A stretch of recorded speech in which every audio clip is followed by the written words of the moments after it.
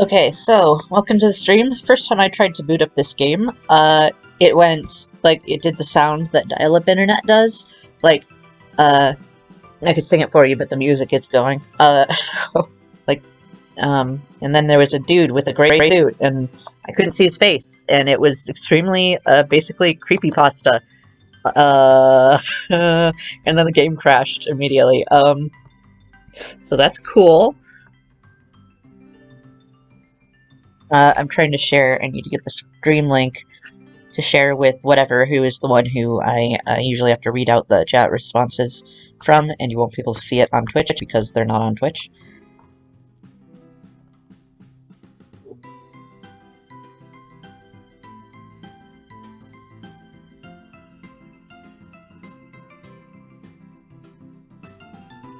We're getting going here, don't worry. But whatever, so that is lore, and it's not the game not working. Which I assumed it was on purpose. That's not the kind of glitch you get on accident. The kind of glitch you get on accident is the one I've had previously, which was where, after losing a route, then it said, oh no, the game's not found, in, like, green text. Oop, actually I want to load a game. Let me load! Go away! Ah! It won't let me not- Alright, I'm gonna have to just exit out of the game and start it over again, so this bodes well, right?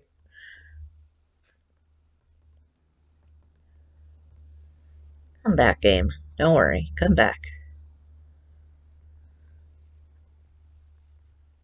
Although, I kind of want it to be creepy so that I'll have it on. Okay, well that was creepy on its own, but, no, shit, I did it again, shit. Okay, third time's the charm. I don't want a new game. Do not click new game. We're not doing a new game. We're doing regular game. Okay. Load game. Yes. Good. I said load game, please. Okay. So that was the no route. So we need to go back to the one that is route. Like chapter 3, I mean. Alas, within a cat carrier. There we go. Yes, I would like to load the save file. Oh, where am I? I mean, according to the chapter name, in a cat carrier. Am I dead? Is this heaven? No. Too small. Too cramped. Hell, perhaps. No, not nearly red enough. Limbo? Nah, this place doesn't look like a vast doctor's waiting room. What's a vast doctor? That's a joke. Plus, no lukewarm coffee or elevator music. I mean, I guess it's the regular game music. Purgatory, final answer.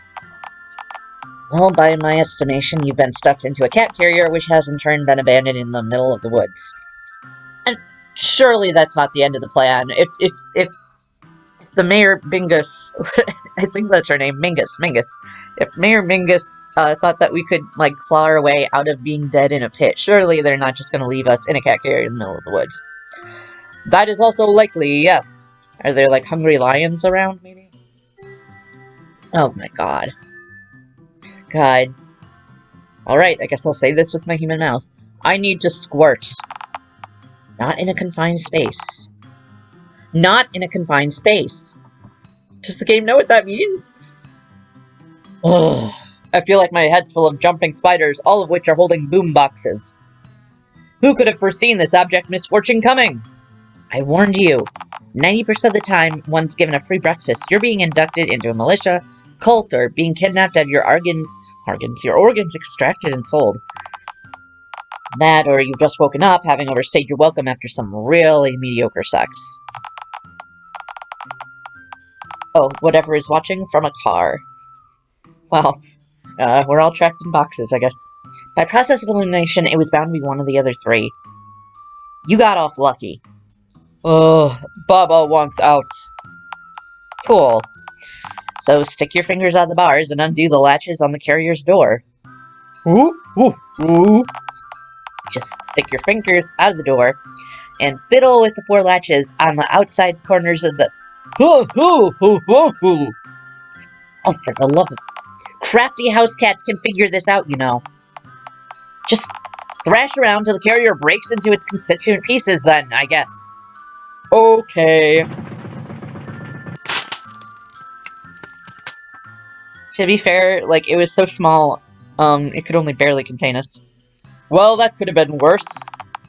Considering that you're not short exactly one kidney or aboard an alien spaceship, I'd say that you're right. Maybe the cat carrier itself was an alien ship. Whoa. Somehow I doubt that. And why is that, Mr. Smarty Pants? What do you know about aliens? We seem to consistently gender the voice in our head as a man. I wonder why. Well, I know there clearly weren't any aliens in the cat carrier. Lord, you were a tight enough fit. I very much doubt that even one alien could have been crammed in there with you. Actually, fair enough to me. I probably didn't have much room to move my arms in order to try to get that latch. Maybe they were there and just, like, really small. If that's the case, then you've definitely murdered each and every one of them with your bulbous, lime-hued ass when you were thrashing about aimlessly. Damn, what a way to go. A martyr's death. Oop. Hold on. Okay. Keep holding. Alright. Maybe the narrator canonically has a masculine voice. Yeah, maybe. Besides, I'm sure they would have probed you after knocking you out. They couldn't possibly have done that, right? My ass feels undisturbed, so doubtful. Well, is any part of your body marked? No probes or chips, but I do have a note stapled to my spine. Interesting view of, like, the back of my head. Alright, yeah, those usually contain some strongly worded information. Go ahead, read it. You know I can't read! You're the one who reads for me! You're my reading device. The note seems to say... let me read what it actually says, because surely he won't read it correctly. Don't come back, I mean it, don't even try, don't, I mean it, I really mean it, I mean it, don't come back, I mean it, phone goddammit, if you come back, I swear, Mingus. Surely she doesn't think that'll work. Shit, that's right, I can't read. I have no clue what this says. Wait, M-I-N-G-U-S. Okay, I was wondering why we keep spelling words we can't read. Okay. We can kind of read. I know that specific combo of hieroglyphics from the mayoral campaign posters. One of those fun facts nobody actually thinks are fun. Hieroglyphic is like an adjective. If you're talking about hieroglyphs, that's the noun. We call those letters, but go on. That's the cat lady! You know, the one with the cane! Politics puss puss! Great job. I think that might also be a British thing, is puss puss. You would not hear anyone say that in America without snickering. Never call her that in my presence again. And there's more on the back, too. To this may concern, alas, you have first coveted the heinous group of vile and wretched creature to... Okay, there are words there. Hopefully it'll translate it for me, though. Shit, I guess I'm not gonna find out why I'm out here. Alright. Glad to see others... No, something others for their corn, often sweet. Something companies as if they were run... Damn it. I can sort of read it, but not in a way that makes any sense. I do see the phrase public nudity, though. Yeah, bold of me to assume the character would know the difference between hieroglyphs and hieroglyphics. I know. Bummer. Alright, may I make a worthwhile suggestion? Wander out into the woods and keep walking till you drop dead. Okay, yeah, that seems to be my best move right now. I don't know, narrator, that's how we met Bigfoot that time. I can't... The narrator has read stuff to us before. He's just being a bitch. Oh, woe is me! Oh, woe is me! Ah, fuck! I am wandering through these desolate trees, all alone! I am a lost little creature, left alone to die in the snow. It isn't snowing. Ah, fuck! Ah! Please cease the weeping and wanting. No, I shan't. Please, you wear yourself out and fall unconscious. Okay, never mind. Feel free to hasten the inevitable. Actually, if you want to really speed things up, then you should jog on the spot while you're screaming. Use up the last bit of juice in that iguana-hued husk of a body. Okay. Whoa! Woe is me! Jogging in place. Ah! Fuck! Sprint in place. This is how I play video games, actually. This is how I play Alan Wake, exactly like this. Oh my god. It's Ticket Jerry. Call it back, girl? Is that... Ticket Jerry! My truest friend and greatest ally! That's not... Okay, sure, alright.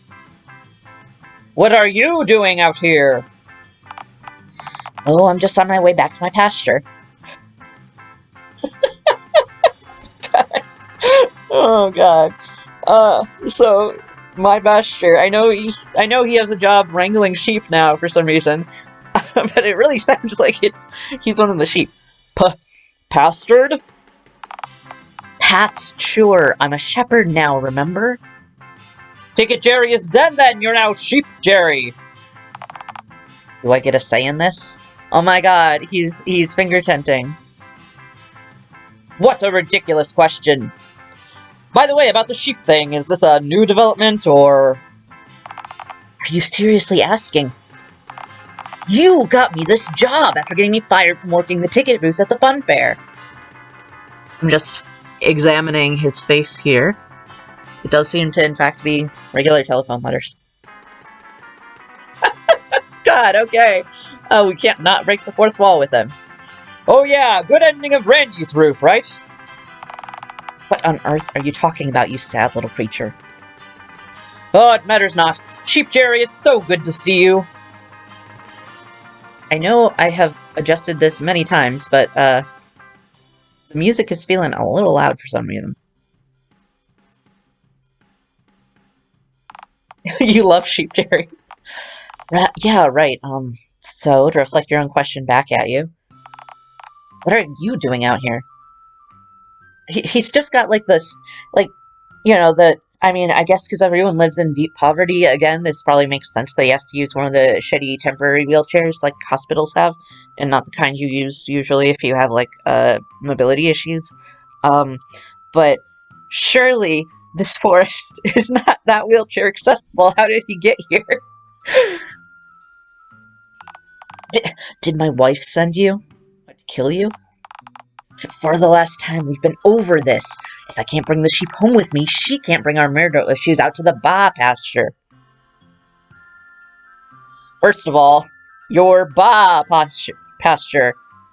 Just call it the Ba-sture. No, that's worse. If the next thing you say doesn't engage me, I will try to leave, and should you attempt to stop me, I will become violent. I'm glad that he's understanding now how you should interact with me. Well then, you're in luck, because boy, have I got the pitch for you! Is it... Oh lord, please tell me you aren't trying to revive the last idea you pitched to me. I mean, I'm kind of worried we're just going to ask him to get into the fun fair. For the last time, even if you find one, I strongly doubt that any boar would let you ride on its back. Again, Mayor Mingus was worried about that exact scenario, so it seems likely in this universe. Even if incentivized with a stick of horse jerky or hand-fed a diced kiwi. See, I was gonna ask that, but the thing is, I have/had, we haven't talked in a while, a friend in New Zealand, and that's what you call someone from New Zealand. So if you mention kiwi, you have to specify kiwi bird or kiwi fruit, otherwise they assume it's kiwi person. So let's find out. Wait, do you mean a kiwi fruit or a kiwi bird? Well, which did you mean back when you first pitched the plan? I probably meant the person. I don't remember. Lie. Shame on your face says otherwise. Also, fun fact, I'm apparently allergic to kiwi fruit, which is one of those things where it's like, oh, food shouldn't burn your mouth. But basically, I've just used that to consume Benadryl and be able to eat a large amount of kiwi. And also, I've noticed Sun Gold kiwi, at least the one brand that's the good brand, doesn't make my mouth burn. Which I thought was kind of a feature, but, no. Where were you even gonna find a kiwi bird? I mean, it's not like there's a zoo. But break into the zoo, just scurry away with one under my arms. Allergy W, yeah. If you're capable of breaking into the zoo, why not just ride out on something cooler than a boar to begin with, like a polar bear, or... Surely that zoo cannot afford a polar bear, are you kidding me? Wait, why am I helping you? Oh yeah, that reminds me, I need a favor spelled with a U. I swear, if you ask me to give you a ride back to Dialtown sitting on my lap... Christ, are you hitting on me, Jerry? No, You see, I got drugged, and then I woke up in the woods, trapped in a cat carrier.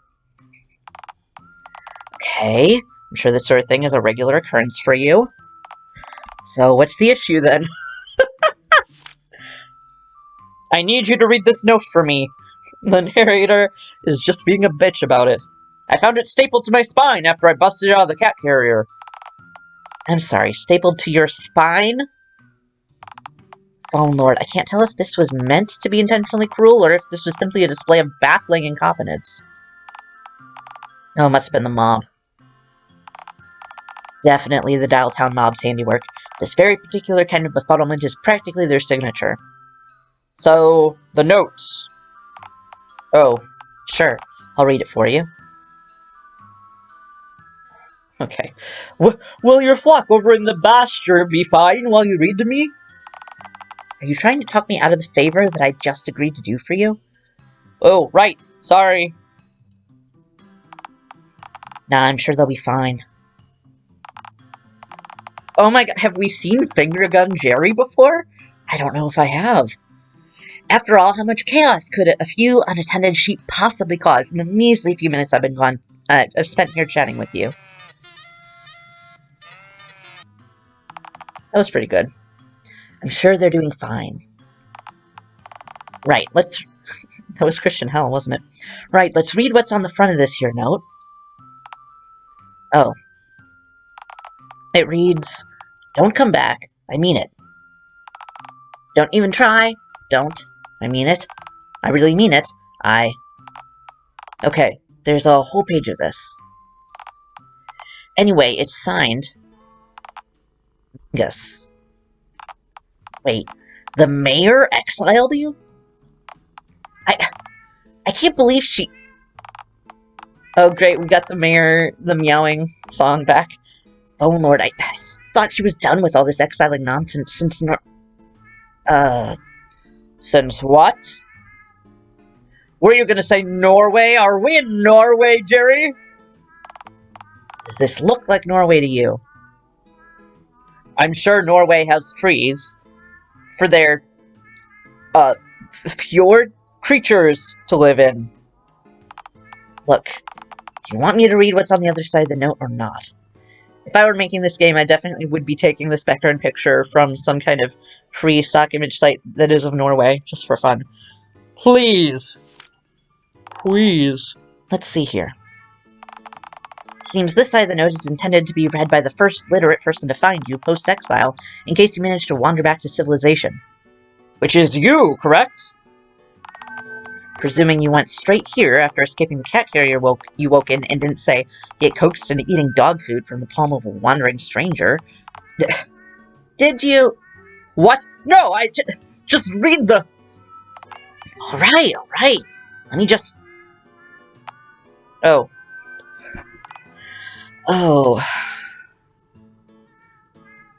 The note hardly has only 2 O's on it, Jerry. I can see more words than that. No, there's more than just my speechless reaction on that page, but... Hellback girl, I don't think I should... It's hard to tell what pose you're making, Jerry. Move the paper. You might simply be happier not hearing this. I wish there was an option to not hear it, because, you know, I like to be an ass like that. Jerry, what does it say? I need to know, Jerry. Alright, then. Whoa. Interesting. You're on the literal edge of your seat? Oh no. To whom it may concern. Holy shit! We look awesome!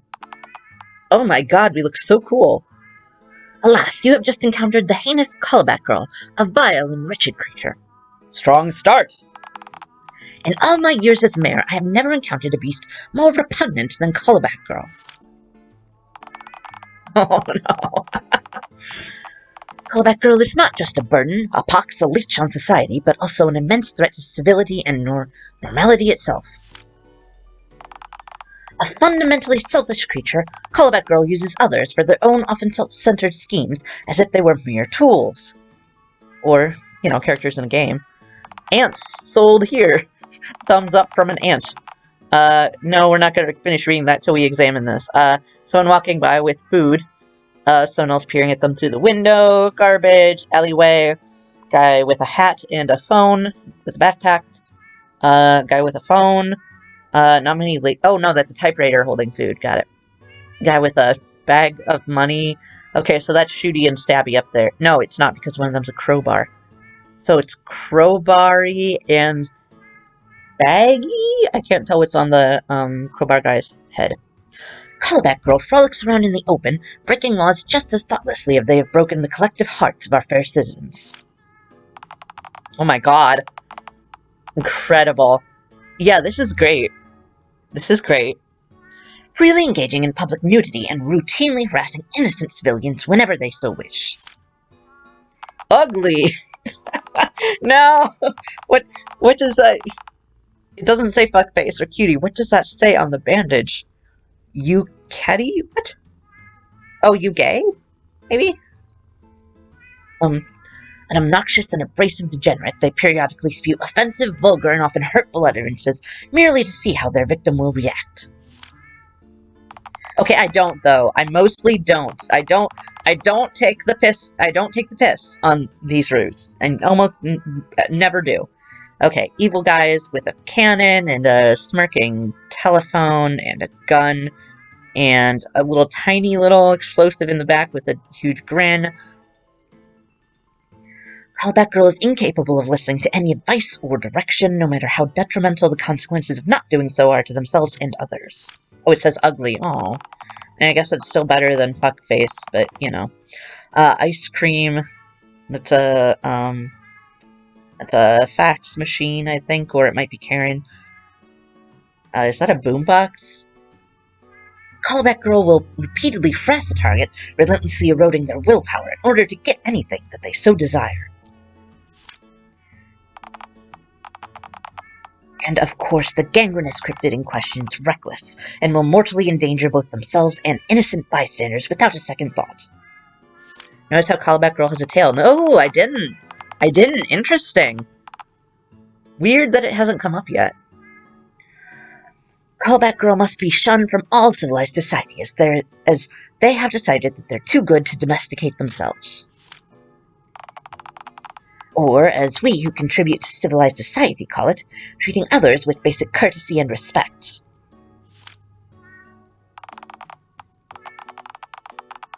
Okay, I'm trying to see, yeah, that's a little guy with a loud thing. There's a gun.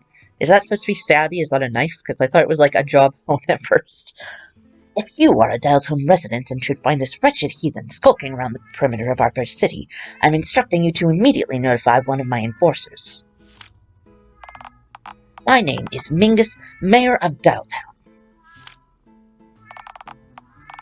Look on this wretch, ye mighty and despair. A new day is dawning in Dialtown, and it's all the brighter without Callback Girl. Incredible, show-stopping, beautiful, dramatic, lovely, gorgeous. Oh no, I missed it. Yours felinely, Mayor Mingus, I think. When can I date her? I mean, not as Callback Girl. I don't know. Who would she be into? Huh. That's... Huh. None of that is true, right? Did I deserve this? Well, I don't. Well... Phone Lord, all my life I've been told that I'm a monster! I thought those people just wanted to be hurtful because I was different.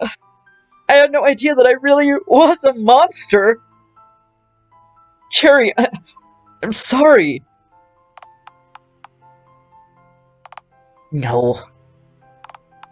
No, this isn't right, damn it. This waste of paper isn't fit to wipe my ass. What? Callback girl, this note is bullshit. It's not reality. Although very funny if technically he could have made all that up to make us cry. And we would not have given him a reason not to. It's a manipulative, dishonest hit piece, one that Mingus is hoping will deter you from returning. Don't give her the satisfaction. But, I mean, the note's right about me. This is who I am. Look, callback girl. I'm not going to pretend that you aren't sometimes extraordinarily selfish, reckless, vulgar, nor abrasive. Thank you. But there's 2 monstrous falsehoods in here, each of which makes this note completely refute itself. What falsehoods? First of all, as much as it pains me to admit it, given how much effort I put into deterring you from lollygagging around my former place of work, the fact that you refuse to give up is sometimes a positive attribute. But the note says I harassed you! I mean, I did. Callback girl, you got me the job I'm currently working right now. I owe the ba posture to you. 1. Posture. 2. Really? You don't know how much happier I am with this life. Oh, that's really good, because I don't think we cared about that at the time we got him the job. I mean, I did. I don't think character did. You didn't have to do any of this. But you did. You think the mayor has ever cared for my plight, that of the common man? Cherry's been doing a lot of reflection in this past year, huh? I sent stacks of petitions urging the mayor to deal with your continued attempts to lay eggs on the fun fairgrounds. And she only acted after I left town when it suited her schedule. Mingus and her posse are only out for themselves, which is what they accused me of, which is kind of true about almost everybody on the planet. You know, I mean, I could get into some philosophical stuff about why societies are formed and the social contract and all that stuff. Her inner circle is made up of loons, bureaucrats, and thugs, all high on their own power. They want you to believe that you're alone, but you're not. Oh, Jerry, I want to give you a hug. Have I really made the world a better place? I mean, Aww. Well, you certainly made mine better. Aww. My marriage is stronger and the smogless air is doing wonders for my Alsatian's eczema. Also, dealing with sheep is pretty chill compared to dealing with my old boss. Because of you, Randy Jade has a home, a better job, and ample time to recover from his swan-related injuries. I don't know if I would call the Coward Glass Box a home, but, you know. I do love Karen's fucking, like, cringy thumbs up, and I don't mean it's cringy looking. I mean she is cringing as she gives her thumbs up. And I love that for her and us. It looks like someone asked her to pose for a picture, and she's doing it so poorly. But she's trying so hard. Because of you, Karen Dunn is a state-renowned painter and doing what she was born to do. Is a better house than a dumpster would be, I mean, arguably, but also not by that much. Because of you, Oliver Swift gets to sleep soundly at night knowing that Mr. Dickens' dream lives on through their horror attraction. Because of you, oh god, what is this? What is happening in this picture? Also, do we have, like, bracelets on, or what is that? Because of you, Bigfoot is content with himself and has felt human love, or rather the love of a whatever you are.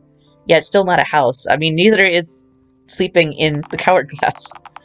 All 5 of us are so much better off for having met you. I mean, okay, but let's see. Burger Dude is sort of killed. The guy whose art we destroyed, he's not doing too well, also because, like, the art was a Horcrux, apparently. Um, the guy who mugged us, he's not doing better off. He got chased off by a swan, I think, right? Or goose? Swan. Um, who else's lives have we affected? Those two pedestrians that are... I mean, those guys are fine. Oliver's dad is fine, I guess. Who did we meet on Karen's route? Oh, we had to reject the giraffe. Giraffe's not fine. Let's see. And then who else? I feel like I can get to 5 pretty easily for people's lives we ruined, even on the good routes. Apparently Jerry and his wife are doing okay, so good for them. I guess although, yeah, Mingus and, the guy who owns the fun fair, and Little Billy. We murdered Little Billy a couple of times, so we're already at 7. Okay, yeah, whatever, so to be fair, with the exception of the artist guy and the giraffe, those guys were kind of jerks. Oh yeah, but so am I. And we'll stand with you.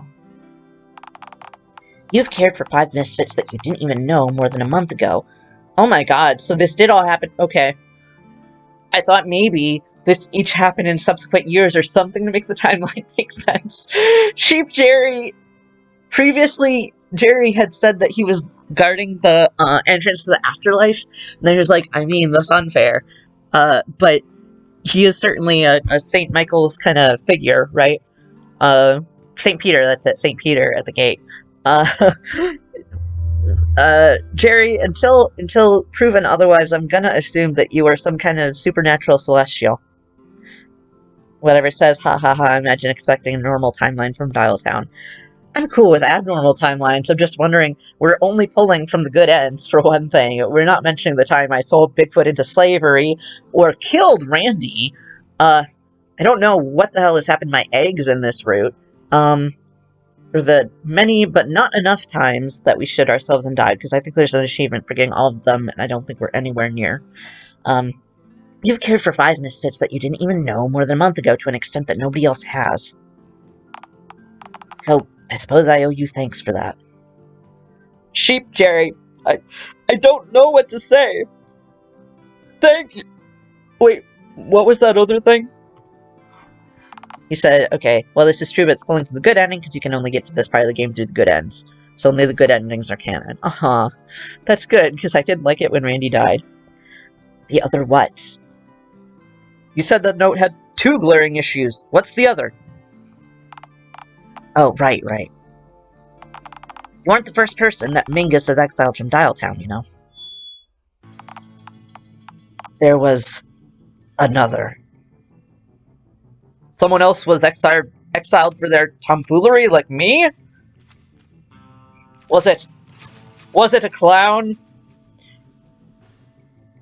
Apparently we were raised by clowns originally, right? What? No! Clowns don't exist. A month ago, you were sure Bigfoot didn't exist. Don't do this to me, Callback Girl. I just gave you an inspiring pep talk. Don't give me clown dreams again. Sorry. Look, that note says you're a danger to normality itself, but really there's no such thing as true normality nor abnormality. I was wondering why they went with normality and not normalcy. But I guess abnormalcy isn't really a word. Normality is just an illusion, a concept that changes to fit wherever and perhaps whenever you happen to be.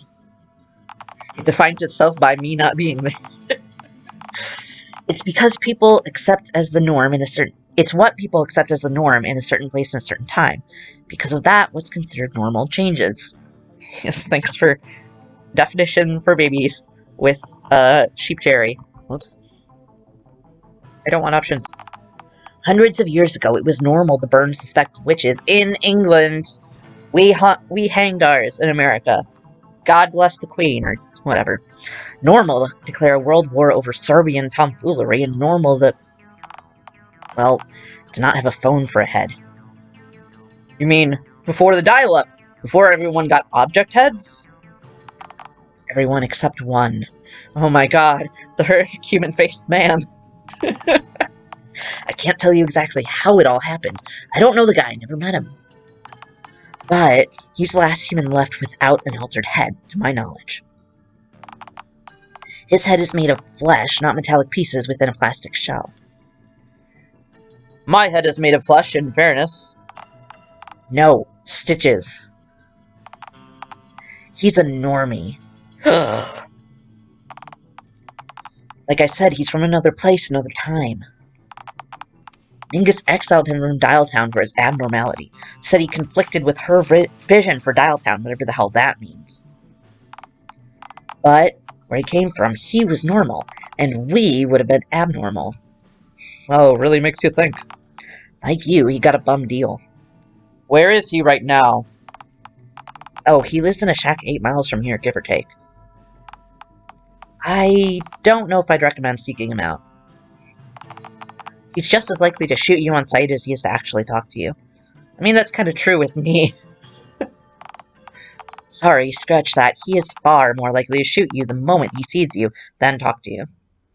I need to find him.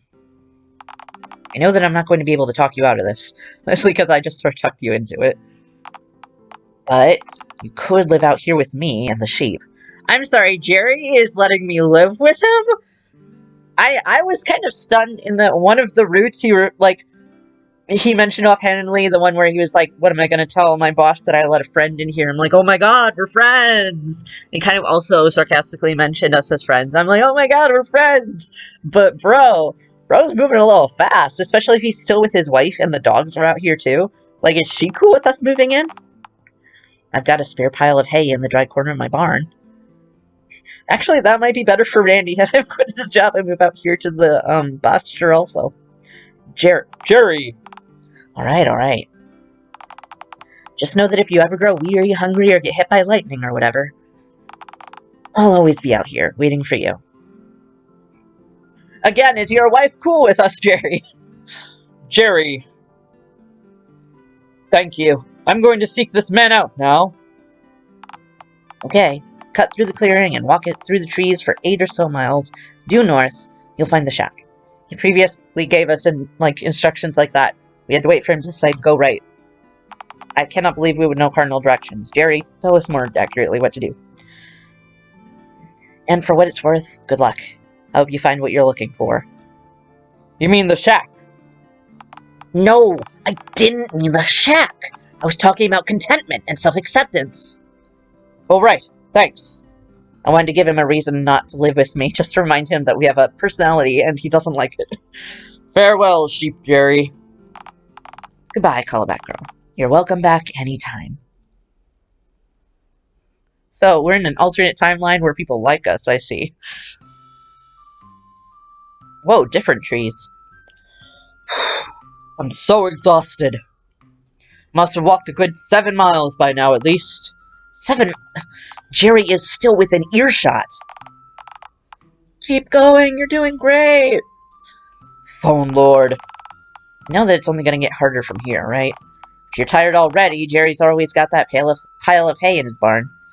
I want to go there. Give me the option where I get to go sleep in Jerry's barn. No, I have to find the normie man. Return to Dialtown. Alright, I'll address the power hose-headed elephant in the room, then. Why? Why on earth do you want to go back to Dialtown so badly? Is this about your eggs? No, I keep forgetting about them. Yep, basically. All of it? No, most of it wasn't. I mean, sort of. I can't just leave them, narrator. Okay, I know you invested an unusual amount of time and effort for you into birthing them, but you know they're probably gonna look like you when they hatch, right? Surely the stitches are not genetic. And what's that supposed to mean exactly?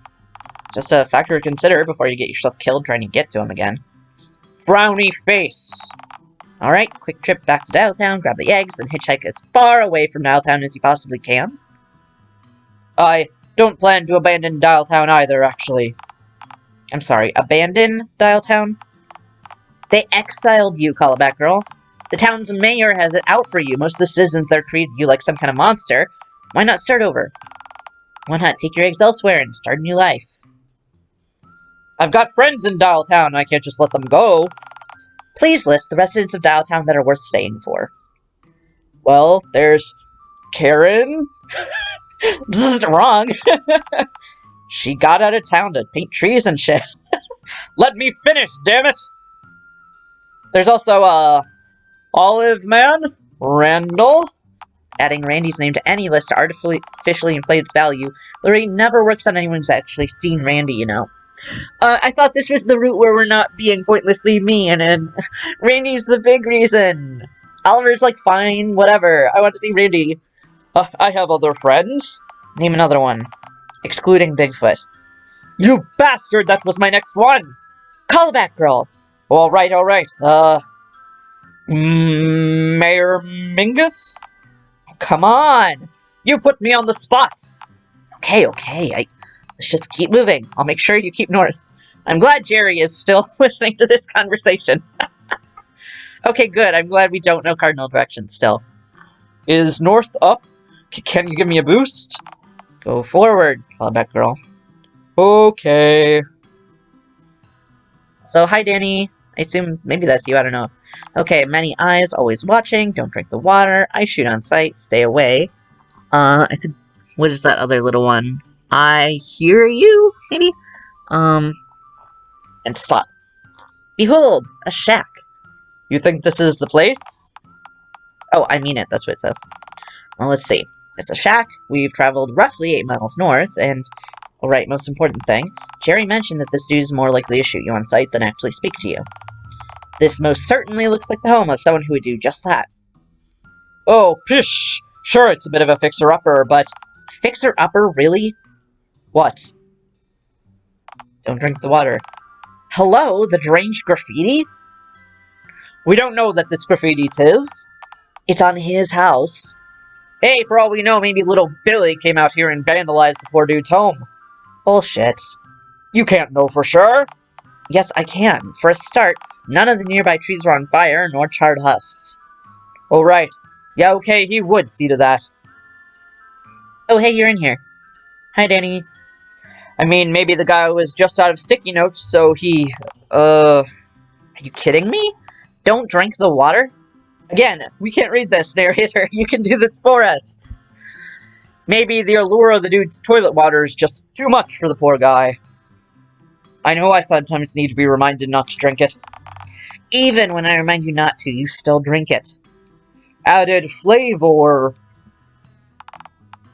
Many eyes always watching? Theory. Owls. This guy's clearly unhinged and quite possibly feral. Let's bounce. Hey, I'm feral. It's not such a bad life. You're stranded in the woods because you got exiled for not being housebroken. Oh, right. Yeah. Regardless, I am now approaching the shack. Ungus. I kill salesmen. I shoot on sight. Should I knock on the door? Could try opening it first. Check if it's locked. No! Narrator, incorrect! If we're in a stand-your-ground shack, where that certainly seems to be truth, you do not just fucking open the door, like, rattle it to try to get in. Door didn't open. That leads me to believe that this door is indeed locked. Actually, perhaps that's for the best. Gary stated pretty clearly that this dude might totally shoot your noggin clean off. It'd probably be best not to break into his house and startle him. Yeah, I know. Could throw a brick through his window. What happened the last time you tried that?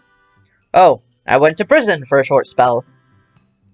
Wait, if I did that again, the cops might drag me back to Dialtown. Oh, I gotta plug in.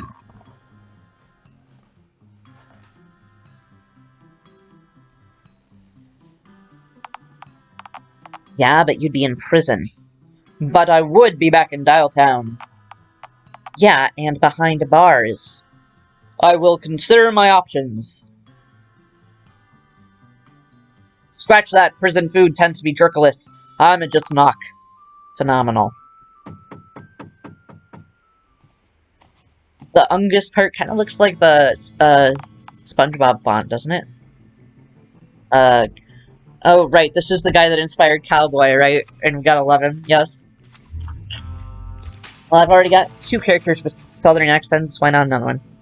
This is private land, partner.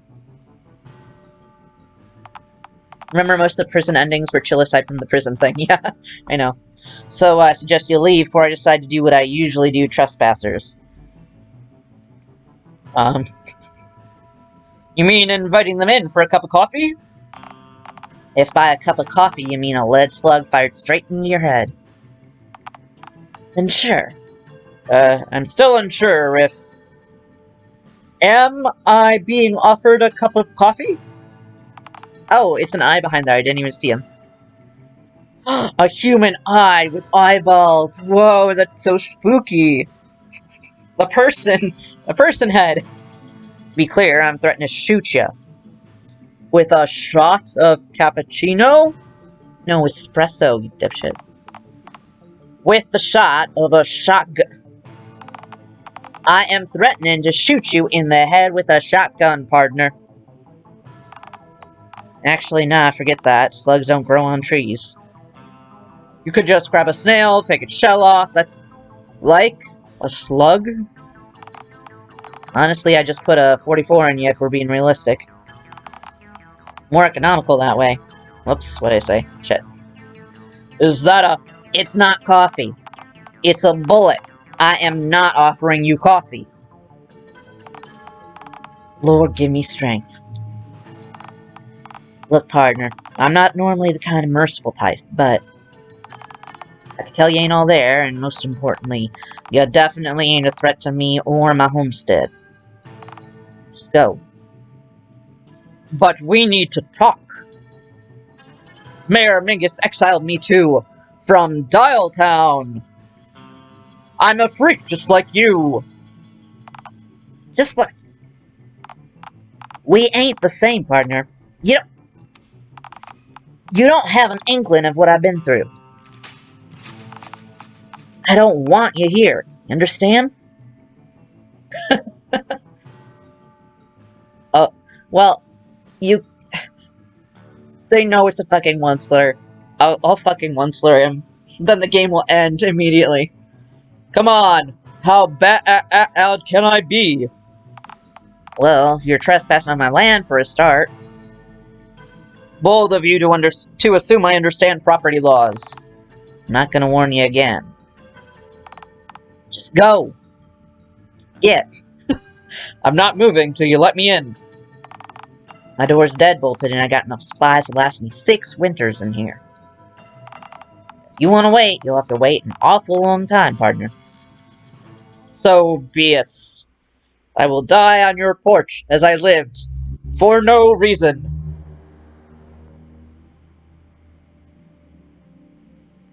Okay, so I guess those little things on our wrists are in fact canon. I wonder what they are. Wow. What are we living on? Okay, it's an itty-bitty tail from here. Funky.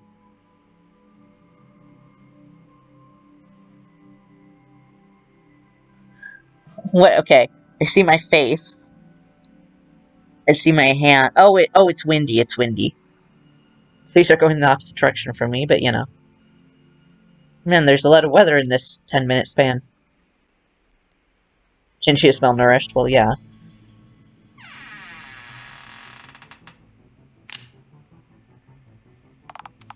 Well, what incarnation could you possibly want from me? Fruit diverging choice. Bro, I mean, I feel like this is breaking the fourth wall enough that, like, trying to do the shitty thing might have actual consequences. We'll come back and do it later. Hi! Wave slowly and sheepishly. You know, partner, I get the feeling you're like a leech. Oh, you're calling me a parasite like Mayor Mingus did. Nah, that ain't what I meant. What I meant was, I'm getting the notion that you're just gonna cling to me and won't fall off till you suck my patience dry. Yeah, that's a parasite. Also, I'm hazarding a guess that he may be related to the, supposed old, she doesn't look that old, woman in the phone shop. I feel like they both got the accents, yes, but, also, she has the whole ties to, like, you know, the land before time, or whatever. Pre-dial-up. Yeah, I don't think we got that dialogue option about our tail growing back. We did get the thing about our limbs growing back after you chainsawed them, and then also we weren't sure that was true. So I can't imagine that's what you're talking about. Okay, yeah, that's an accurate portrayal of my entire gimmick, sure. I didn't want to give you the satisfaction, but... Well, the way I see it, you clearly ain't gonna quit. The sooner I talk to you, the sooner you'll be on your way. Step inside and be quick about it. What, you got an appointment to go to? We'll get this chat of ours over with right quick.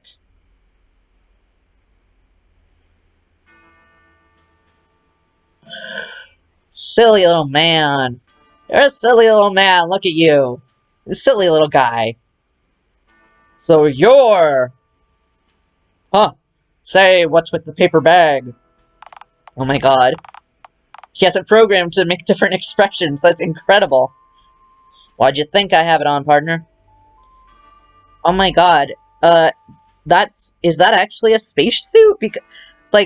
Cause, yeah, that's where the flag is on spacesuits, whatever, but also, that looks like a rocket on the patch. Maybe that's just coincidence from this angle.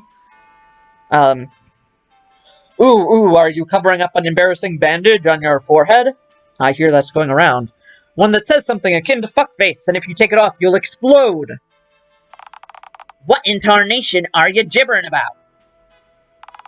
Is this sort of thing where what they're teaching kids in school nowadays about folks like me? It's a real condition. I've met a dude like that. Also, he's the love of my life, but whatever. Uh-huh. Is he like me? What, a space cowboy? I mean... a fellow without an object head. Oh. No, he's not quite a person, granted, but for unrelated reasons. Why? Even in this, we're still bullying Randy, the best character in this or any game. No, speaking of not quite being a person, I gotta ask. Why does your flesh have the hue of a watermelon, anyhow? I'm just how God made me, sir. Well, I guess he was having a bad day when he did, huh? Wow, rude. Maybe. The guy drinks a lot, I've met him. He's kind of a huge loser. It ain't wise to walk into an armed man's house and insult his faith, friend. Wow. Not wise in the slightest. Trust me, you'd feel the same if you met him. Once you see God eating out of a dumpster, it changes you. Lord, give me strength. I also appreciate that, some of the costume is clearly meant for small children. Like the little bullet thing, like, that is clearly from, like, an 8-year-old's costume that they have strung onto a full-grown person. He's more likely to give you fleas, but sure. Alright, let's just get this here conversation over with. What do you actually want? Ask your questions and go.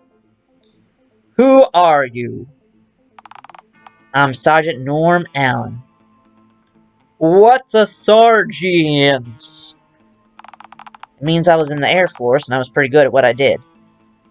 I wonder if this came out before the Space Force became a thing. Which, if you're not aware, is a thing. And when I was working at the Veterans Center, a lot of our language still hadn't been updated to reflect that that is, like, you know, you got the Marines, you got the Air Force, but now also have the Space Force. Whoa. Flying, planes and such. Planes? I know you know what an airplane is. I do? Oh my god, dude, your face. Big metal bird roars when you throw lunch meat in its engines. Right, yes, I know what you mean now. Well, I'm ex-Air Force now. I rolled with NASA, too, for a while, actually. You know, space folks. They sent you into space? Whatever says Norman's from the 60s, I believe, so the Space Force took him from the Air Force because that's where they got their astronauts. Okay, yeah, that's true. Although Space Force, like, it's its own separate branch now, but only in the last couple of years, I think. Bone Lord Mingus really went all out trying to exile you. I wasn't a pariah back then, partner. As a matter of fact, I was decorated. Like a Christmas tree? No, not like a Christmas tree, partner. Means I was valued, celebrated. For your information, the President himself selected me for a mission. Oh god. What do you mean, didn't ask, don't care, need to shit? After potentially years of trying to get him in this conversation, just being like, I don't care what you had to say, let me shit in your corner. No, come on. Ooh, which one? President Ronald Reagan? Phone Bill Clinton? Nah, the man who picked me was the greatest visionary in American history. President Callum Crown. Bro, that almost looks like a mustache, but I think it's just a very scary smile. Hey, I know that name. Wasn't he, didn't he invent the cotton candy machine or something? Did he? He was the fella who invented the first phone head. The man who initiated the dial-up. I have been seeing it as an angry face, but maybe it's a mustache. You know, the day the whole world became chock full of phone folks. Right, about that. I mean, this is, apparent, I think whatever has at least very strongly hinted that this was an inspiration for Cowboy, if not outright saying it. Why aren't you a phone? I was told that the dial-up got everyone. Oh, he was in space at the time, huh? Right, well, see, it sorta did, but... See, President Crown decided to send me on an immensely vital, hell, an unprecedented expedition. He chose for me to be the first human being ever to enter a wormhole. He tried sending robots and the like at first, but all of them lost signal pretty quickly, as I'm sure you can imagine. So they started... Okay. I have never seen a robot, and if I did, I would likely hit on it and or shit myself. Sorry, go on. Yeah. We weren't sure if they were getting crushed inside the wormhole, or if they were just traveling too far away from us. Anywho, as a patriot, I was beyond honored to have been handpicked by President Crown for the mission. He sent me up in one of our state-of-the-art crafts, so I piloted her through, and well... it just came right back out the same way I went in, seemingly. Nothing that weird, I suppose. I want to point out, seemingly... Okay, well, no, that sounded dirty the second time I said it, but I was just admiring the lack of the G there. It sounds like he sent you on a death mission, Norm? Yeah, I mean, there's not many better ways of getting rid of someone than shooting them into a wormhole. Nothing that weird, I suppose. Except, I could see every single one of the robots that we'd previously sent through floating outside the hole now. Kinda spooked me, you know? Since I didn't see a single one of them outside the hole before I went in. Either way, undeterred, I made my way back to Earth. Boy, did I get a shock when I landed and re-emerged from my vessel. You ever see that one movie where the astronaut returns to Earth and there's monkeys everywhere? No, but I saw the Simpsons musical version of it. And then he sees the Statue of Liberty on the beach and freaks out because he's been in New York the whole time. And New York sucks!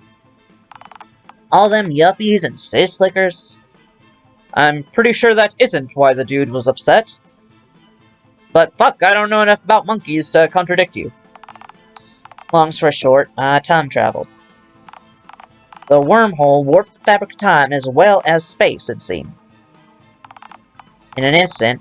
Okay, I guess it can't be a mustache, because mustaches don't do whatever it's doing right now. I warped from the summer of '64 to the 2020s. Ooh, God told me about why wormholes do that. I don't think he did. I don't know if I talked about that with him. He said they're where he put a cigarette out on the fabric of space-time. I know it's a mouth, I was just trying to interpret it. I mean, some people see Kim Possible and they always see her lip as a mustache. You know, like that. I had to leave my wife, my whole life behind to investigate a cigar burn in outer... God damn it! It happens, man. Who? Well, you, evidently. I like that we were mad that he was mad that we were insulting his faith, but then just took everything else as gospel truth. Anyhow, by time traveling past the day the dial-up occurred, well, I ended up being the one guy on Earth to get left behind. Ooh, that was also a movie. The one normie left. Well, except... heard something happen with the clowns. I like how he still says the clowns. Like, even in the 60s, they were their own distinct group. Right. They marched on DC and all got gunned down by the new gun-headed riot police. Tragic and hilarious. My god, you could hear the comical honks for miles. Huh. I remember when clowns were everywhere, you know? Do you miss them? Oh gosh, Lord, no! Nobody wanted them bulbous-nosed freaks around. There was no demand for clowns, none. So, why were there clowns then? Clown eggs look similar to ball pit balls, which were commonplace in places that they spawned in. Okay, interesting lore.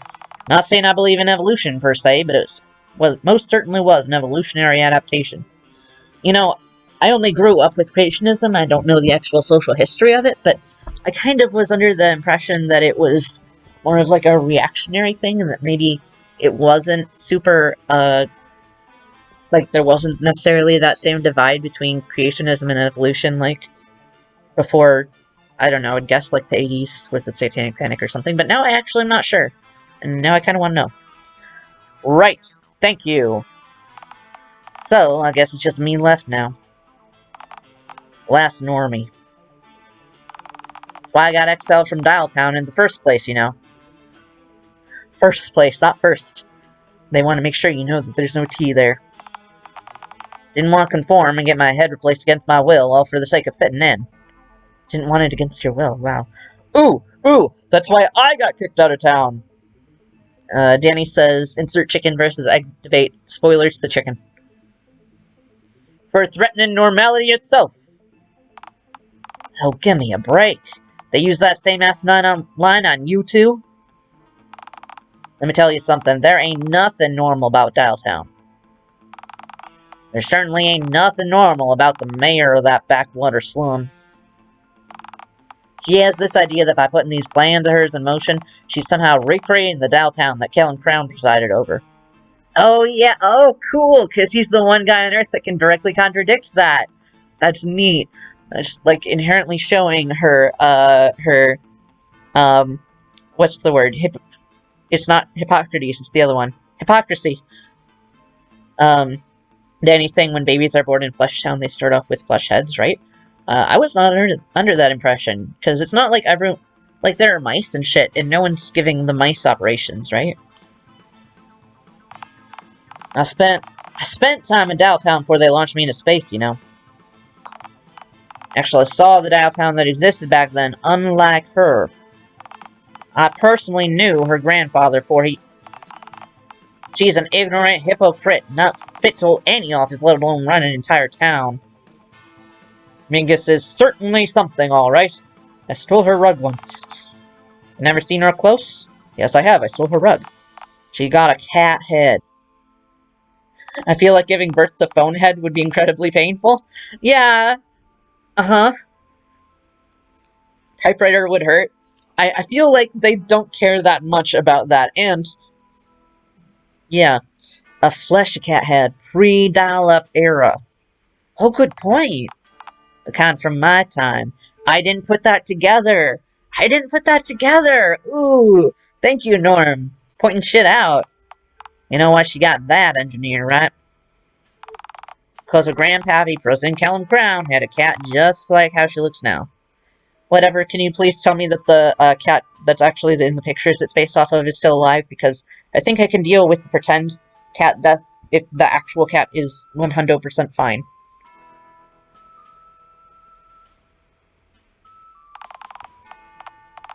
He's trying to morph into his old cat. That's terrifying, but why? Sure, okay, I did kind of want it to be honest. Okay, let me Google it. Dialtown, Mungus. I won't read the article, I'll just scroll down to the credits.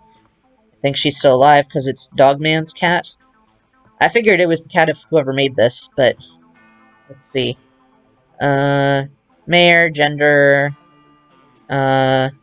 gallery, trivia, backstory, let me look up. Photo? Picture? Oh, she was in photos with the Mingus plushie. Aw. Okay, trivia. Blah blah. Dog's favorite character. Real life model for Mingus is Salvage, Dogman's cat. Okay, now I will Google Salvage, Dogman's cat.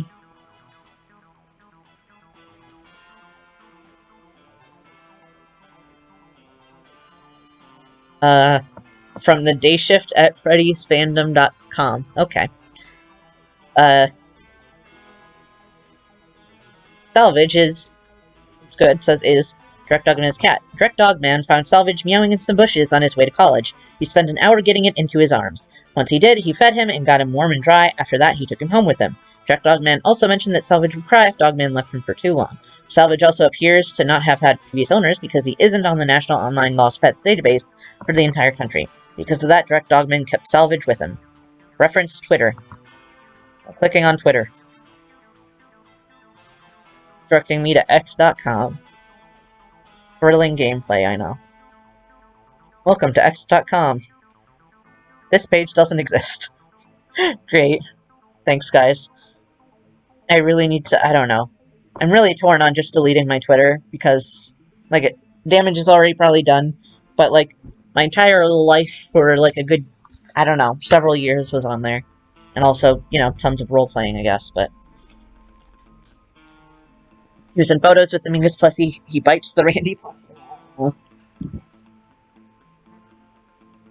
Sure as hell beats me. I don't know why anyone would want to look like she does.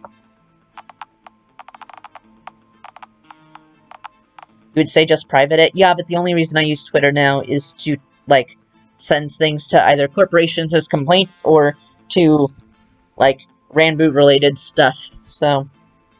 And somehow she gets elected in public office time and time again looking like that. They're happy to kick me to the curb, yet their leader is the very definition of abnormality. She's a hypocrite. They all are in that damn dump. Dialtown's a ton of bigoted hicks. Everyone in that godforsaken town's guilty by association. Oh, not everyone in Dialtown is that bad. Excuse me? They threw you out the curb too, didn't they? The mayor's a prudish puss fine.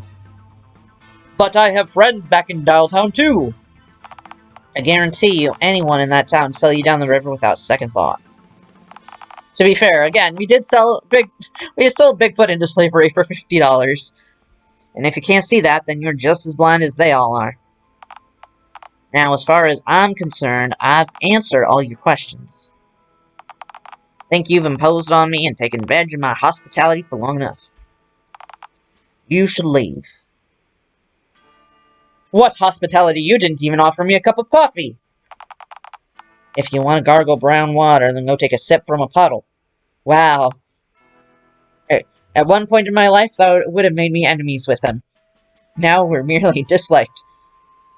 I'm kidding, but also, coffee good. Whatever says you think the ultimate theme of Dialtown is that you have to choose to do better.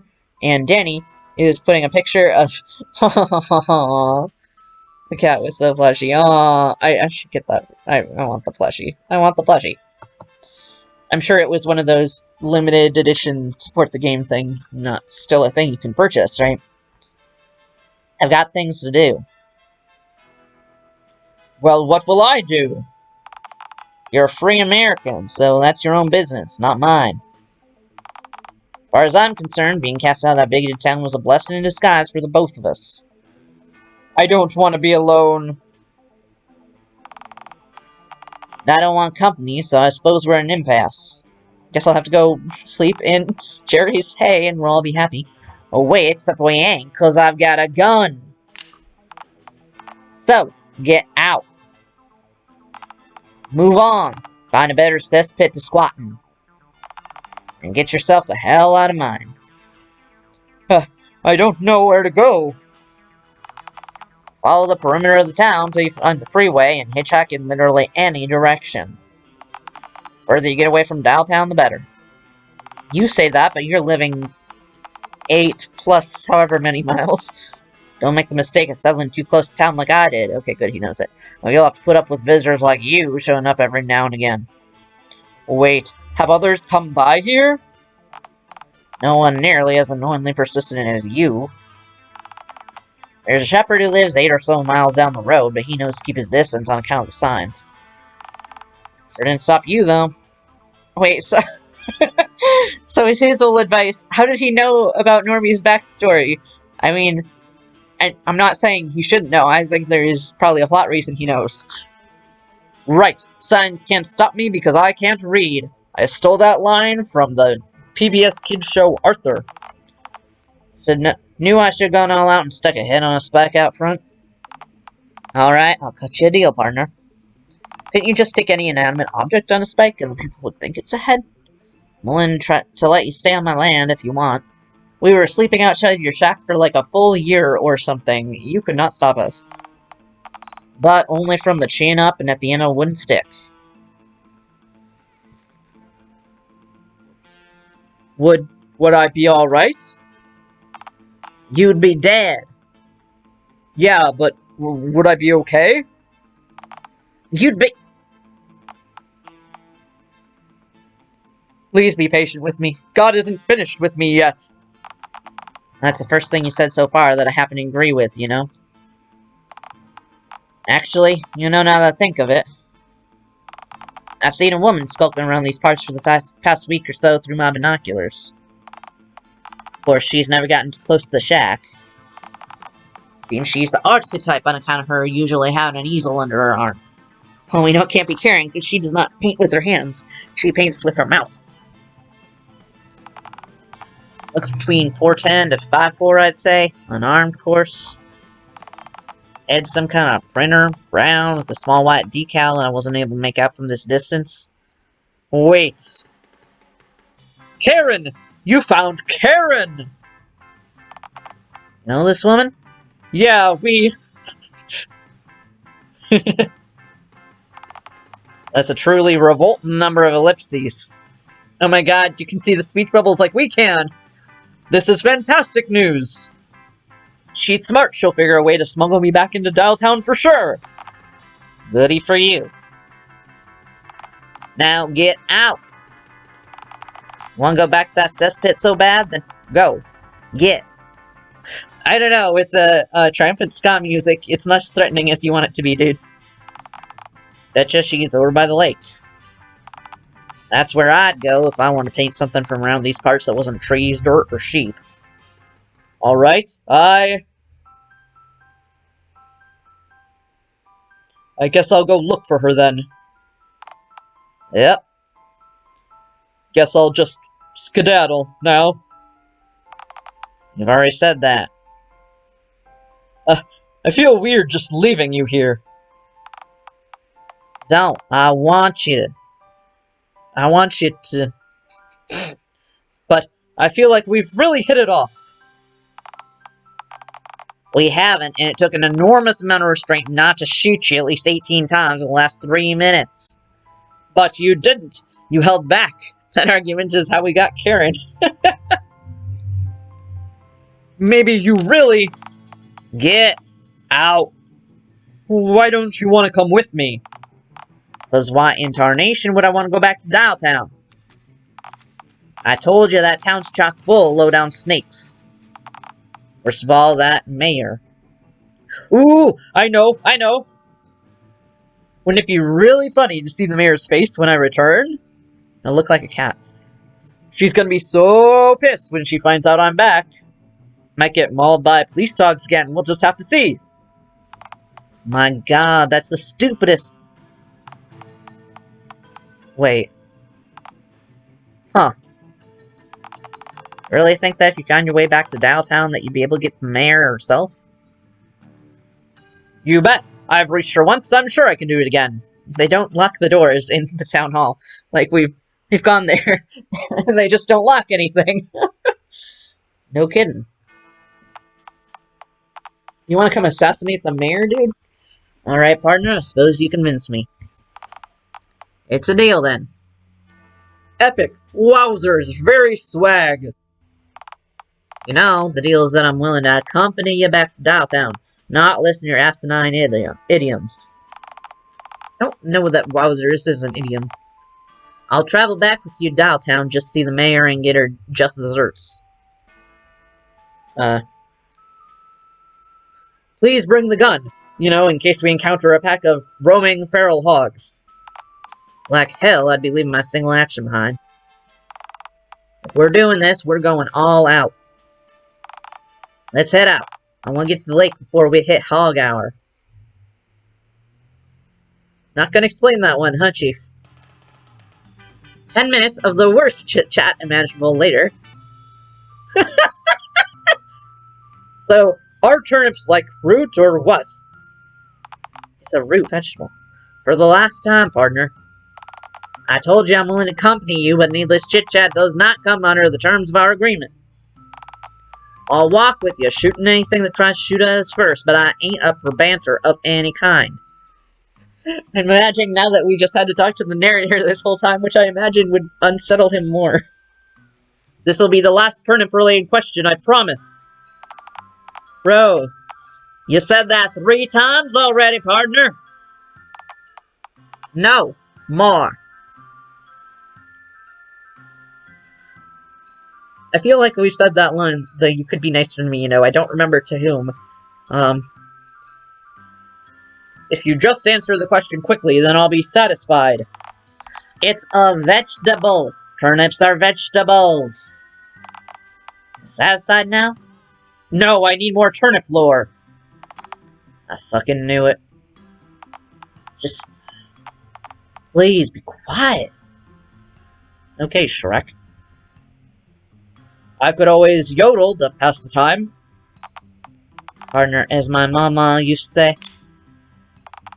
It ain't wise to yell at a man who's holding a loaded firearm. Huh, did she, say it often? Once. Only need to say it once for it to sink in. Alright then. Hey Norm, I have one last If you ask me another question about turnips or radishes, I swear you're gonna taste lead for the rest of your short life. No, I wanted to ask. Is Mingus right about Dialtown? Whoa! He, like, evaporated the gun! Whoa! I imagine that means he could summon it into his hand at will. What are you talking about now? I'm starting to piece together why they mightn't have wanted to get rid of you. Mightn't have waited to get rid of you. Nah, not the exiling part. Her wanting to make Dialtown just like it was when Callum was in charge. I guess what I mean is, do you think Dialtown was better off before Callum died? I mean, that's when his, like, family and everything. He said he had a wife, right? Of course he's gonna say yes, it was better. Before he what now? You think he's... You don't know a damn thing about what the President Crown achieved, do ya? I know he had a funny head, wore a flag tie, and made lots of telephones. That's the gist of him, right? The gist of... He was the greatest leader this here country ever had. A visionary. And a tragic waste of potential in the end. Wait, what if his wife is the lady at the store? Oh my god. Oh my god, I wonder if he's married to the lady at the store who wouldn't go out with us. I found out what happened to him after I jumped forward in time, of course. So wait, he's not dead, but is gone. That's the long and short of it, yeah. My knowledge, he's alive and kicking, but still completely gone. I'm even more confused now. You make brain hurt, Magic Hat Man. Okay. Alright. Maybe you'll understand if I start at the very beginning, context and all. I swear I don't know why, but I thought he was about to say maybe you'll understand if I tell you through song, and I'm very disappointed. Ahem. Welcome to Dialtown. Population, we lost count. Oh, I'm sorry.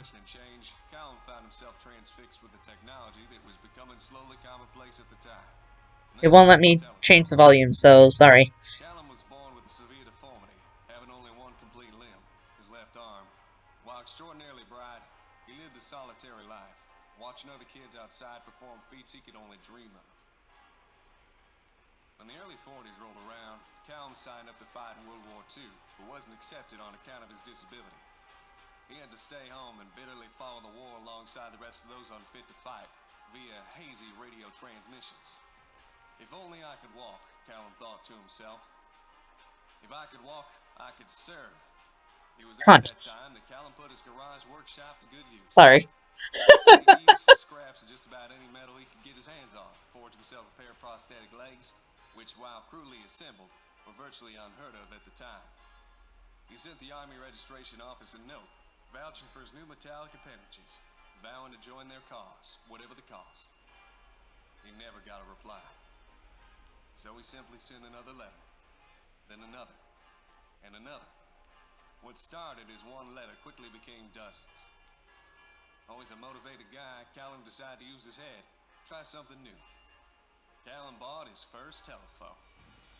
After getting through to Dialtown's head enlister, Callum found out to his shock every single one of his letters had hit their mark, but was simply thrown out en masse.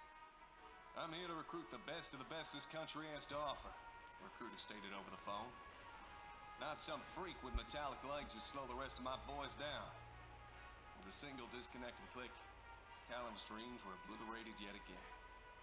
Callum, now full of spite and determination, decided to better himself further. He built himself a right hand out of just about any metal he could find left over from the construction of his legs, connected the copper wires to his own nerves, and forged the very first fully working prosthetic hand.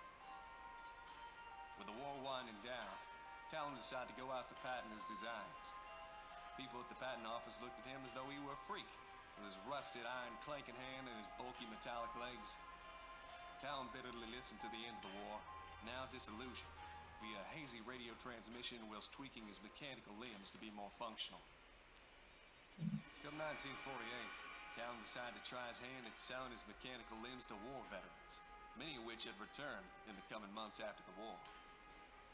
Initially, they sold like hotcakes, allowing Crown to move from his garage to a small manufacturing plant. Sadly, this did not turn out to be a sustainable business model, as once each soldier bought a prosthetic leg or two, they didn't need to buy another. Come 1950, Callum struggled to move even one limb. This led him back to the drawing board. His inventions had dramatically improved his own quality of life. He wondered if he could offer his fellow man an upgrade. Upgrade. That increased strength or flexibility. Limbs that could even change humanity, even the world as he knew it.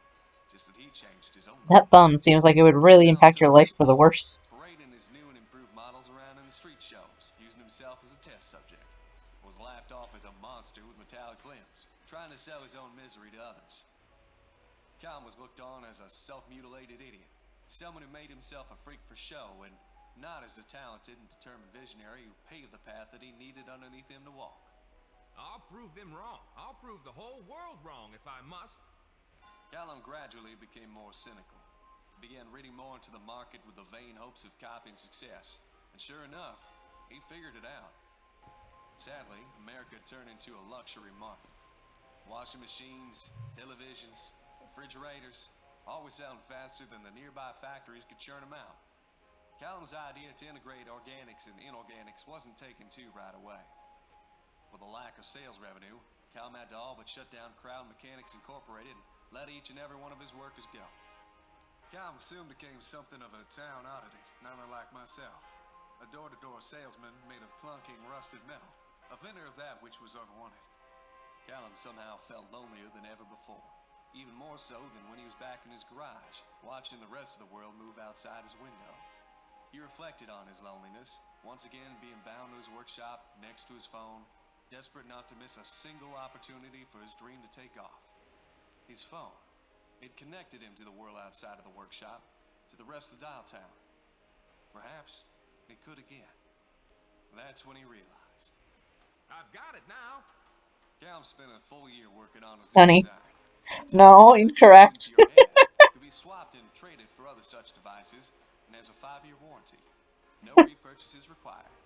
Surprisingly, despite their clunkiness and novelty, the practicality of having complete and portable phone access anywhere in the world through airwave frequencies wasn't lost on people. And interestingly, the phones caught on quickly. A typewriter alternative even became common, allowing text to be printed from one's own head, as if the user was having a conversation with the very paper itself.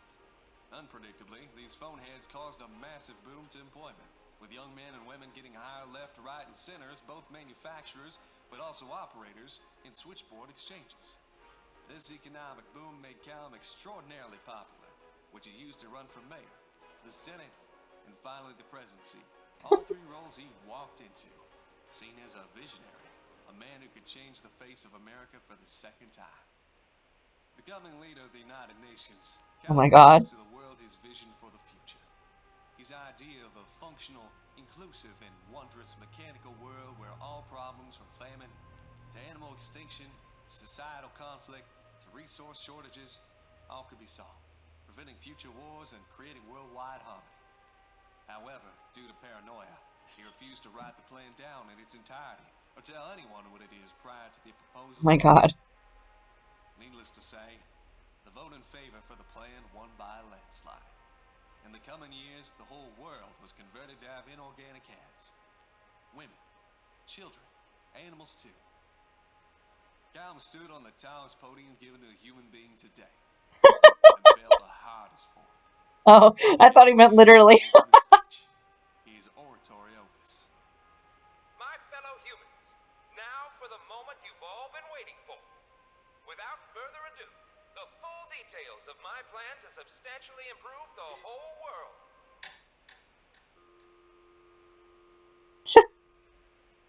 Callum had accidentally wiped his own answering box. Oh my God. His Accidentally. Are you kidding me? being used to I stop mean, amendments. he obviously didn't have a plan. Callum had He was like, how can I get out of this? in an instant. The whole world was stunned. Life was made fundamentally different for everyone. All for a promise never kept. The changes, the thought process behind these sweeping modifications, now a mystery. Like, he didn't have a plan, guys. Like, The world just picked up the pieces. he didn't. Without Callum. No, he definitely did not. Nowadays, Callum sits in an old nursing home, alone. I kind of thought maybe that's what he meant, was that his mind was gone or something, but... Comes near. Is the war over yet? Aw. You never considered that as a theory? I mean, like, imagine if that was us on the podium. It was like, okay, the narrator says, it's time for you to give the plan that solves world hunger and everything, any problem ever in the whole world. What are you gonna do? Options. Make up something on the spot and get tarred and feathered out of town. Kill self. Evaporate. Wipe own memory? Like... Huh. Oh, sorry. Huh.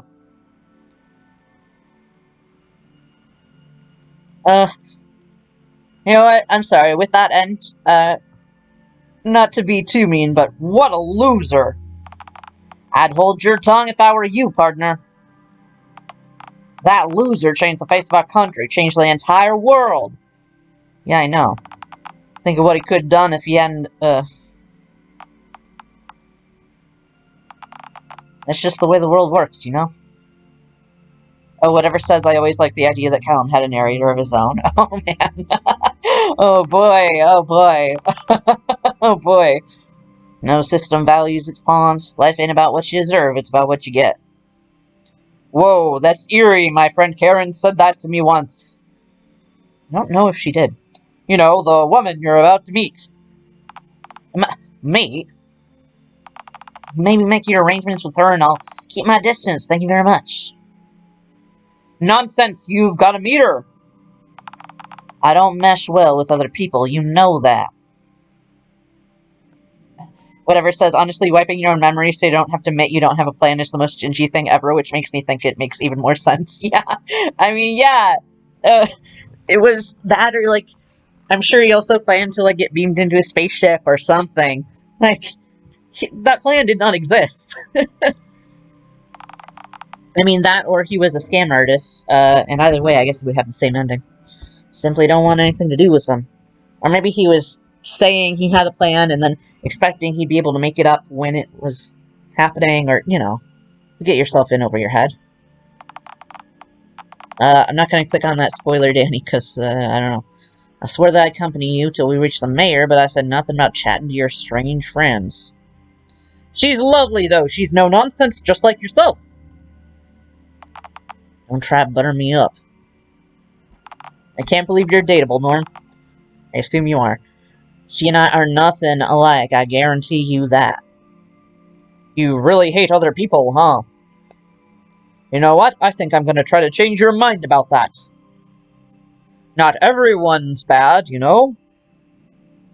There's still some good in the world. Sometimes people toss me meat. I hope that you'll get to see that. The meat, probably, like, because we were hungry. For the record, accompanying it does not include the learning of life lessons. If I wanted to learn a crushing life lesson, I'd get married again, or rub a kitty's exposed fluffy belly. Nah, partner. I'm just dandy as I am, thank you very much. Now then, let's keep moving. Sun's setting, and believe it or not, I don't want to see you break your ankle stepping into a gopher hole, and for me to have to put you out of your misery like a broken horse. I wouldn't take it personally if you had to. I mean, we've gotten out of bear traps before, though. Also, don't say that shit about horses when Karen can hear you. I appreciate you all meeting with me here yet again.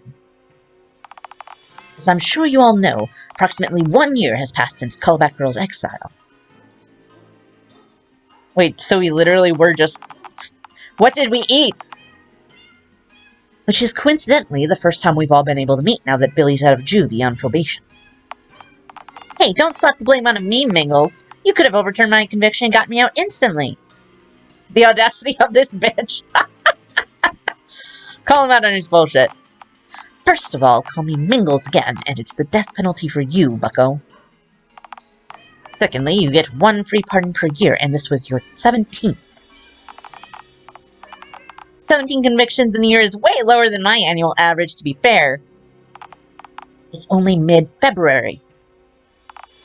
Look, my point still stands. The initiation of Phase 2 of Mayor Mingus's Perfect Society reforms is vastly overdue.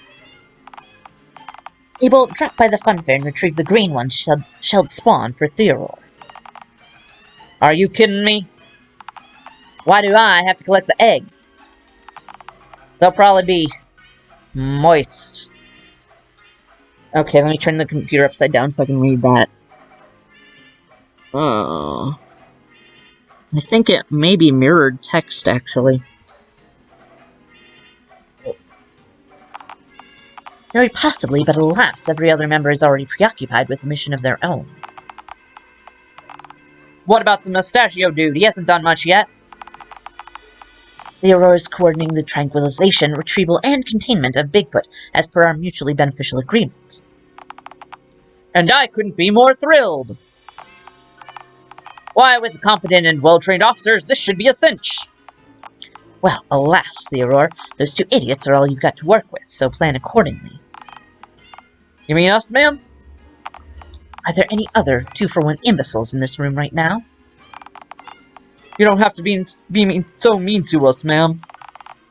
You're completely right, I don't. Also, take a pair of binoculars with you. They should help you locate the feral ape man without getting too close enough to startle him. Theodore, take a tranquilizer gun, snag him from afar.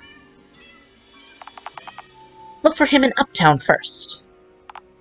I'm certain I heard on the grapevine that the bank has a vault chock full of bananas just for him. I'm sure he lingers around their premises constantly. Miss Crown, couldn't we maybe have 2 pairs of binoculars?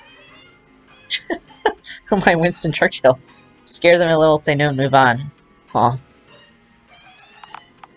Yeah, what if we squabbled over who gets to use the set you just gave us and accidentally let Bigfoot get away? Oh, well, that's easy. I'd have you both killed. Yeah, you can have him, bro. Bro. Marvelous. Billy, go get some fresh batteries for your megaphone from upstairs. Really? You want to empower him to do this again? So, you're saying... Yes, yes, you can have the megaphone back, on the condition that you don't use it in here again. Totally will. If you need to release that zestful pent-up energy of yours during one of our meetings, then just scream into a pillow or something. Can it be one of the novelty throw pillows you have in your lounge that look just like your face? Why would you want to? Fine, fine. It's a compromise, I guess, sure. Wait, why can't he retrieve the eggs then? It'll only take him a literal minute to find the batteries. Are you seriously asking me why I'm not entrusting Billy to retrieve a set of items that are specifically renowned for being incredibly fragile? An item that is also consistently used for obnoxious pranks by youthful delinquents such as himself. I guarantee you, if you let him lay a finger on a single one of those eggs, we'll have to scrub the front of Town Hall for a solid week to dispel the scent of rotten egg yolk. Billy the Jerk wishes he was little Billy. Maybe he is. Maybe Billy the Jerk was Billy. That's his entire backstory. Yeah, it's true. I would totally betray you guys to vandalize your clubhouse literal moment. I felt like it. Well, what about the hobo? He's not doing anything. He's warming Bunny's seat. Very important. Oh, come on. Seriously? He's doing what I'm paying him for, which is more than I can say for you, Abel. Mayor, can I have some more dog food, please? You get half at the beginning, half at the end, as agreed. Whatever says, is Billy still in the hospital? I assumed he was just dead and we're not willing to own up to it. Yes, ma'am. Also, Abel, you're the only one of us here with the keys to the fun fair. You'd have to page your ticket booth employee and let him know someone else was coming on your behalf if we sent anyone else. Bad chance of that working. The guy's a moron. He'd somehow screw up opening the gate for us if we trusted him with the responsibility. Probably set the whole booth on fire or something. Hang on. Okay, it's a phone. I thought those were like bullet holes through Lincoln, which would be kind of mean. Okay, no, Lincoln's just a phone now. Got it. Whatever I'm paying him, it's far too much. Less than $10 a week. Hang on, are you even paying him minimum wage? I stand by my statement. Look, how about this? If you go now, I promise you won't have to go back out again for the rest of the night.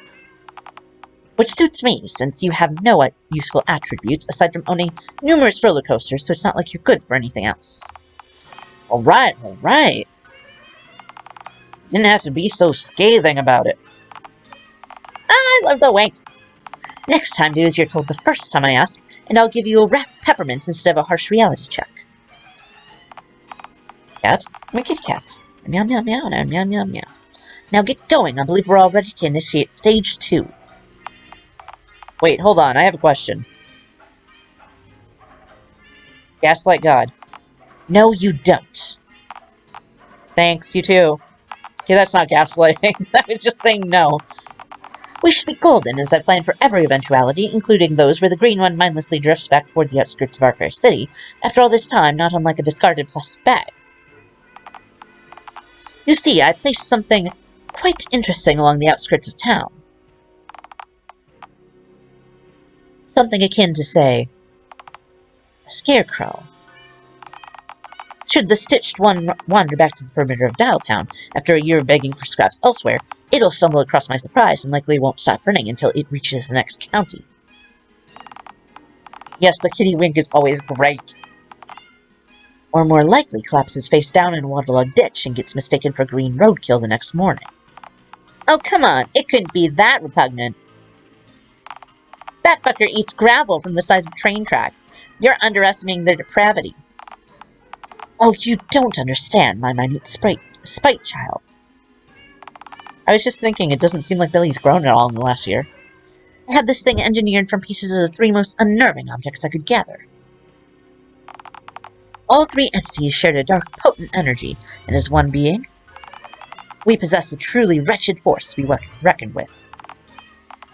Granted, it's quite unlikely that they'll actually find it after not being seen for a whole year. Oh! It's the art sculptor Big Bertha and Madam Normal. What's the disappointing Normal? What's the word? Starts with an M. Why is God working under the mayor? He got hired as a seat warmer and paid in dog food. He doesn't really have any other ideation. Thank you, Madam Mediocre. Yes. Which every time I look back at that route, like Randy says he remembers there being a speaker in her chest, and then Jerry says there's a speaker behind her head. So One of those two things probably isn't true, and maybe one of them is the real Madam Mediocre speaking. Oh god, what is that? What on God's green earth have we just encountered? What, not green earth this time? Hat from Big Bertha. Knickknacks from Madam Mediocre. Entire essence of Greg. Big Gregma! No! No! No! Seeing this is the worst thing to happen to anyone in history! Wait, this means that Big Bertha didn't get her good end.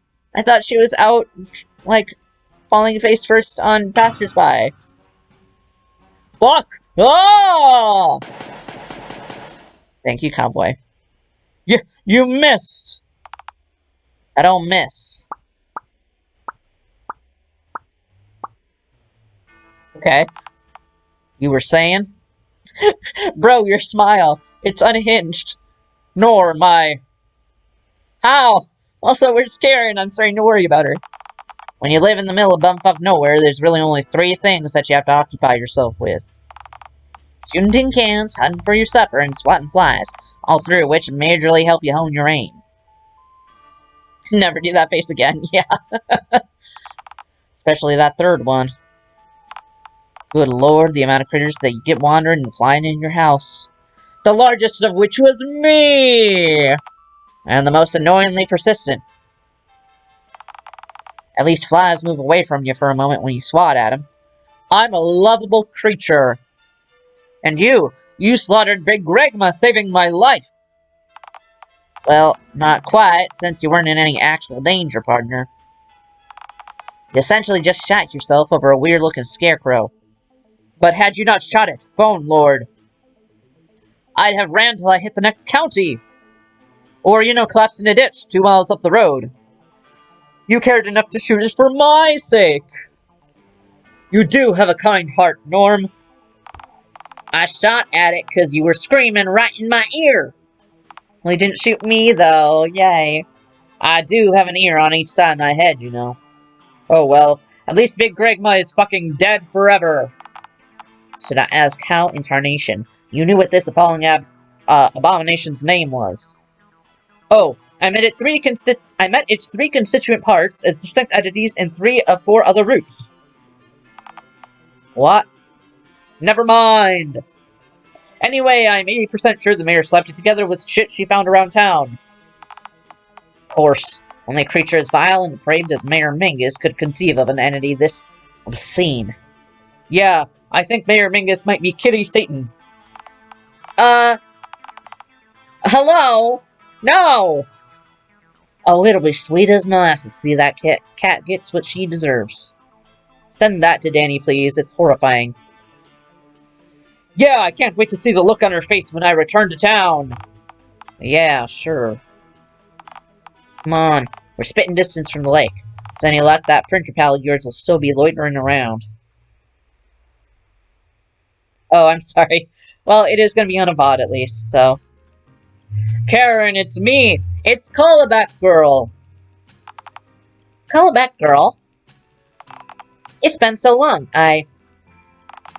What are you doing out here? Did your cat-homing instincts follow me out here? Did you pick up my scent? If you did, then that's extraordinarily impressive, given that I haven't seen you in at least a year. Ain't this surprised in the slightest to learn that they've got the nose of a bloodhound. Actually, no, you see, all the cough nectar I've drank has really dulled my palate. Norm's fucking faces. I don't quite have the nose of a bloodhound, more of an elderly pug, perhaps. Say, Karen, what are you doing out here anyway? It's like dusk and junk. You ever tried to paint the moon during the day? I'm sure I could if I... Norm, have you been to the moon? I've passed it, but I've never stepped foot on it. Didn't want to have to brawl with the feral folks still up there. Wait, what? Are there aliens up there? Not quite aliens, nah. What, do you think the first folks who went up there actually came back down? That's cute. People assume the landing was fake, but really it was everything after. But Neil Armstrong did come back to Earth, though. Oh, he doesn't have a fucking phone name? You sure about that? Have you met him, huh? Actually, I have. He signed my toy rocket ship at a space convention years ago. That's not the same Neil who landed on the moon. Trust me on this one. So, wait. Then, who was? You don't have the necessary clearance to know that, partner. So sad! Why did you crash into your dreams? What the fuck? So, Callback Girl, are you gonna introduce me to the eccentric dude to my left who visually clashes with himself, or... Hey now, you're a rock star. Don't you dare cast your narrow-minded judgment about how I look. Well, I'm an artist, Norm, so I know visual consistency when I see it. Or, in your case, lack thereof. Oh my god, is she jealous again? Is she gonna murder him? Is she gonna murder him because I glanced at him and thought he might be a root? Actually, no, thinking about how Karen gets, if it turns out we have some weird timeline polygamy with everyone, it's not gonna be pretty. I don't do subtlety, but even for me, you've got a lot going on. Alright, you two seem to be coexisting. Karen, meet Sergeant Norm Ellen. Norm, this here be Karen. Howdy, ma'am. He's essentially a cranky space cowboy, as you can see. Yeah, I figured that much out on my own. Is there much else to him? Oh. Okay. We're gonna say this because I do want to see Karen destroy him. He's got gorgeous eyes. I saw one of them through a peephole before he pointed a gun at me. To my shock and horror, I'm beginning to realize that our relationship may have actually somehow been your most normal and healthy one. Hey, me and them ain't dating. Oh my god, she got over her jealousy? Oh my god. Like, I know that she went to see the world. I didn't I thought we were still in touch. I thought we were on a break. Hey, me and them ain't dating. We kinda are. This is your roots. I didn't know that happened yet. I don't even know what species you are. You don't cross the interspecies line when dating. Doesn't matter. Source dated Bigfoot. Oh no, we're not femme-coded. But somehow Karen is still at the lake. Yeah, huh. Yeah, Karen, tell me what's going on. What did you experience? Bigfoot doesn't exist. Oh, I see. You're one of those people. But I guess maybe if we were femme-coded, the entire game would crash because she destroys everyone else in jealousy. So, yeah, it's probably for the best. Whatever says it gets semi-addressed here. Okay, we'll see.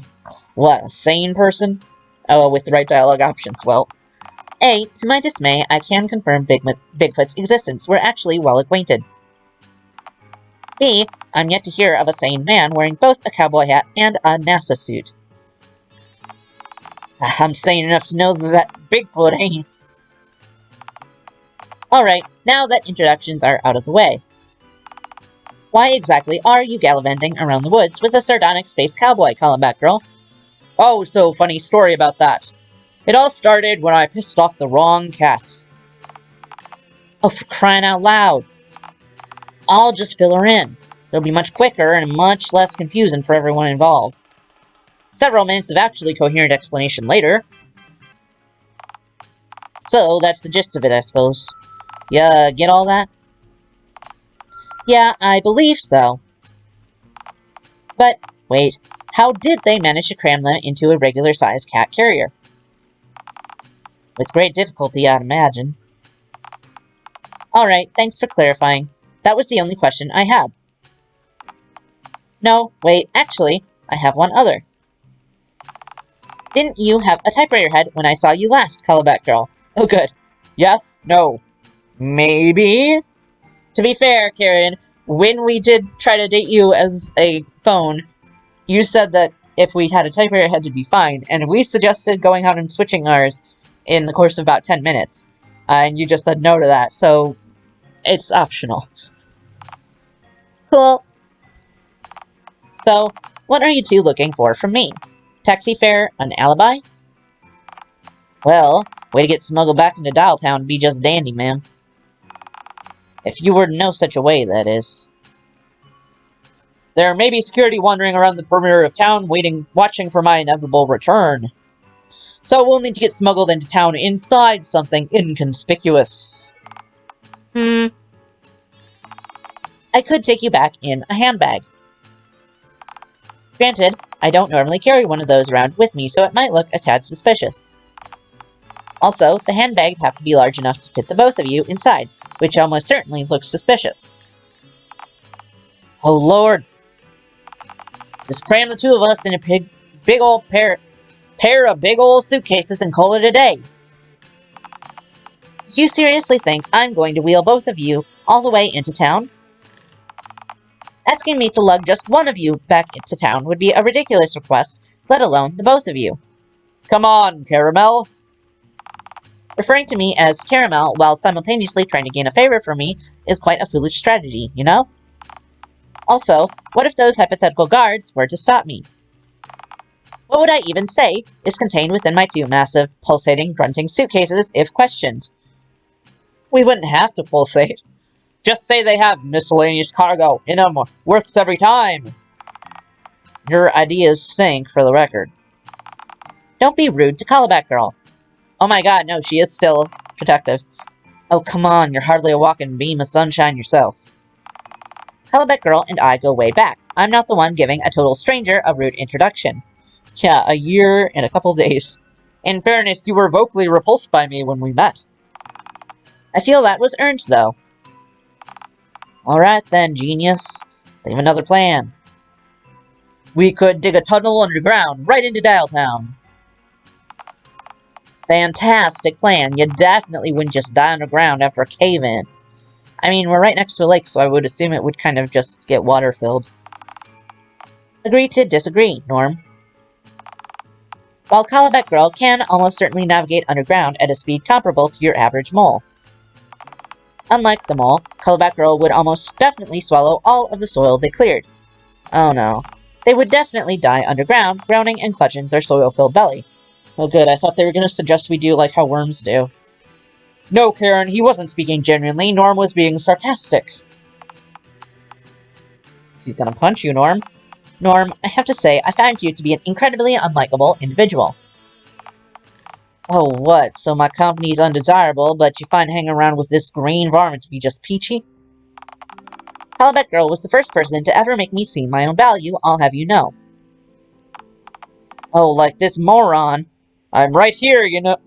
He's pointing to me, so yes. This moron convinced me to spread my wings and show my art to the world. Callback Girl taught me that ultimately, you have to take responsibility for your own happiness, because nobody else will. The power is with Karen, you're fucking... Huh. That's obvious, though. Well, do you? We kind of took responsibility for Karen's happiness, yeah, a little bit. To me, you're just a cantankerous old coot, happy to stew in your old bitterness. Hey, for your information, I'm not that old. Aren't you legally like 100? You're a dinosaur.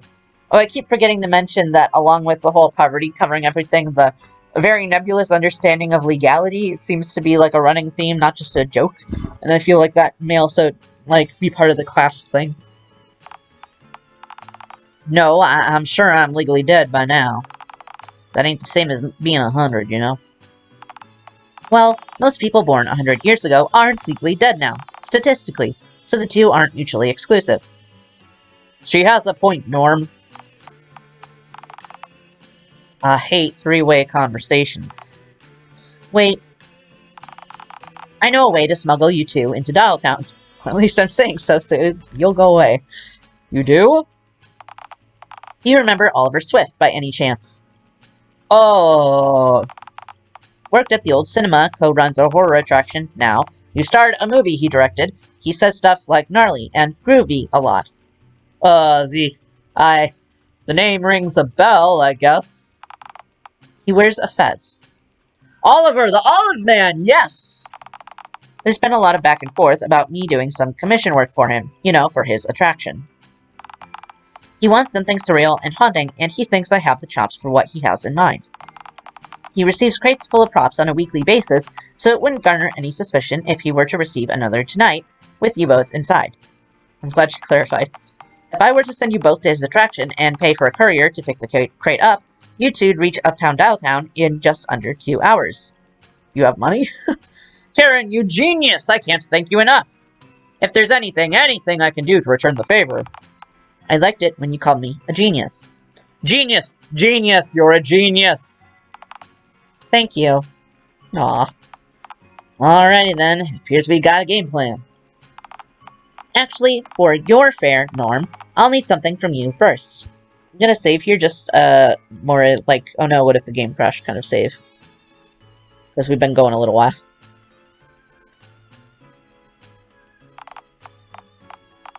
Yeah, they are cute. Oh, so you're the stingy type, huh?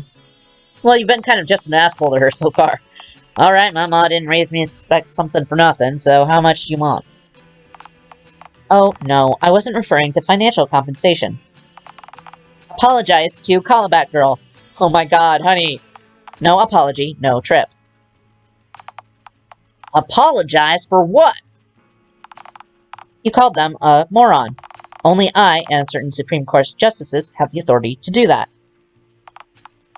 Hey, I agreed to accompany them as armed backup, but I said nothing about providing pleasant conversation. Callback girl, do you really want someone like this accompanying you on your journey? He's a grouch, sure, but he's a grouch with a gun. The cowboy stays. And you want that? What if he shoots somebody?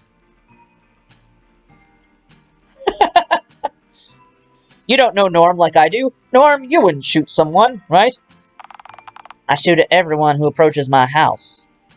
See, he usually misses. I don't miss. Norm. You. Apologize. No. Say you're sorry. You really think that's wise? Trying to issue commands to an armed man? I could destroy you, and you know it. I'm so fucking glad. Callback girl, I'm sorry Karen feels I've hurt your feelings. Oh my god! Explode him with your mind, Karen! You... Alright, alright! The sad music playing. I'm sorry that I called you a moron, callback girl. I shouldn't have said it out loud, just in my head. Thank you. And yes, that is the standard procedure for dealing with callback girls' tomfoolery. I'm a lovable scamp. I've got a spare crate to shove you both into. Just gotta call Oliver so he knows to expect you both. But wait! I'm unable to perform basic tasks. You have a printer head, Norm has a flesh head. That leaves us with nobody in our posse with a working phone head. To call Oliver, we'll have to hack into Dialtown's phone lines, and... I mean, I could just call him on my cell phone. You can do that? You know, every single person in civilized society has one of these, right? Well, I don't. Norm, you live in a shack and eat possum meat. I don't eat. Fuck. In fairness, possum is succulent and gamey. Truly a working man's delicacy. I've seen you eat possums with tire marks on them, callback girl. See? Alright, let's just get you two loaded into a crate before I change my mind. That's what VODs are for. Karen, my ink-churning maiden, how can I ever make it up to you? I bet she's gonna say by not calling me that again. Never again referring to me as an ink-churning maiden would be a wondrous start. See, I know Karen! Me and her, yeah. Anyway, I kind of expected us to have two different crates. I don't know what it's going to be like with us sharing a crate. And I'm really surprised, actually, that Norm is going along with that. You seeing this, bro? Yeah, bro. Imagine wearing both a cowboy hat and a NASA suit at once. Talk about a wardrobe malfunction, am I right? Yeah, and he's with Callback Girl. Oh yeah, that too. We should probably let the mayor know about this. Ugh, do we have to? What if she yells at us? If those two bozos find a way back into town, she'll do more than just yell at us, bro. Besides, if we manage to capture him, she might reward us. Handsomely. Handsome reward for my handsome bro. Bro. You think she'd let us pick a less clashing outfit for the Yeehaw space dude if we manage to capture him? Aw, hell yeah, bro. Let's ask, and if she says yes, we'll actually try this time. Wow. What? My cute little cat. What happened to Big Grandma? I can't believe that she had the exact same name for it as we do.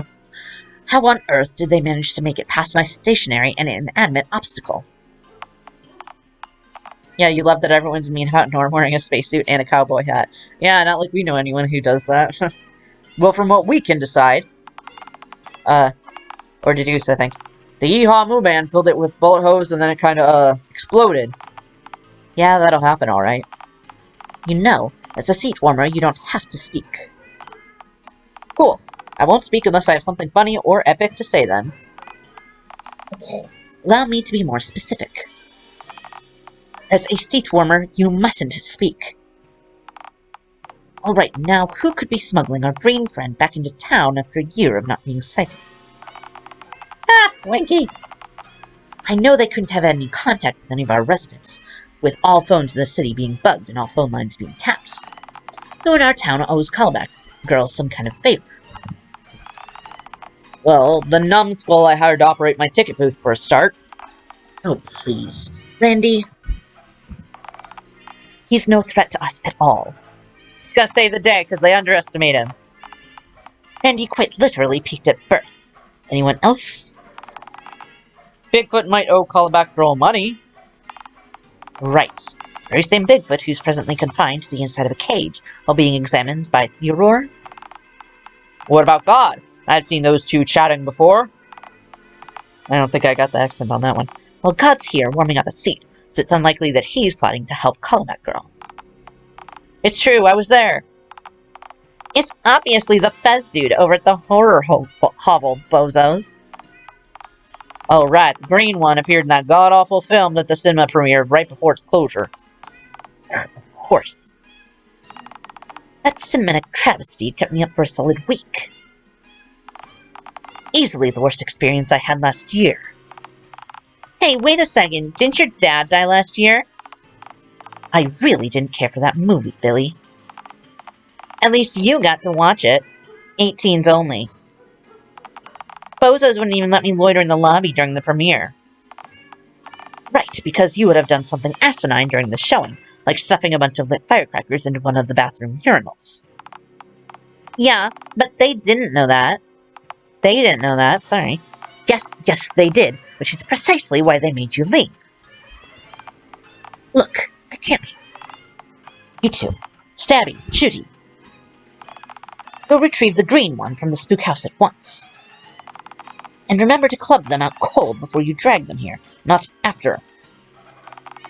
They'll save you plenty of scratch marks during the sordid ordeal, I can assure you. Bad idea, Mingus. That's Mayor Mingus to you, Runt.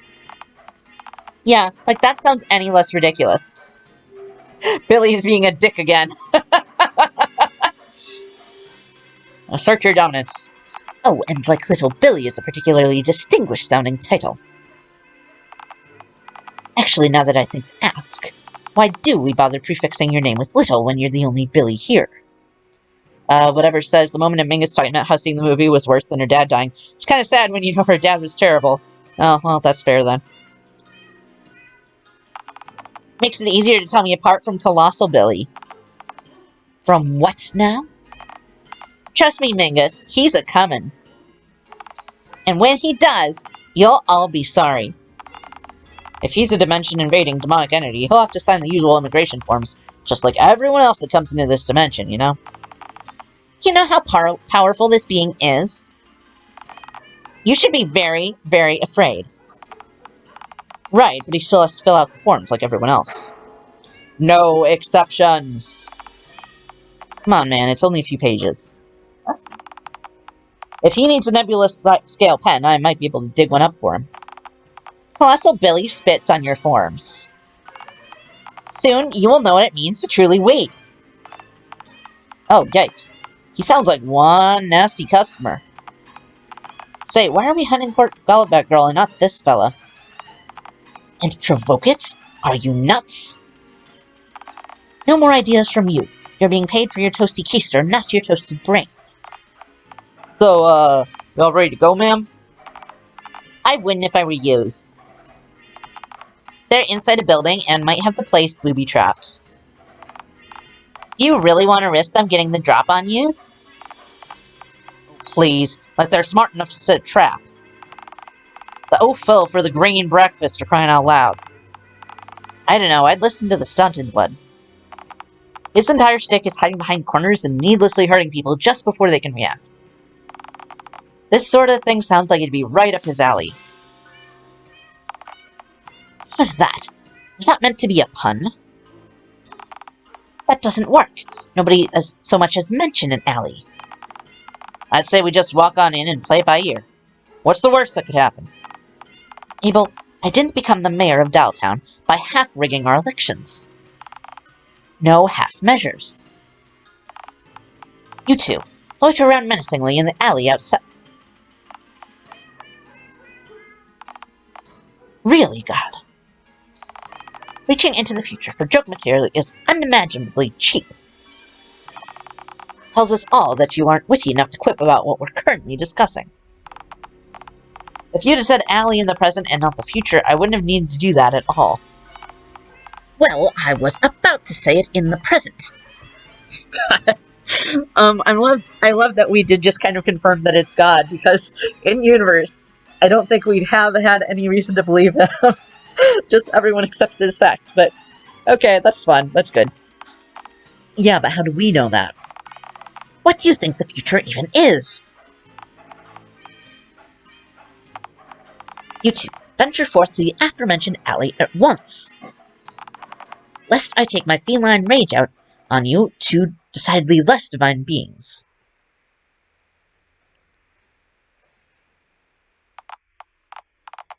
Whoa, easy with the— watch the bag, partner. If it tears, you won't live to remember what's underneath. Whoa. Dickens and I know that it's the Dickens and Son Scare Shack, yes? Okay, let's see what we got there. We got an animal skull, we got a phone skull, presumably. We have a, Halloween costume devil pitchfork thing. We have a framed picture of a raccoon. We have some kind of ram skull. There seems to be a violin and a camera setup. Wait for Norm to get out of the way. We have a big plastic skeleton. Sorry, skeleton. Yes, phone head skeleton. Whoa, Karen really wasn't kidding. An honest to phone god cosmic yeehaw, man. Yo, Callback Girl, where'd you even find this dude? The woods. Oh, with 3D glasses, that's cute. Hey, Mr. Spaceman, can I, like, touch your head and junk? Ah, the old feelaroo. The whole what now? Okay, it's a, alright, violin and then a stage light, that's cool. What, I need I remind you that I'm armed, partner? Hey man, no beef. I didn't mean anything weird by that. I just think your style's bodacious is all. Oh, and then like an old-timey phone on the wall. Pardon me, partner? Your Astro Gunslinger shtick is real groovy. Immensely gnarly. Oh, it's like a computer screen with a raccoon on it.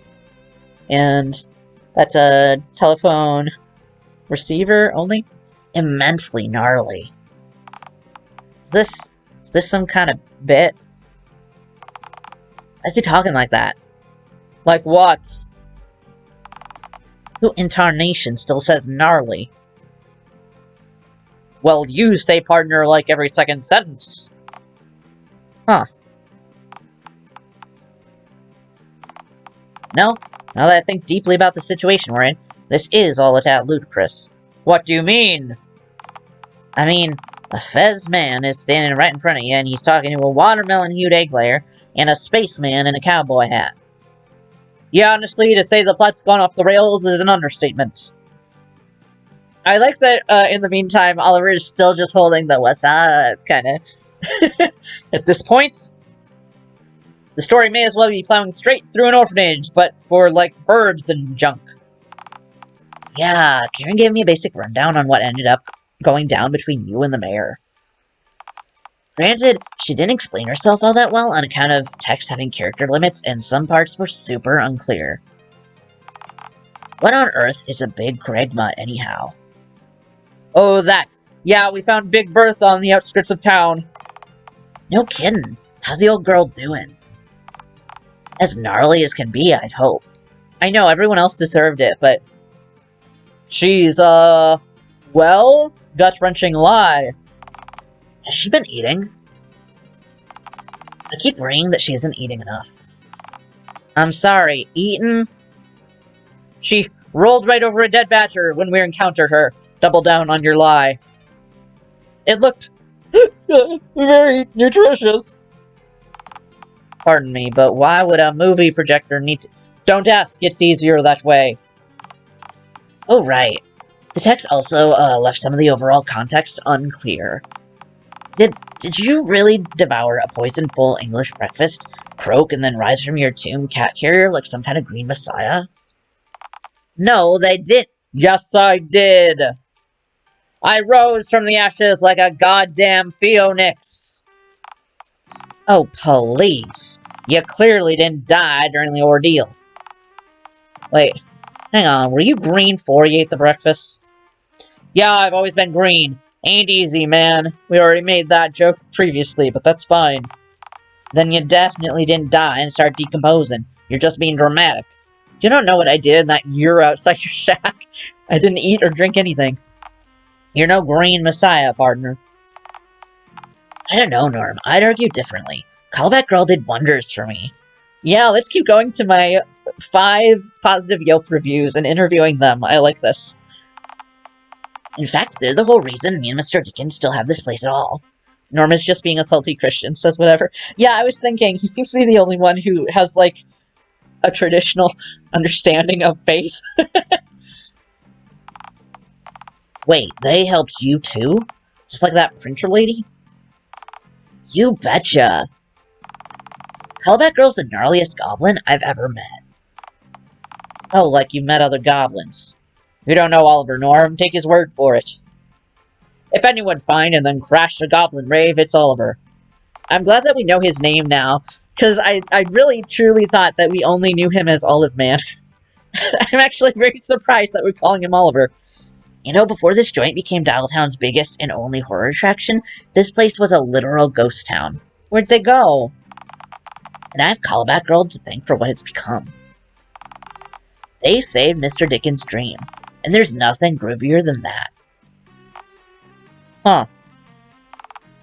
No kidding. Hang on a sec, what in tarnation did you mean by a literal ghost town? Oh, our attraction's immensely haunted. Ridiculously so. Sure it is. I worked at NASA, partner, so I ain't the superstitious type. I'm a man of science, so I ain't foolish enough to believe in ghosts, ghouls, phantoms, nor specters. What about apparitions? Do you believe in those? I didn't till you appeared at my homestead and refused to budge a year or so ago. I'm sure that classifies you as an apparition. Wait, don't apparitions leave ectoplasm, though?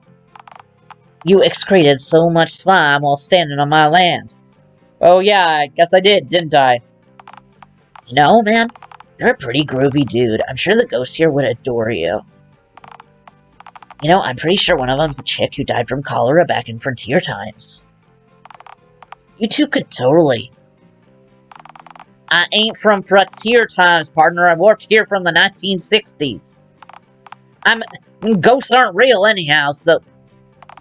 Hey, chill, dude. I'm not asking you to believe this place is infested with, like, clowns or anything. I don't take you for that much of a sucker.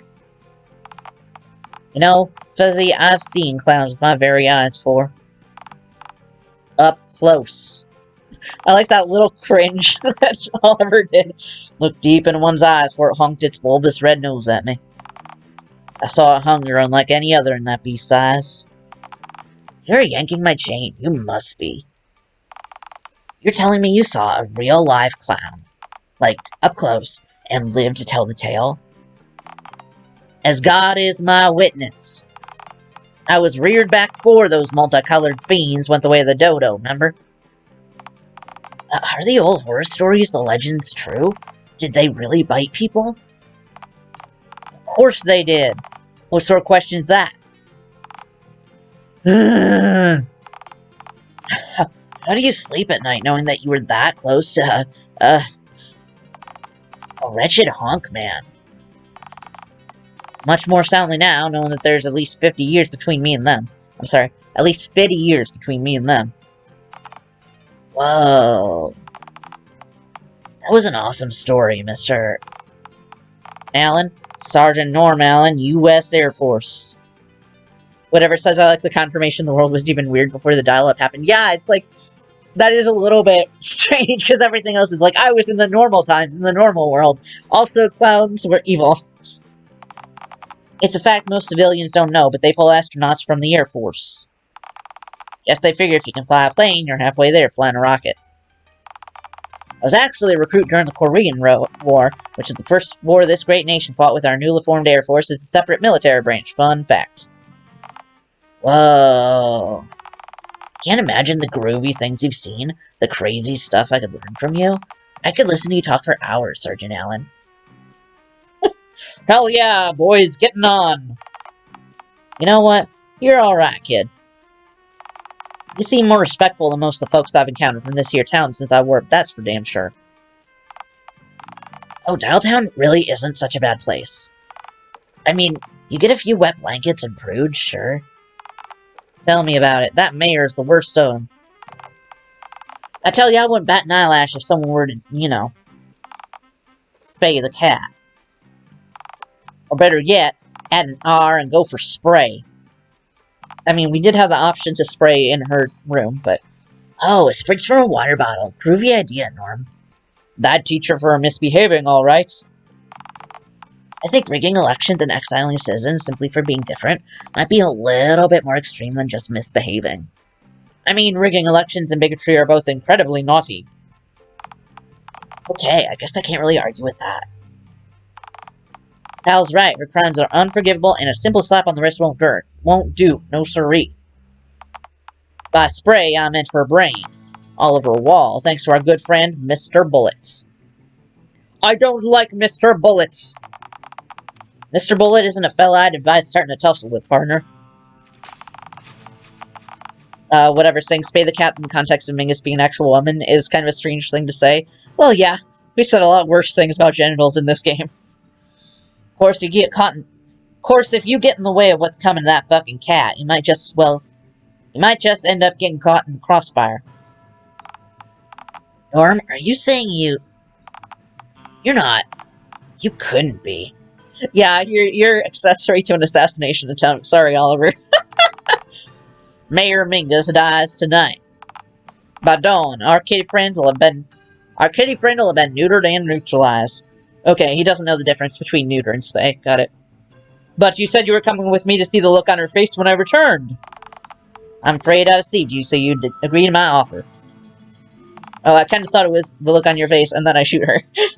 I never would have gotten her to... I never would have gotten to her on my own, callback girl. Unlike you, I ain't got friends in this here town. Nobody helped smuggle me in. Thank you. And likewise, without me, you'd get yourself captured, maimed, or perhaps even more likely, stuck in a giant mousetrap before you reach the mayor. Oliver is just cowering right now. This is a win-win for the both of us, to hear?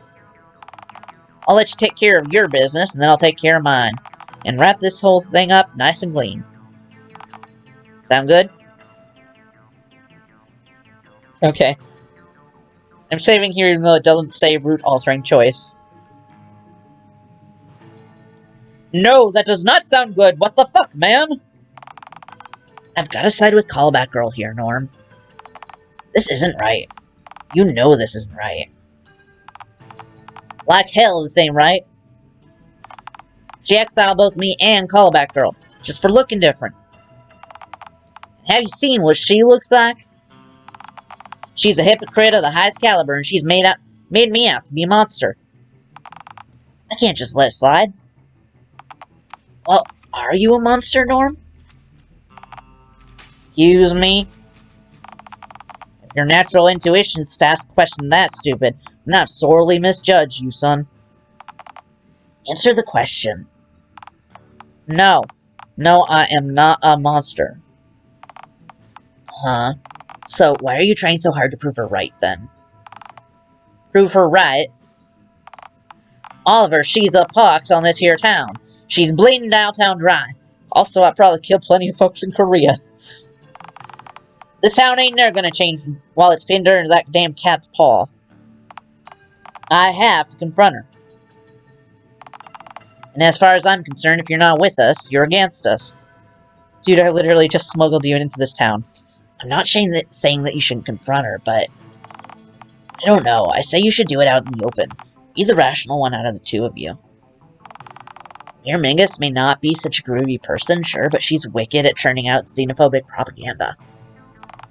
The odds are stacked against you both, even without you committing any heinous misdeeds in the name of frontier justice. She wants you to prove her right, Norm. I know you can prove her wrong. So what, you want me to bargain with a tyrant? You expect us to just join hands and sing Kumbaya? Not happening. There is no other way. There's always another way, Norm. There ain't. For my exile, the mayor said that unless I came back with an object head, I wouldn't be allowed back in the city. She ain't changing her mind? So, are you telling me you agree with her? That's not what I'm saying at all. Look, take it from me. You shouldn't change any part of yourself just to be something other people expect you to be. That's as bad as not changing when you do need to change.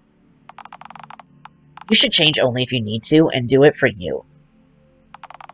You deserve to be happy, Norm. And even if you don't see it, believe it or not, you have the tools you need to live a happy... You have all the tools you need to live a happy life. You just need to think outside the box. Callback Girl taught me that. Yeah, I teach people lots of crazy shit I don't know. Right. Guess we'll just have to agree to disagree on all this, Fezzy. I don't know about agree to disagree. Yeah, disagree about plotting an assassination and coup? I don't know. Disagree about murder? I see it as justice, but sure, call it what you want, I suppose. You know what they say about justice? It's for just us. I didn't come back here to make any new friends, so it's no loss to me if you want to form your own point of view. I didn't come here to make friends. Anyways, callback girl. Moving on a more urgent and potentially less violent topic. Whatever says assassinating Mingus isn't gonna fix anything? I don't know. I feel like we've definitely killed other characters for less. So it's a little hard to moralize about it, you know? We're back in town, just like you planned. Norm will go to a real jail and be seen as even worse. Yeah, the stakes are very variable. It's the thought that counts. What's the next step in your master plan? Eggs. Pardon me, partner? I'm sorry, but did they just say eggs? Oh. Callback Girl wants to check on their gnarly offspring, lest they hatch unsupervised. What in tarnation? Are you telling me the Callback Girl lays eggs? Yeah, but not, like, daily, if that's what you mean. That'd be weird, you know? Well, that's not the weirdest thing I've heard today, I suppose. But it's mighty close, believe you me. We need to go check on them. Do you think the mayor could know about them, Oliver? Well, we did kind of hold the town-wide premiere for an indie film, which showed you squatting and moaning all over town. And during which the egg-laying was shown in wicked, excruciating detail. Ah, balls. Aha, but she doesn't know where I laid them, right? That buys us time. Dude, there was a neon Ferris wheel in the background the entire time. Where else could the footage have taken place but the fun fair? That one tacky mattress shop with the Ferris wheel made out of trash on the roof? Yeah, but if she tears the mattress store apart looking for the eggs and doesn't find them, then she'll know where they are by process of elimination. Fuck, this is bad. I need to go check on them. Alright then, partner. Best of luck with finding your eggs. What? You're coming with me, Yeehaw McGee? Call me Yeehaw McGee makes me want to accompany you even less, you know? I'm here to put some lead in that Mayor Mingus. Why the hell would I follow you on this asinine side quest? Haven't you always wanted to see a green egg? I've never considered what a green egg even looks like till now. I mean, it's probably like an egg, but green. So, aren't you curious? I'm hell-bent on my crusade for vengeance. Last thing I need to do now is wander off the beaten track. That makes logical sense. Shit. It makes logical sense. I'll need to say something even more compelling to convince him to follow me. You're talking aloud, you know? Whoops, what did that say? Note to self. He can... Narrator, help me.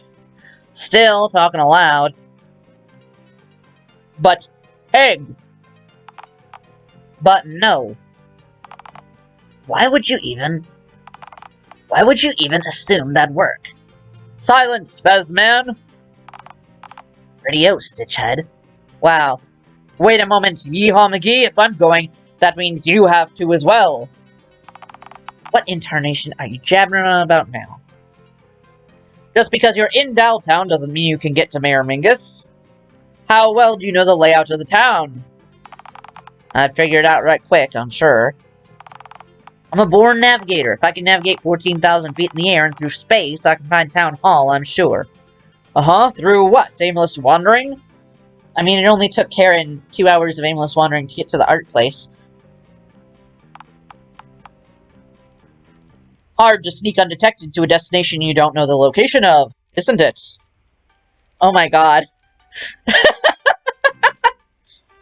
For the VOD, apparently there's now on Discord an Oliver Swift who's going to do a totally tubular crime. Face it, you need me more than I need you. They've got you there, Norm. Damn it all to hell, you're... Fine. Quick detour, then we're going straight to the mayor. Here? I'll get my justice tonight, mark my words. Right? Before we head out, I'm going outside to scout for undesirables. Stay here for the time being. I'll call you out when I know the coast is clear. Happy trails, Fuzzy. Yeah, right. Bye. Lord, I thought he'd never... Sorry, that was southern. Lord, I thought he'd never leave.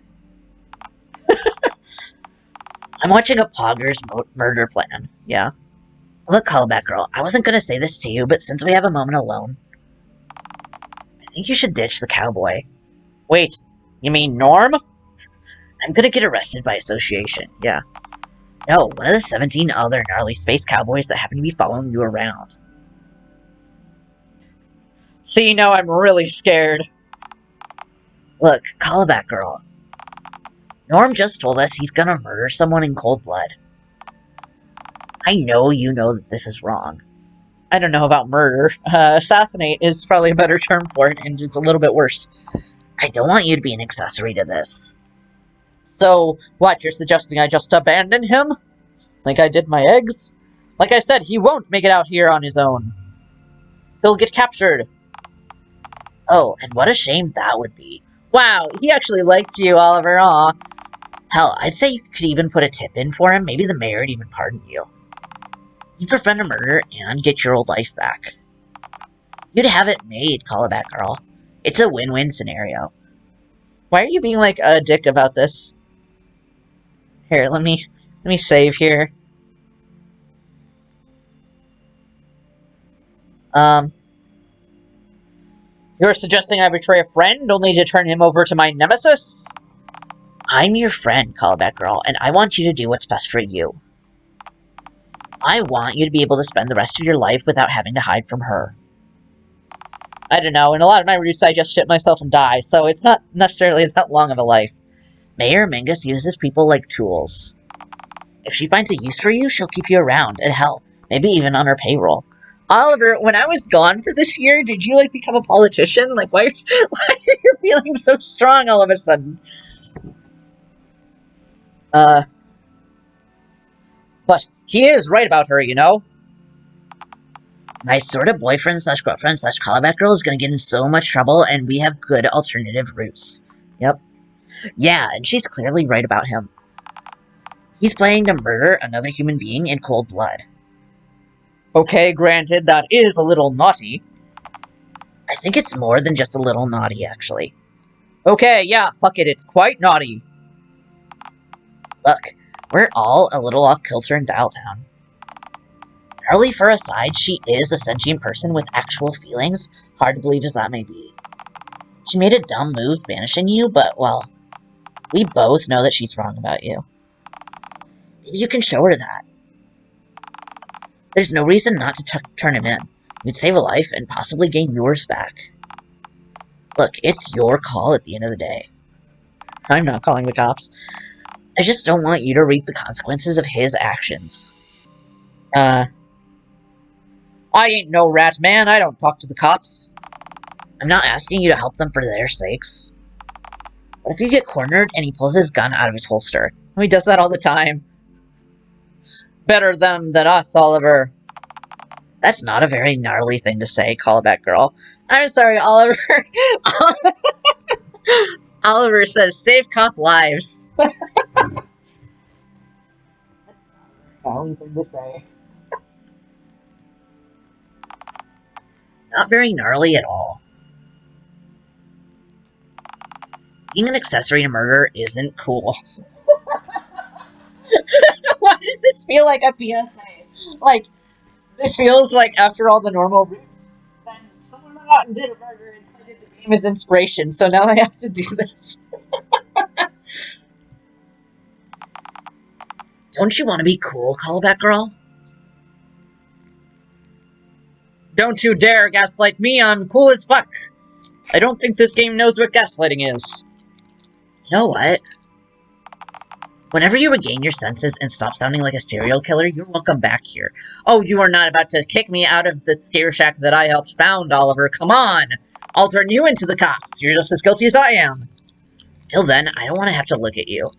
Wow. Oliver, I'm retroactively breaking up with you.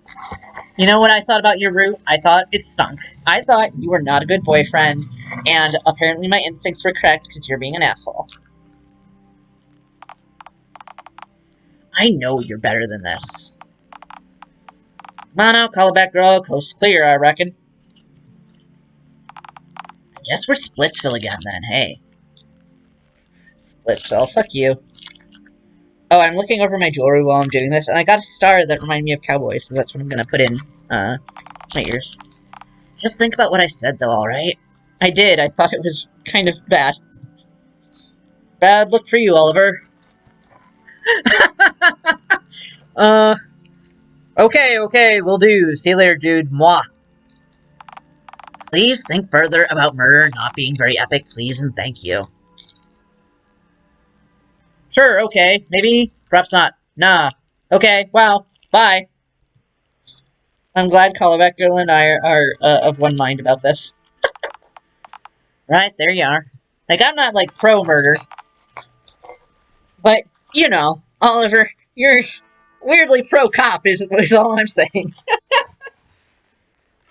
Took you long enough getting out here. Say, can I ask what the deal with that place was? Were you scared in there, Norm? I was not.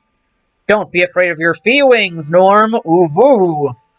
They actually do let you ooh woo. Incredible. I don't have feelings. What? What I meant was, the inside of that place looks like some sort of spook house, but out front the sign says cinema. I don't have feelings. Great argument. Should he teach us Oliver ACAB, not clickbait? What sense does that make? Oh, it used to be a cinema. Got converted a week after last Valentine's Day. And yet the old sign's still up a year later. I guess they've just been busy? Uh-huh. Hey, before I forget, look, I know you took Fez's side in there, but I won't get all sore about it. As it stands, you need me and I need you. Ah, and without each other, there's nothing we can do. We can discuss our feelings plenty once each of us have wrapped up our respective plans. Or better yet, I can just fuck right off back to my cabin in the woods, and you can go back doing whatever it is that you normally do around these here parts, I guess. Either way, I ain't planning to stick around town for long after I... Well, something tells me I won't be too welcome once I finish up my business here. Like, is there an in-between for accessory to assassination, or, like, turning friend into the cops? Like, even Oliver, for all his talk, he could turn us into the cops. He could do fine. But he's not doing that, he's leaving it up to us. And maybe, I mean, he did mention, he did, like, what did he do exactly? He did break the fourth wall one time, I do remember that, so...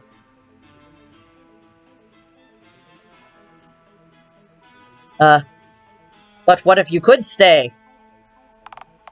Well, she ain't my mare. I don't live in Dialtown. I don't think he wants us to be pro-cop, he just thought we'd be protected by Mingus if we did. Yeah, I know, but that, like, effectively... Like, that... Yeah, that is kind of like the balance of power there. I mean... You know? Even if the actions are motivated by something else, they'd still be the same actions. Not that I want to live in a town like this, where people show no sympathy for the downtrodden. Dude, we're all downtrodden, we shop at the dumpster. Even if I could. Yeah, I don't know, Norm, I think Oliver feels plenty of sympathy for you, man. Yeah, he just doesn't want Callback Girl arrested. Well, I don't want, this cowboy tootin' Yeehaw McGee. I don't want him arrested, so Oliver and I are kind of in the same position. He agrees with you about Mingus's nature, you know, just not what you want to do. What I'm gonna do, you mean? Right, what you're gonna do. Right, glad we're finally on the same page. Let's be real, if someone outright said they were going to murder someone, would you actually not call the police? Again, I feel like the stakes in the game are kind of weird, because... I mean, do you remember when we were dying and Karen said not to call her name because it might get her disciplinary action? So we just had to die silently? If you just step aside when the time comes, it'll be over before you know it. For your sake, I can make it clean as a thank you for helping me get to her. Even if I prefer to savor it. I don't actually want to make a moral judgment on this. I'd rather just ... my way out. I don't know. You don't have to do this at all, you know? Again, with the sermon on the joys of negotiating with tyrants, huh? I'm not saying he's giving us a fair shake either by trying to, you know, make the situation black and white or whatever. What's the word for that? When you don't acknowledge a middle ground. I thought it might work if we tried it a second time. Oh, brother. How gullible do you have to... So, what? You think I'm gonna turn my back on years of mistreatment and scorn just because one person in town was nice to me? I mean, I kind of thought he came up with this more recently. Because otherwise he would have been scheming about it. I think he probably could have gotten in if he wanted. Well, I was hoping so, yeah. I think the problem here... Okay, so... Danny is saying I'm trying to figure out how to fail at ship jumping. Dating sim Dialtown coded with the player's speech, so I'm studying. And whatever says, I think the problem here is there's no balance between ultra pro murder and ultra let's not change anything, and even though everything sucks. Yeah. I mean, it hasn't made me do a choice yet, and I guess this is probably the one that I don't actually have a choice on, because you said that, you know, there's the one option that involves killing someone with a cat face, so I can't do it. But that doesn't necessarily mean I want to preach at him about it. Oops. Yeah, we just haven't gotten to it yet. Yeah, I figured. Maybe I should start trying to act like I'm on his side, but then when it gets to the route-altering choice, I just go, nah. I think we better get moving before anything or anyone undesirable shows up. Relax. Oh, sorry. I did that Oliver voice because it was...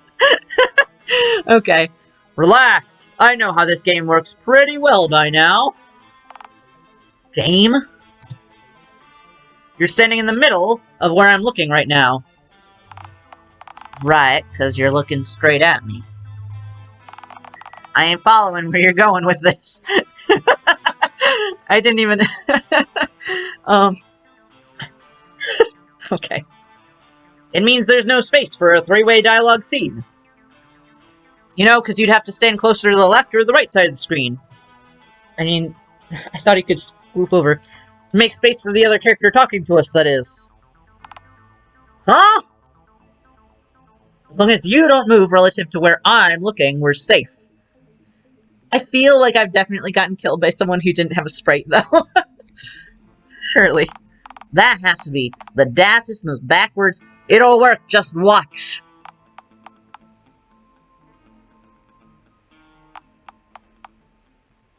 Whoops. Oh, hold on. See, I told you, I think. Oh no! The screen panned. Okay, let me see what it said. See, I told you. Fuck, the screen can slide across backgrounds now? Yeah, that's definitely happened before, because when Bigfoot showed up, like, we were having a discussion off screen, and then suddenly the cheese kind of disappeared, and then we slid back over and Bigfoot was there. Oh right, God invented the mechanic for Bigfoot's romance route! Ha-ha! I was paying attention! What does any of that drivel even mean? Well, well, well. What do we have here?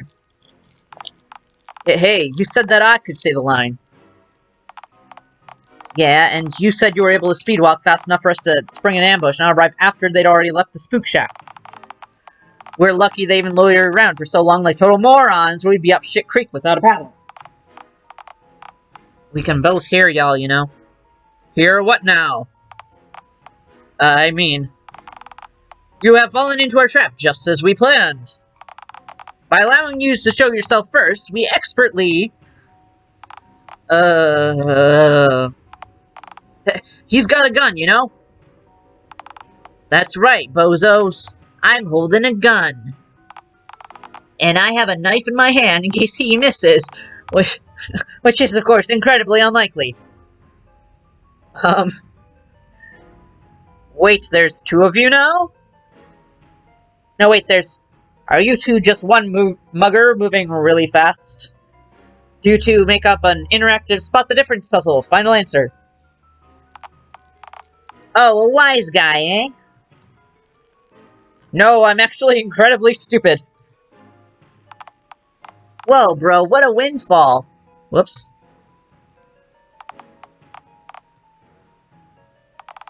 Usually when we're in a tussle and someone inadvertently points out a weakness of theirs, it's one of us doing it. Hang on, callback girl. Who in tarnation are these two rattlesnakes, and why do they look like they're about to maim themselves with their own weapons? This is, sorry, I forget. Did you guys ever reveal your names? Or are you just unnamed subway mugger and unnamed gun-headed asshole? Just thinking, did we meet the gun-headed guy? We're the infamous crime duo, Stabby and Shooty. Yeah, we're partners in crime, so that means you're out of time. Huh. No, we did. I remember the gun looking at us, and it was unsettling. Huh. Alright. Nice to meet you two properly, I guess. I'm sorry, callback girl. Oh, Gunhead was in Karen's route. Shoot, when did that... I'm trying to remember. I don't know. But have you seen either of these two clowns before? Oh, sure. I mugged their ex-boyfriend once. Yeah, didn't we stay together with Randy? And then you lost your pants and got chased by a swan, right? Oh, he robbed the bank and failed. Thank you. I forgot. Hang on. Which one of y'all is Shooty and which one of y'all is Stabby? That's obvious, bozo. Yeah, any old schmuck could figure it out. Right, except one of y'all is holding the gun, but has a knife head, and the other one of y'all has a gun head, but is also holding the knife. So, the naming convention could honestly go either way. Shit, he's... Do either of y'all actually know? Of course we know our own stinking names. Then, which of y'all is which? Well, one always tells the truth, one always lies. I'm Stabby. Yeah, I'm certain of that. So, you're certain, if I pull your ID out of your pocket, check the name on it, it'll 100% say Stabby and not Shooty. It's 50-50, bro, pull out your ID. God damn it. You think I've got an ID? Little Billy buys booze for me, he's got real fake ID. It's true, I've seen it, it's very convincing. Shit, they can hear us. Why are we doing this? No one knows. You're talking aloud, right as I pointed out already. Shit! I say we just run. Why? No, bro. We need the money. Think of Barbados, bro. Bro. Think of Barbados. You're right, bro. Again, we're Stabby and Shooty, the inseparable crime time duo, and you're out, You know, I have never once seen you two together. Not once. Shit. They got us there. Our whole story's falling apart. What do we do? Oh, for the love... Right, partners. Let's cut the horse crud.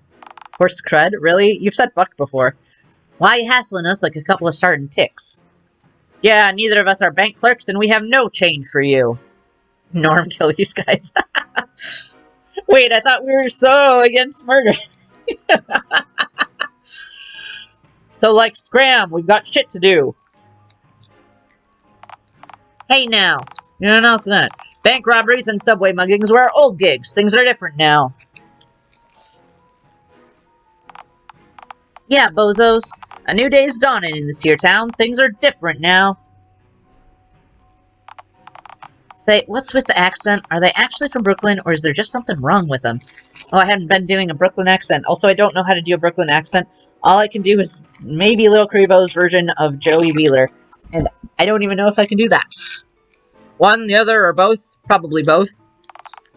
The only thing wrong with us is that we won't be able to count all the moolah we'll make once we haul you two back to the mayor. Say what now? Yeah, bozos. We're her elite... I can't do it. We're her elite enforcers.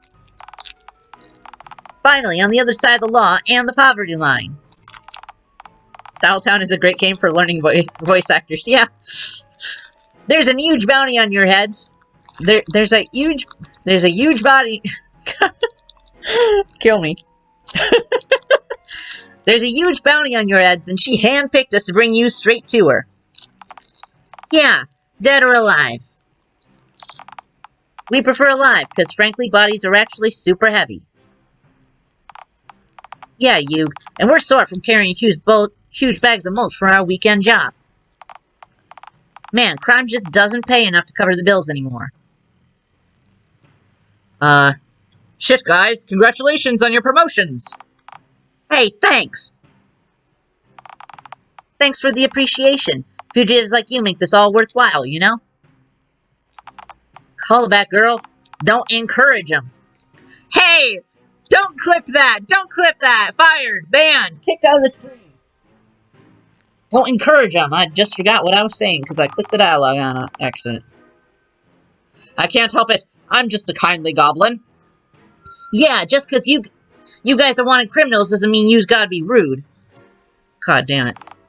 Nothing personal, Greenie, but yeah. We're gonna tie you both up and call Mayor Mingus to collect us up in her sports car. Boy, howdy. Come back, come back.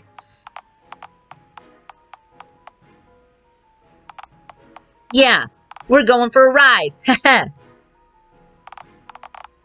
Wait, she's collecting us? You said you were bringing us to her. Yeah, she doesn't actually trust us to guide you all the way back through Uptown. Yeah, she said you just skedaddle once our backs are turned and easily lose us. Then, what was the whole thing about bodies being heavy if you wouldn't even have to drag them all back to Town Hall? Well, She make us drag. Help me! Stop talking with the muggers and kill them. Yes, please, for my sake. Well, she'd make us drag you both into her trunk if you kick the bucket right now, and like I said, bodies are really heavy. Callback girl, I'm really starting to worry that I'm gonna accidentally grievously harm these fellas. So, what's stopping us from just leaving this spot before the mayor arrives? That'd be us, bozo. Ha ha. Oh good, come on, Norm, let's go. Ah, I wouldn't make any quick moves if I was you. See, I'm holding a gun, and my partner here's holding a knife, so Damn, southern accident. Well, you see, partners, I also happen to have a pistol in my own holster. So, if it's a duel y'all want... Shit, he's got a real gun with, like, bullets and junk. I'm out. Gun beats knife. It's classic rock, paper, scissors rules. Well, I have a gun too, so by rock, paper, scissors rules, we draw. I don't know. Now that's into Little Billy. I can't do it. I can't do Brooklyn. Guys, help me. Actually, I've already drawn. 10 paces, then we shoot. Norm, I wouldn't bother. His gun totally isn't loaded. Hey, shut up, you. Sure, Calabac girl? I mean, I wouldn't put it past him to try and stick us up with an unloaded pistol, but that's quite a ballsy assumption to make.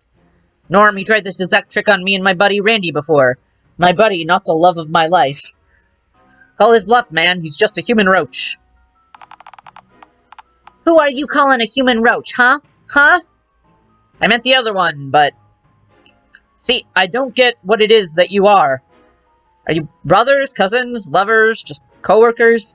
I had thought they were brothers, but then they put the bro on so hard that I started to wonder. You call each other bro, but I don't get your vibe. We're beyond your understanding, bozo. Yep, sorry, Billy's here now. Yeah, and you should be afraid of the unknown, you little punk. Well, if I don't understand the danger of something, why would I fear it? Shit, they got us there. I mean, can it? If you're so furious, why don't you just shoot them then, huh? Thanks for throwing me under the bus, dude. Teach them a lesson. Cause, Mayor Mingus said she wants you to, capture it alive? Bullshit. You said a moment ago that she wants us dead or alive. Shit, bro, I totally said that. I told you, bro. Dead or alive shtick only works if they assume you actually have a way to ice them. Oh, shit. We've really screwed the pooch on this one. This blows. Call back, girl. Take a shot each time they say bro. I'm really starting to worry that I'm gonna kill at least one of these two varmints. Yeah, see? Go ham, shoot him, buddy. We'll die for Mingus, but not these guys. It's okay. Remember, Norm, human roaches. We can leave them be. Let him scuttle under Mingus's metaphorical fridge as the equally metaphorical bulb lights up. Shoot him. Too late, I didn't say shoot him. Let's just go on our merry way. We've spent plenty of time in these two clowns. Shit, bro, they're gonna walk away from us. That's the opposite of what we want. Shit, bro, shit. Rush him with your knife. This thing can barely cut butter, bro. What do you want me to do? Poke at his paper bag and hope I jab an eye on the other side? He'd shoot me for that. Without hesitation. Why don't you rush him? Damn it. Why don't you rush him with your knife head, huh, tough guy? No way, bro. Are you kidding me? That guy has a freaking gun. I ain't doing that. So do you, bro. Except you don't load it, do ya? Hey, your head's a gun too, bozo, and I don't see you loading your noggin with bullets. I told ya. I'm afraid if I open her up, I'll get dust in my head.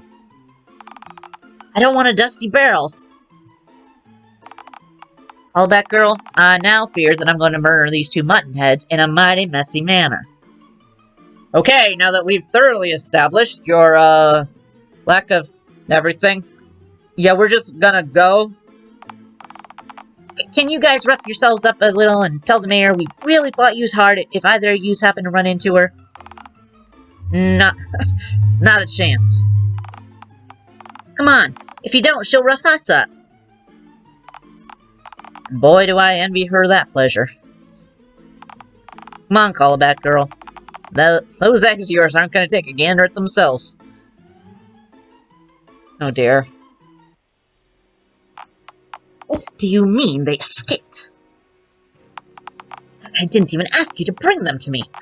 You just had to hold them there. To be fair, they did a good job at doing that for like 5 to 10 whole minutes. The idea of doing the alley ambush was so that you could stand with your back to the alley entrance so they could do the whole differ and dash. There was nothing we could have done, Mayor. That cowboy fella had a gun. You have a gun. You both have guns. Yeah, and when we asked you for bullets... Me making the shrewd decision not to give you two idiots bullets is the sole reason you both managed to make it back alive at all. See, this is why you should have sent yours truly, my ostentatious-headed ally. Oh shit, he's got the eggs with the barcode on. No! For you see, I've got my trusty lever action.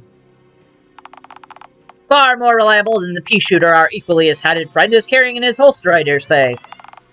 Why is it always hats with him? Right, except I wanted this to be a discreet operation, Leroy. Blowing a cryptid-sized hole in the spook house wall with a barrage of rifle potshots is hardly inconspicuous. Should have sent me instead. They didn't even think to call her while we were distracted, yeah. I'd have stumped them with a mind-boggling riddle till you arrived. Seat warmers don't speak. To tell you the truth, Miss Crown, I don't know if we're exactly cut out for this enforcing stuff. You're right, you absolutely aren't. You're both fired. Get out. Ah, shit, bro. There go our paychecks. Surely they weren't paid. Well, if you needs us... I won't. Well, we'll be, lining the gutter and adding to the town's filth with our own. Good. Do not let me catch either of you near here again. Sad. Jeez, it's always exile with you, isn't it? Incompetent goons be damned. My plans will just have to adapt. Theodore, am I correct in my belief that Bigfoot has been securely placed behind bars? Correct, madam. Madame, sorry. He is safe and sound in captivity, ready to be studied extensively. Yes, yes, and who's monitoring his enclosure at the zoo at this exact moment? Did you perchance wish for me to ask my gift shop cashier to observe the... Oh, for the love of God! Not phone god? Oh, that's why. Go watch the 8 Men, Theodore, and stay there. The last thing we need is a containment breach within a containment breach. Aha, but think of the research possibilities, Your Highness. Why, if we were to gain the opportunity to observe Bigfoot in an uncontrolled environment... Yes, and then think about my chances of re-election. It's a rigged election, it don't matter. Oh. May I remind you that I actually need to receive votes to get re-elected? I mean... So what if you lose the love of the great unwashed? Don't you always rig our elections anyway? He's bringing up election fraud. Play dumb. No, it's okay, I'll engage, because I want more Billy yelling at us. That's exactly my point, you half-pint half-wit. If nobody votes for me, and I still get into office regardless, the dull masses will finally figure out that our ballot boxes are merely poorly disguised swans. Aha! And ballot box, not swan. Then the ballot would get investigated by the commission, and they discover that I hired you to create crude crayon forgeries of the shredded ballots. I'd have to pay a lot of plebes off to make a catastrophe like that disappear. Plebes, probably, because plebeian. Ha! You said cat-astrophe. I have killed before, you know. Oh. Just go, Theodore, and make haste. Oh, and take those ghastly eggs with you, lest their mucus binds them to the table, and they become a permanent fixture in the room. Superb! Onwards and upwards, then. Farewell, my friends. Wonderful. And with that, I've halved the number of cretins left in the room. Do Abel next. Oh, speaking of, Abel. No, please, I have a family! You left the sticky note that I gave you at the side of the green one's nest upon collecting their filthy shelled offspring, correct? Oh! Oh, yeah, I did, sure. Excellent. That's the rest of the plan set into motion, then. The sticky note makes up the rest of your entire scheme, huh? Must be one hell of a note. Oh, yes. I think that they'll find the note compelling, to say the least. Does she know we're illiterate? After all, the note says that if the two don't instantly surrender themselves to me, that I'll be dining on green omelets tonight. Wait, hold on, that's one of them, reality thingies again. Ha, plot hole! Nasty fellers. Will you let God butt in? Sure, tell us about the plot hole, God. What are you blathering about now, you disheveled mongrel? See, that note makes no sense, because you lack the supreme depravity needed to scarf down the immensely feared and cautiously revered nuclear omelets. I mean, she's threatening it. It's not necessarily true. Besides, you just gave the eggs a 0. It's a threat, you dipshit! Come on, God. That isn't a plot hole, my deft-caned screened employee. I simply lied about planning to eat the whatever you called that wretched dish in order to ensure the green one complies with my order to surrender. What, people can lie? My God, that's devious. Thank you. That wasn't a compliment. You just made me use my own name in vain. Wow. Now I can sit back, pour myself a nice goblet of milk, and... Yeah, nah. Excuse me. Lamayo, you forgot to plan for the if Cowboy decides not to bother accompanying that green bozo into the funfair itself. Why would that be an issue? They'd simply reunite once the green one finds the note, and plan would continue as normal from that point. Uh-huh, and which one of the two were you banging on reading the note? Green bozo's illiterate.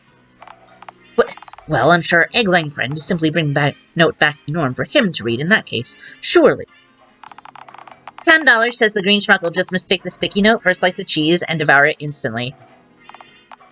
No, even they wouldn't. What color's the paper? Oh, for the love of... It's truly ceaseless, isn't it?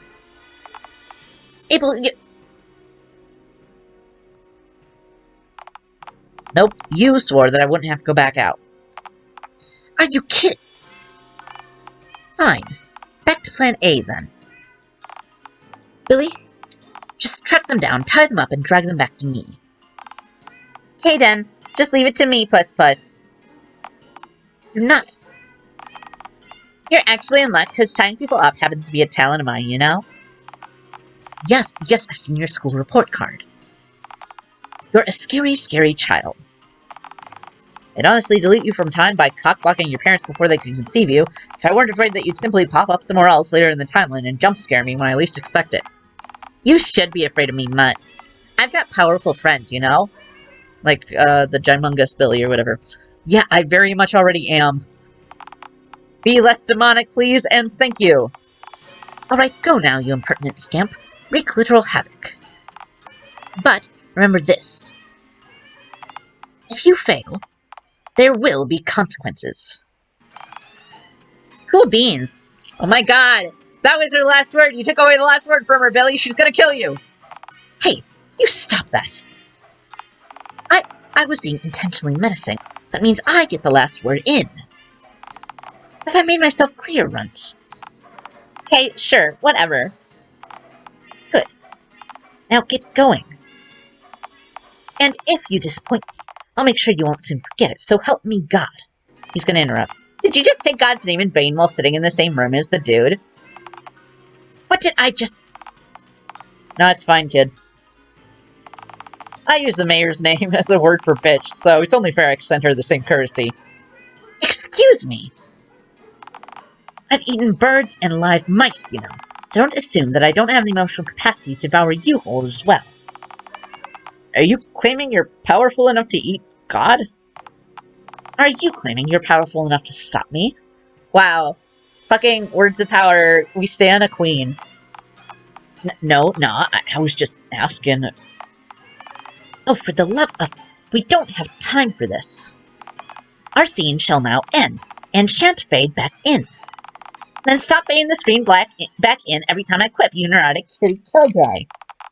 Where did we even find you?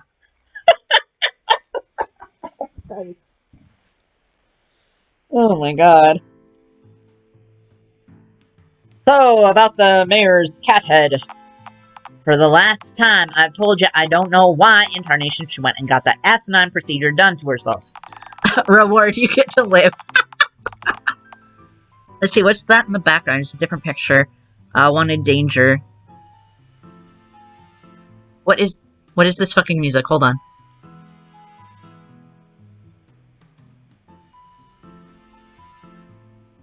This sounds like music from something else. Other than her grandpappy happening to have a cat that looked the exact same as she does now, the connection is lost on me. It just doesn't make sense, you know? What possible normality plan could allow her to be in Dialtown but not us? She's a bigoted, bushy-tailed bandit, partner. She's a nutjob, plain and simple. Report. Trying to understand someone like her will just leave you with a sore noggin. What are we doing rambling around down here anyhow? If we want to avoid getting detected, surely we want to avoid passing through places where we might get spotted by prying pedestrians, right? Oh, relax. You think we'll find anyone down here at this time of night? I mean, Rotary Christ, this place tends to be deserted enough before rat hour hits. Do not explain to me what rat hour is. But you didn't even ask. 'Cause I don't want to know. Alright, you baby. You know, I'm surprised the cesspit trains even run this late at night. Oops, what did I say? Oh, they run 24/7. Oh. Whatever says, gee, why would the woman who idolizes a man with severe dementia want to make herself look like something he had from before his memory was wiped? Aw. That's sad. You made it sad. I honestly don't think this place has even a single human worker left at this point. That can't be right. Who's operating the trains, then? Robots or ghosts? Maybe. That's ridiculous. And the banter exchange? Hey, I said or, not and. Now, both. Both would be ridiculous, alright. Okay, forget me apparently asking about subway specters and such. A more apt question might be... why not just walk the fun fair and just stick to the back alleys and such? That way we'd avoid dealing with wheeled automatons or extra-worldly vehicular visitors. Well, the fun fair's on the outskirts of town. That's a long walk. That's a right sorry place to put your town's amusements, ain't it? Land's expensive in the city, man. I live in a tent in the park for a reason, bucko. We haven't lived there for over a year. Lord, to build a functional amusement park in this city, your roller coaster would probably have to go through the mayor's office. And who'd want to ride a coaster that ends up within scratching distance of...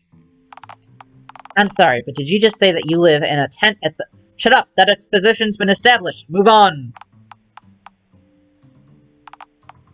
Right, with any luck, one of these trains will stop for us soon enough. Shh. Did you hear that? Hear what? Oh my god. It's getting closer. No, it couldn't be! Partner, I haven't an inkling of what you're... Holy shit! Holy shit!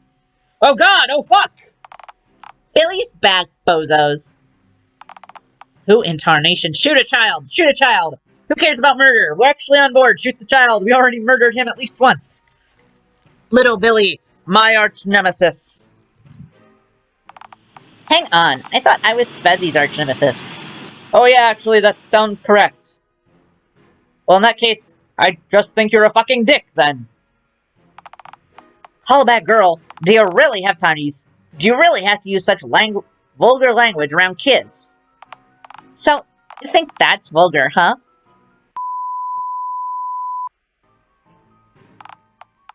Okay, never mind. That was a whole lot of slurs. At least, the words I happen to recognize were all slurs. Hollaback girl, did you teach those words to children in Dialtown? What? You think I didn't invent half those words, huh? Yeah, Krungus wasn't in there. Think again, you bag bozo. What you... Wait, Hang on just a minute. What incarnation is a Krungus, anyhow? Aha! I knew it! It's my pride and joy, bucko. The Emperor Slur. There you go. The word that will be uttered by the one and only Colossal Billy to mark the end of days. This is great. What is this? First, the two weapon-headed gozos. Nope. First, the two weapon-headed goons, and now you. Don't tell me the mayor started building some kind of villainous league to conspire against me and Callback Girl. Yeah, that's exactly what's happened. She named it the Mingling. That's the best y'all could come up with? I actually think that's pretty good. That's pretty decent. Come on. Hey, I didn't name the stupid thing. I'm just here for the perks, man. Okay, can we hurry this along, I guess, then? Yeah, this is only the second encounter we've had to deal with thus far, and it's already getting old. In fairness, the first one was a 2-for-1 offer. Honestly, no exaggeration here, those two fools aged me prematurely. I am aged, Norm. Okay, so here's how this is gonna go down, Bozos. I'm gonna hog-tie you both with licorice, and then drag you straight back to the mayor's office. Knowing me, I'll likely make a game of it, and try to drag you over as much of the broken glass on the pavement as I can. You're one frightening child, ain't you? Funny, the mayor trusts a little child to drag us to her, but not the other two. Well, duh. Unlike those two bozos, I'm cut out for actual crime. I mean, nice. Kill him, Norm. Do it now. I do want more of the encounter, but I do want to tell Norm to kill him. Are you kidding me? Oh, I'm sorry. Did I offend you, huh, Norm? He's a kid, Callback Girl. He's no child. He's a pint-sized demon. I've seen him down seagulls with his slingshot from 20 yards. He's absolutely wretched, Norm. Shoot him now. Also, I have killed him before, and he came back stronger. But back at the cinema, you took Fez's side when I said I was going to snag the mayor. Right, the mayor is a person. I'm so fucking glad that this is a hill we're able to die on. She's a cat-person hybrid and a monster. There's still some person in there. For the sake of argument, she's a person. And this kid ain't? Right, he isn't. He's inhuman. Callback Girl, you know I can't... Oh, so you'll snag the mayor, but spare little Billy? This little runt's only a half-pint. He doesn't know any better. He knows exactly how much harm he does, Norm. He's despicable. You're talking like a loony, partner. Nah, bro, they're right, in fairness. I am pretty deplorable. Alright, kid. I'm gonna state this as concisely as I possibly can. If you don't leave us the hell alone, you're gonna find yourself with a belly full of lead. Are we clear? Oh, as if I'd lose a mark like Froggy McGee and you, Pistol Packin' Pops. Pistol Packin' Pops. Do you have any idea how high your bounties are, huh? For the first time ever, you two are wanted, Sticky. Wait, am I Sticky because, you know, or is Sticky Norm because of his sticky note face? Sure. Besides, why would I give you two up? I know you don't have the balls to drop me, cowboy. You said so yourself. Perhaps not. Perhaps not. Though, I could just hand my pistol to my buddy Callback Girl over here, you know. You wouldn't like that ending, Norm, because I would, in fact, shoot the child. I will do it without hesitation. They'd shoot you dead in a heartbeat. It's true, my index finger is already clenching in anticipation. Norm, you will have the blood of a child on your hands. Well, shit. You know what? Fuck this. Unlike the mayor, I know not to bother with shits I know not to bother with shits that's more trouble than it's worth. And I'll just go watch intensely gory videos to get my anger out. Nice, that's something non-serial killers in the making do. Yeah. Oh, sorry. Yeah, fine, just go. Can I still pew-pew? He's leaving peacefully, let him go. As if you'd have the balls to shoot me anyway, Greenie. I killed you in one route, I can do it again. Norm, I beg of thee, the pistol! I require it! Nah, let him return to his shitty leader and tell her of his failure. failure? Normie dad instincts, I guess. Oh. Hey, this is only the beginning for me, bozo. Once I scrap the whole mercenary shtick, I'll just lobby the government to get my way like a fast food giant or an oil company that drowns pelicans in crude oil. Way easier for me. Peace out, bozos. Man. That is one scary child. Go! Get! Oh my god! Kill Billy! Do it! Huh. You know, I thought you were a better shot than that. I never miss. I was just a touring lad, like when I take pot shots at rogue raccoons that wander on over my garbage can, or at unwanted taxmen. Whatever says no one else is willing to give the kid a chance, that you can chalk it up to Norm not knowing Billy yet. Yeah, I feel like... I feel like... Oh, I wouldn't have missed. Yeah, which is precisely why I didn't hand you the gun. I hope he remembers that when we're, like, tallying up who's murdering who. Man, hasn't anyone ever taught that kid about hell? Does Dialtown not have any churches these days? Most churches in town are only registered as such for tax reasons. Like our local, it ain't a sin if you put your crumbs in the bin donut store. That's so good. This place makes me sick to my stomach. We do have one real church that I know of, but... well, word on the playground is that Billy has an eternal ban there. Eternal? You mean a lifetime ban, surely. No, it's eternal. Applies to his corpse, too. The priest's terrified that Billy would arrange his casket booby-trapped if/when he dies. It's definitely an if. And, like, sneak a cannon in there that shoots raw meat at the congregation. Or, you know, set up the funeral buffet food to look like tiny toothpick chunks of himself. Didn't that happen in, like, Huckleberry Finn? Not that literally, but... so, I guess the priest ain't banking on the little varmint suddenly seeing the light then, huh? Oh boy, no! Priest says that kid's a lost cause, whatever that means. Jesus never called even one of the sinners he met a lost cause, for the record. Jesus was never forced to use the word swanicide once in his entire life. Did Judea even have swans back then? Hey, you're missing out on the swan in ancient Judea conversation.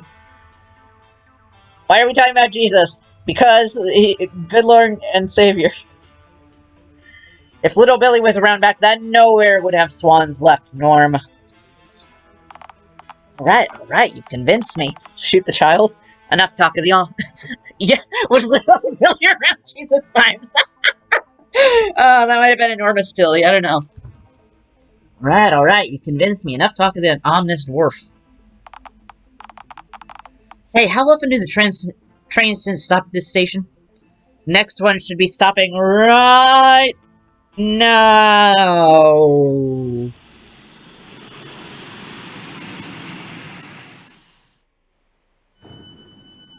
He's so grumpy. How in tarnation did you... echolocation! Get it. Let's just board the train and be done with it.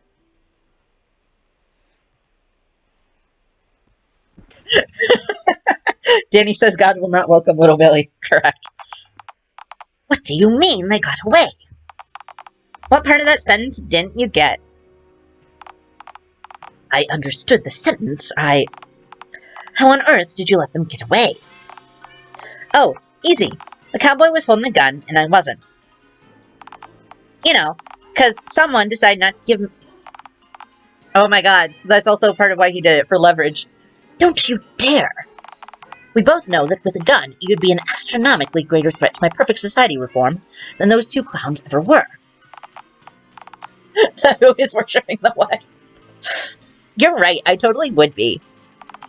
Either way, they're on their way to the fun fair right now. So, nothing has changed much, aside from you somehow looking like even more of an incompetent hack than you did before. Billy, I mean this in the nicest possible way. I am going to club you to death with a fucking hammer now. Right, except you can't do that. I can, and in fact, I'm currently probing the immediate vicinity for the nearest hammer. But I have information. Alright, you know the shtick, half-pint. Spill the beans, or I'm going to show God what your beating heart looks like. I'm honestly just curious to see if he really has one. God is on board the Killing Billy train. Choo-choo, motherfucker. I'm half expecting like a miniature limestone obelisk that says something akin to "I died for the Bants" on it instead. The Bants? What? So basically, the cowboy is planning to fill you with bullet holes once they arrive at the fun fair and see that the hobo goblin's wretched offspring is missing. Huh. Alright, now, can I take out a loan to start an oil company? I want to kill pelicans with crude oil. Are you serious? You're asking me this right after you alert me to an assassination plot? So, is that a yes? Yes, obviously I'm going to give you the loan. Now get out! Let the adults and God discuss this. Oh my god. Man, you went from having a cryptid eating your trash to playing target practice with the sheriff the time forgot. You should have just taken a leaf from God's book and done nothing today. Always a winning strategy. You don't understand. I had to get rid of them to recreate the post... Hey. This is fine. We know they're coming here, so... I can set an ambush. No. A trap. Okay, Fred Jones. Put a bucket above the door filled with scorpions, perhaps. Huh?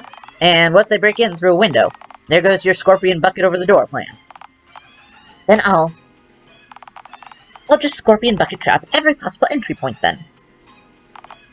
Ma'am, with all due respect, I've seen the contents of your scorpion drawer.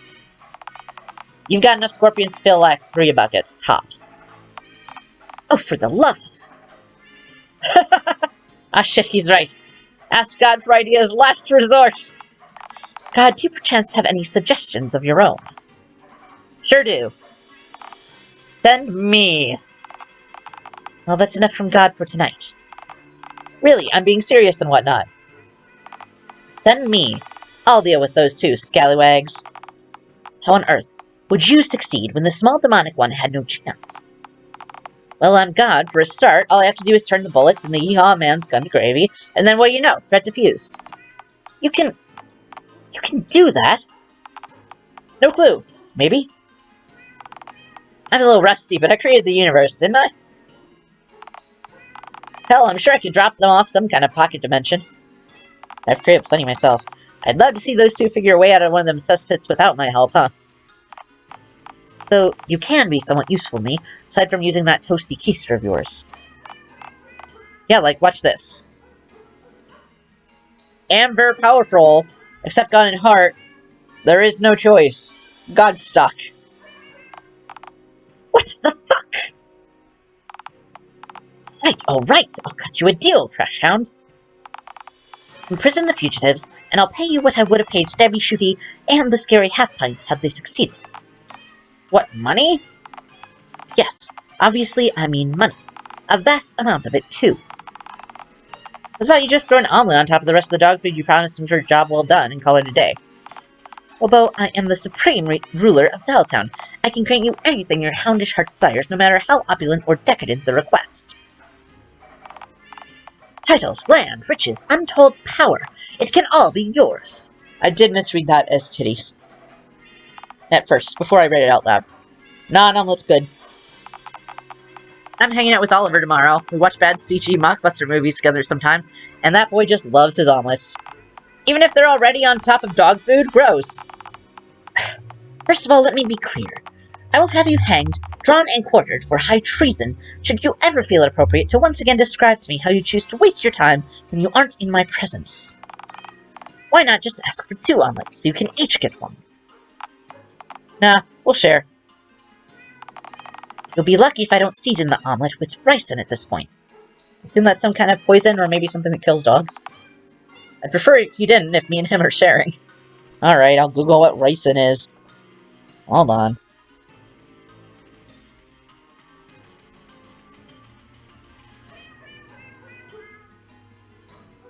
Natural occurring lectin from the castor oil plant. Oh, yeah, it's a highly potent toxin. Okay, cool. Oliver's probably allergic to poison. Fine, fine. Just go. Contain those two meandering fools, and all that you crave shall be yours. Is this another fake out? Ah, nice.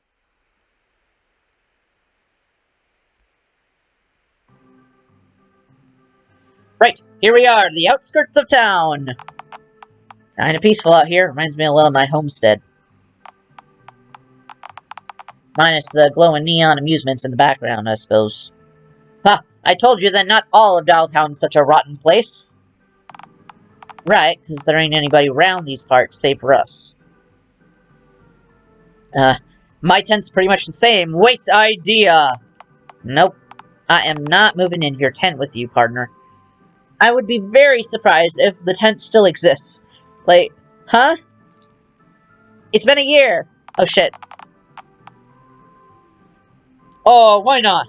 You said that your tent's over in the park, right? Yeah, it is. Why? I don't think I could resist the urge to shoot every swan I see. Vicious bastards. Oh man, Randy's gonna love you. Oh my god, we're gonna get to see Randy! Actually, I'm gonna ditch you and date Randy. Sorry, Norm, this is the Randy route again. Who's Randy? He's a friend of mine and a former mortal nemesis to Swankind. Also the love of my life, but we don't remember that, I guess. Oh, and you're about to meet him! For a green scoundrel, you sure are well connected, ain't you? Wow. And by the end of tonight, you'll be well connected too. Not if I can help it, I won't. I still don't get your weird vendetta against innocent residents of Dialtown. Partner. If ordinary folks let bigotry reign supreme and just watch you get mistreated without lifting a finger, don't you think they're at least somewhat complicit in your mistreatment? Malice triumphs when good folks just look on. I stole that quote from Martin Luther King Jr. and then slightly altered it to sound a little bit more country. Right, but Karen and Oliver helped us out. Alright, those two may have assisted us, granted. And Randy's gonna help us too! Definitely, for sure. You really think so? I know so. Now, come on, Randall's a-waitin'.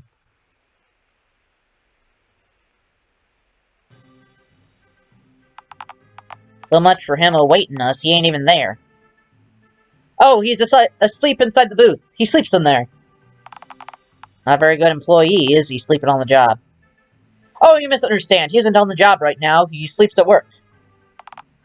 Partner, I don't mean this in a mean sort of way, but I reckon if the human ancestor that sprouted legs and crawled out of the ocean knew that that first resulted in Randy's life being a thing. What the fuck, dude? I honestly reckon he'd crawled back on back in the ocean and gnawed its own legs off just in case he changed his mind and wanted to give Evolving another go later on. Dude, all you know about Randy is that he sleeps at work. Dude. Hey now, a year ago, he slept in a dumpster. Huh. Well, that's progress, I suppose. Alright, we're gonna need to wake him up. Oh, that's easy. I know just how to wake him up. Is it shooting gun? Wow, great. Just be careful, he's kinda skittish and the slightest... Yeah, how'd I know? Yeah, the wars, Call him that girl? And a cowboy? Oh Lord, I haven't seen you in a whole year, my phone is ringing. Hold on.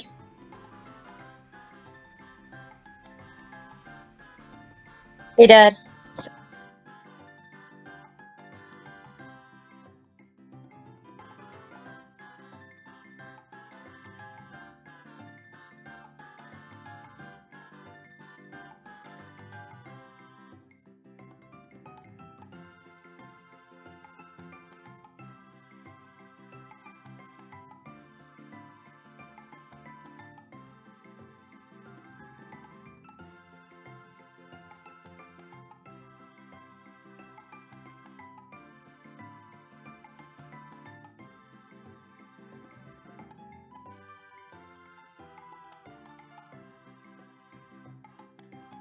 Okay, sorry to leave you all there. What are you doing here? I gotta get back into Randy. Hold on. Hey man, yeah, we kinda need a favor. Oh, but first, meet Norm. Norm Randall. Randall, Norm. Hey, Say, what's in the paper bag over your head, friend? Wait, are you also trying to conceal your hideous face from the world? Didn't work for me. People said they could still smell my virginity through the bag. Please cease your gibbering and jabbering, partner.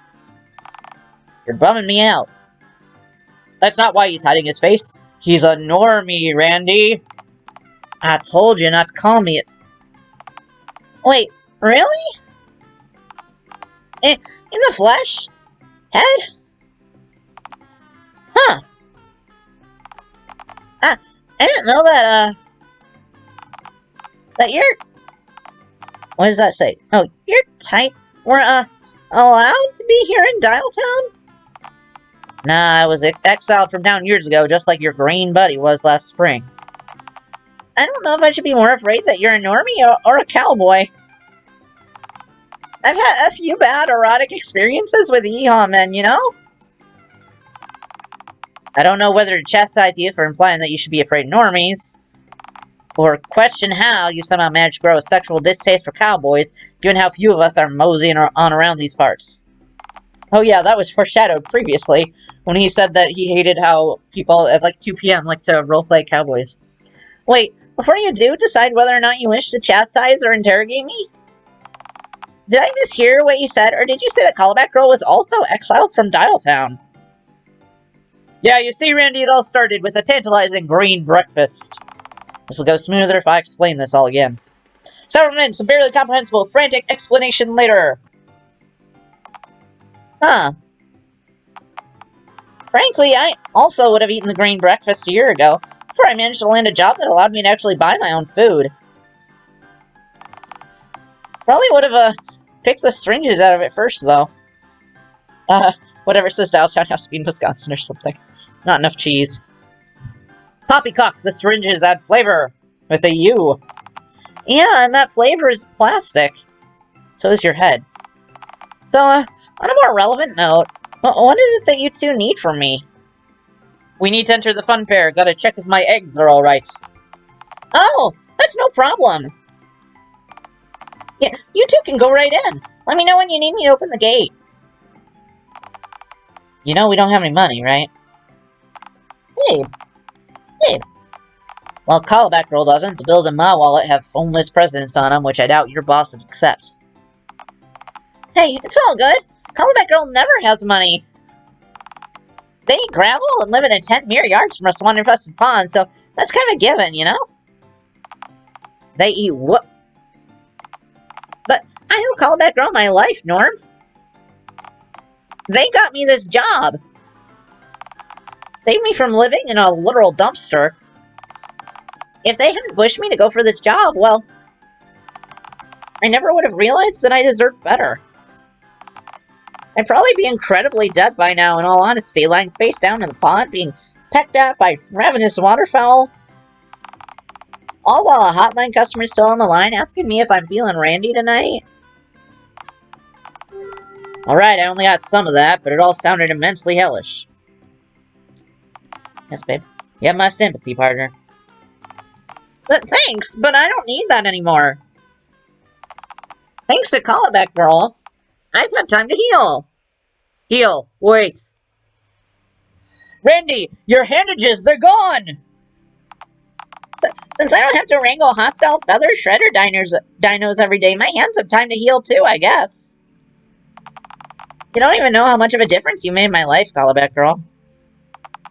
I never would have stopped feeling sorry for myself or realized that my happiness is in my own hands without you. Jeez, is there anyone in Dialtown that you haven't helped, partner? Yeah, I only help them if they sleep with me. It's kind of a messy gig. This is starting to get borderline ridiculous. Hey, it's no coincidence, Norm. They even gave me a new head for my bandage. Normally, I'd presume that you said those two words the wrong way around, but I've seen weirder things today. Oh yeah, no, I was always messing up my greeting at the, Here's a fun fact. The first thing that I ever said to Callback Girl was an immediate fuck-up. Set the bar at an appropriately low level the moment I began talking. And still, Callback Girl gifted me my new bandage and made me feel like a sweetheart. Aww. Every day, I try to live life decisively to live up to the bandage's expectations. They say you gotta fake it till you make it, after all. What I'm saying is, Callback Girl doesn't give up on people. You didn't understand that now, yeah. Also, I think they once punted Billy into the sky and went to jail for murder? So don't let them around any kids. He's right about himself, you know. It's safe to hope again, Norm, I promise.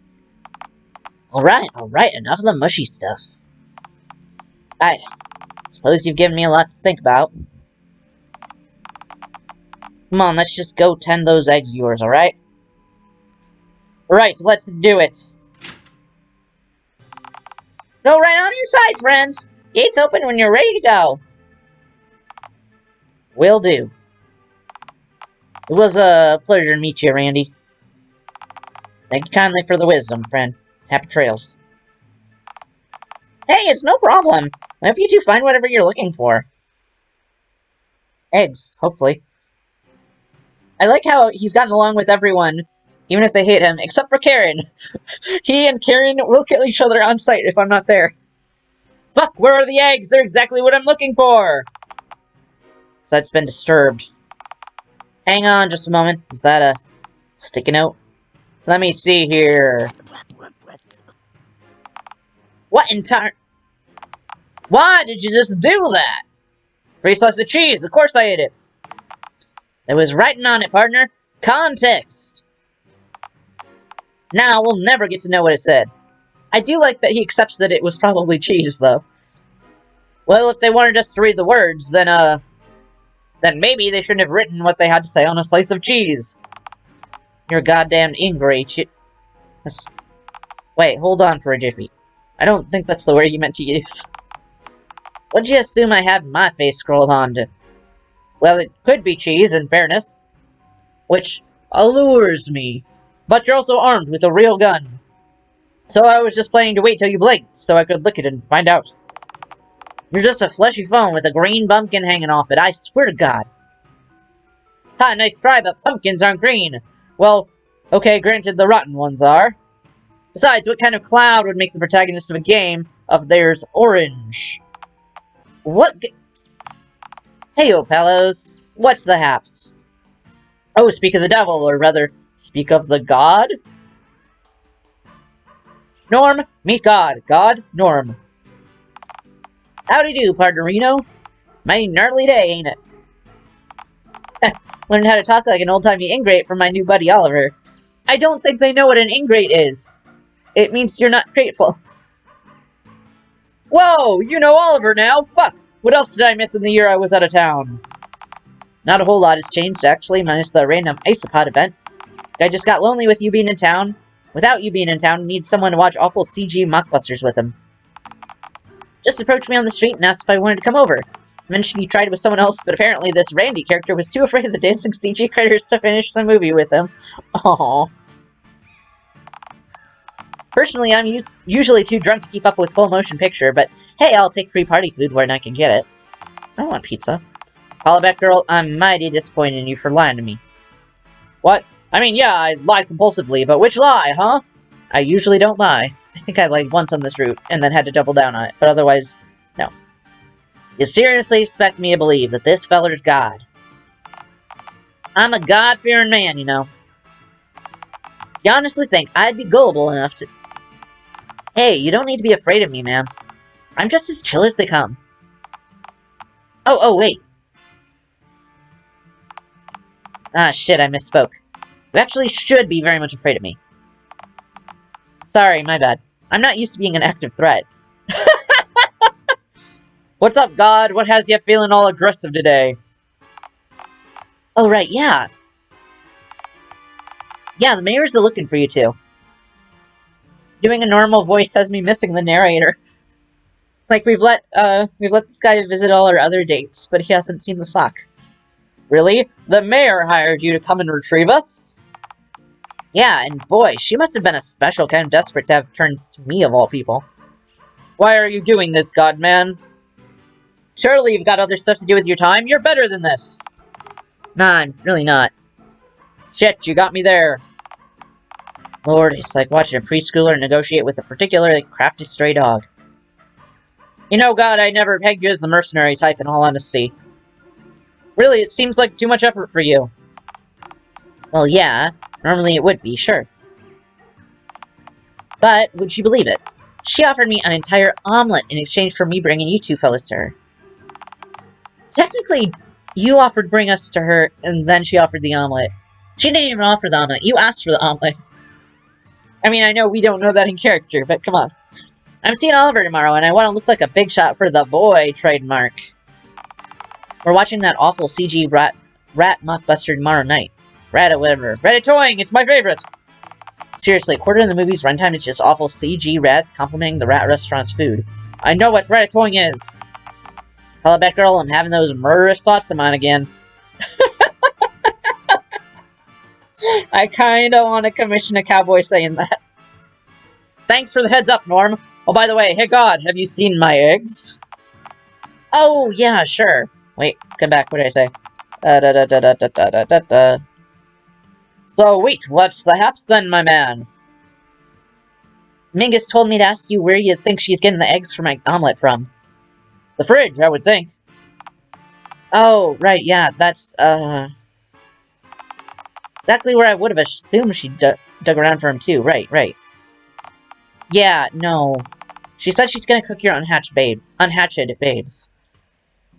No, that's like 5 omelets worth of egg, though! I do appreciate how distressed Norm is already. What's she gonna do with the other 4? She said she's gonna slap the rest of them into a big old pot and make herself a massive po' boy's gumbo. That's really lame. I hate it when the mayor devours my younglings.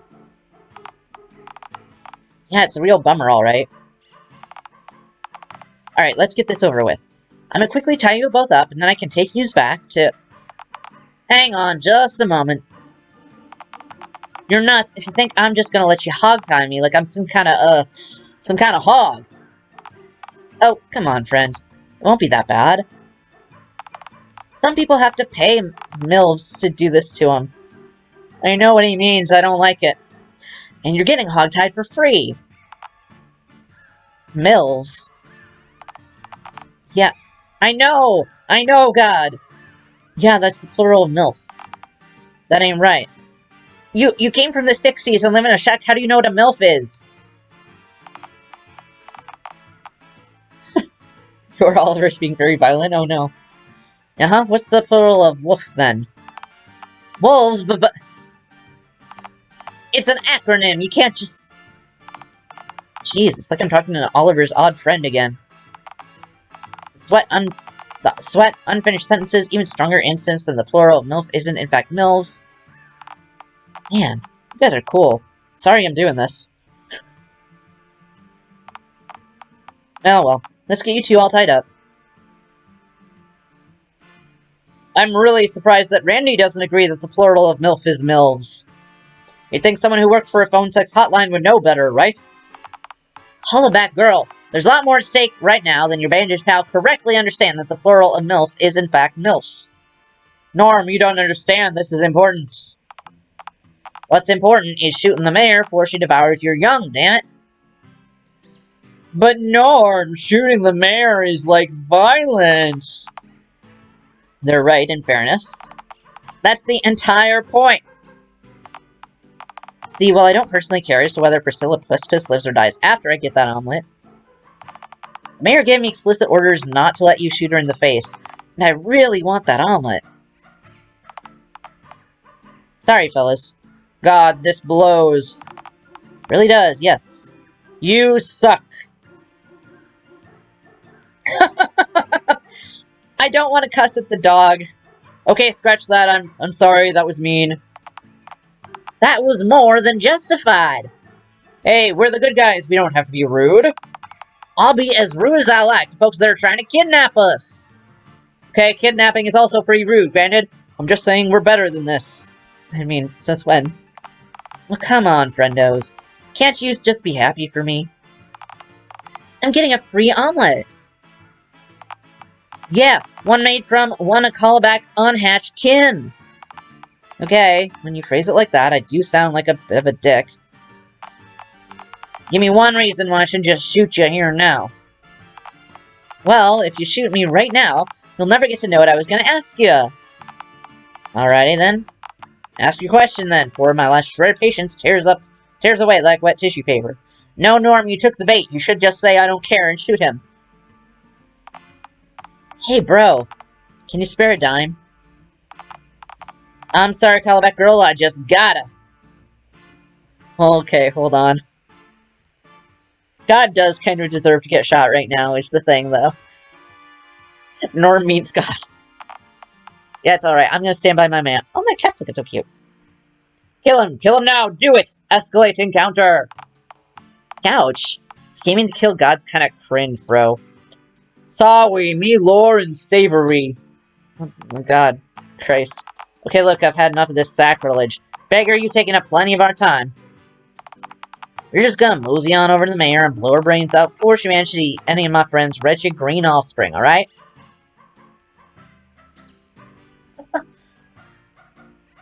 No, we're already friends. When it was Jerry saying friend, that was a momentous occasion, but he's been following us around all day.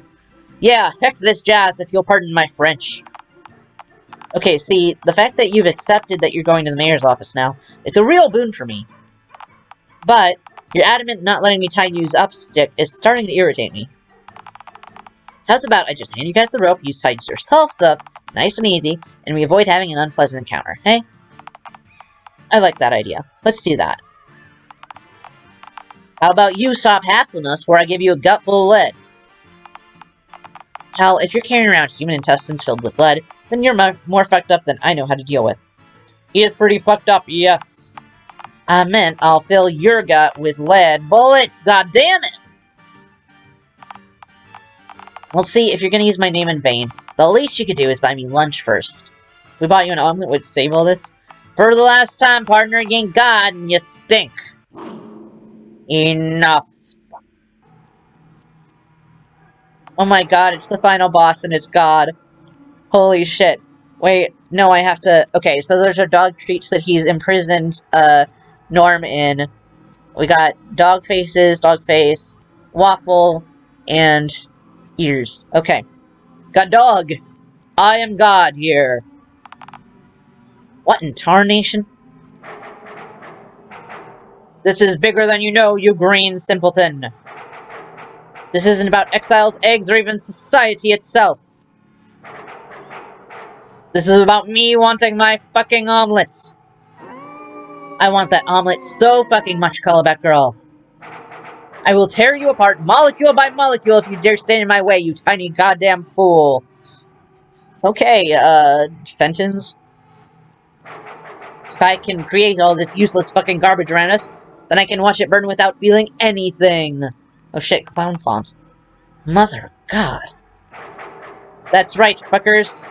I'm going Old Testament style again. It's omelet time. So this is who I've been sending my prayers to for my whole life?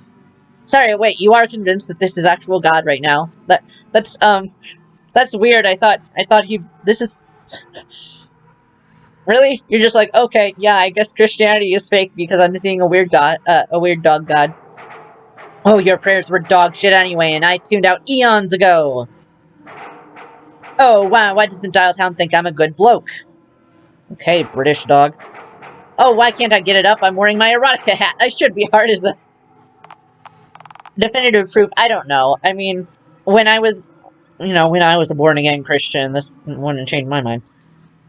Hey, those are meant to be private. I really hope the hat you're wearing right now isn't your erotica hat. I mean, it's not like it worked to get him up, so... The only prayers I still listen to are from that Johnny Lincoln kid from Dayton, Ohio. He prays whenever he sees a cool dog to tell me about it. That's a very cute dog face. The rest of y'all just use me as an all-powerful agony aunt, and my cosmic mailbox is full to the brim already, thanks. Such rage, God. This isn't you. This isn't your heart. You've sold out, man.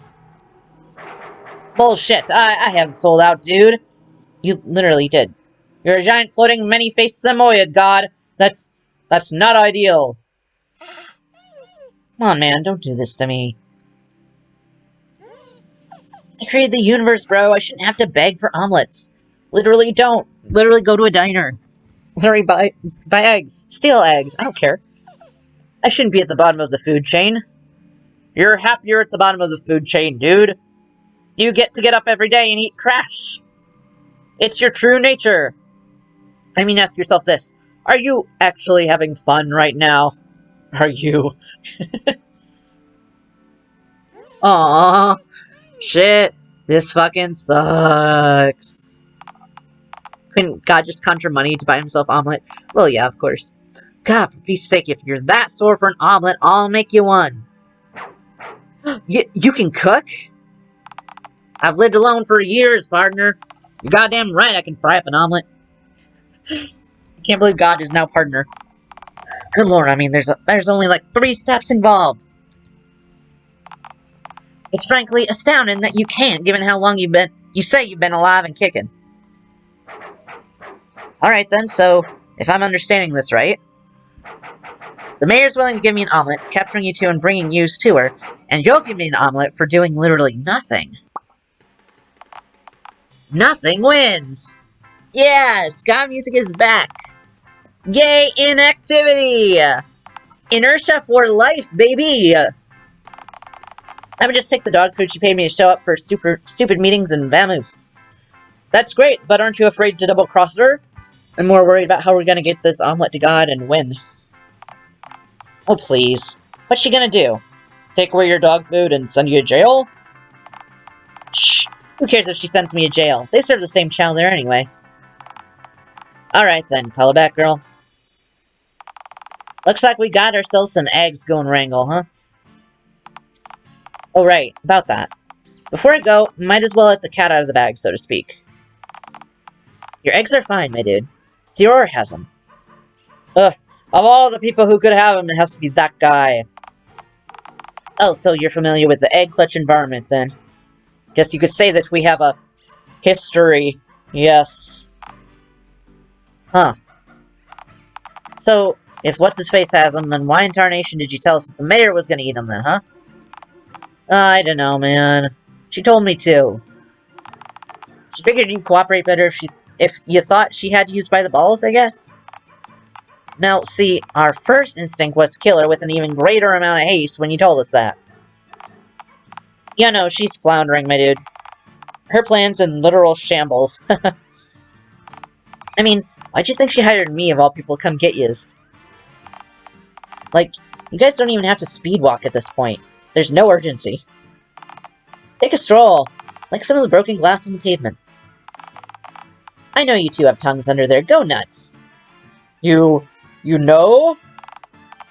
Thanks, partner. I suppose I'll see you around, especially since you're apparently everywhere. He's taken this entire rejection of Christianity in the past 1 minute thing pretty good. You think I'm everywhere? Ha! I'm barely here right now. Okay, maybe... I don't worry your little fleshy noggin about tracking me down. I'll come find you next time. I won't forget about that omelet. Chow! Oh, it's been a while since we got chowed. You know, some days I often found myself wondering why a loving God would leave my prayers unanswered, but now... Well, now I reckon that may have been a blessing in disguise. Sheriff Softy. Hee, erectile dysfunction deputy. You done? Butch castrated Cassidy. I didn't know I'd be saying these things when I chose that. You're done. I swear, you pray God about a one-time problem. So, about that Theodore fellow the bum mentioned. I mean, God. It's much easier for me if I just pretend he ain't God. Fair, continue. Danny says, never thought I'd have to dive after my dog named Oliver Swift to get him to stop stealing my shoes. What? You mentioned that you and this Theodore fella have some kind of history? And from the tone of your voice, I gather y'all didn't exactly frolic and pick daisies together.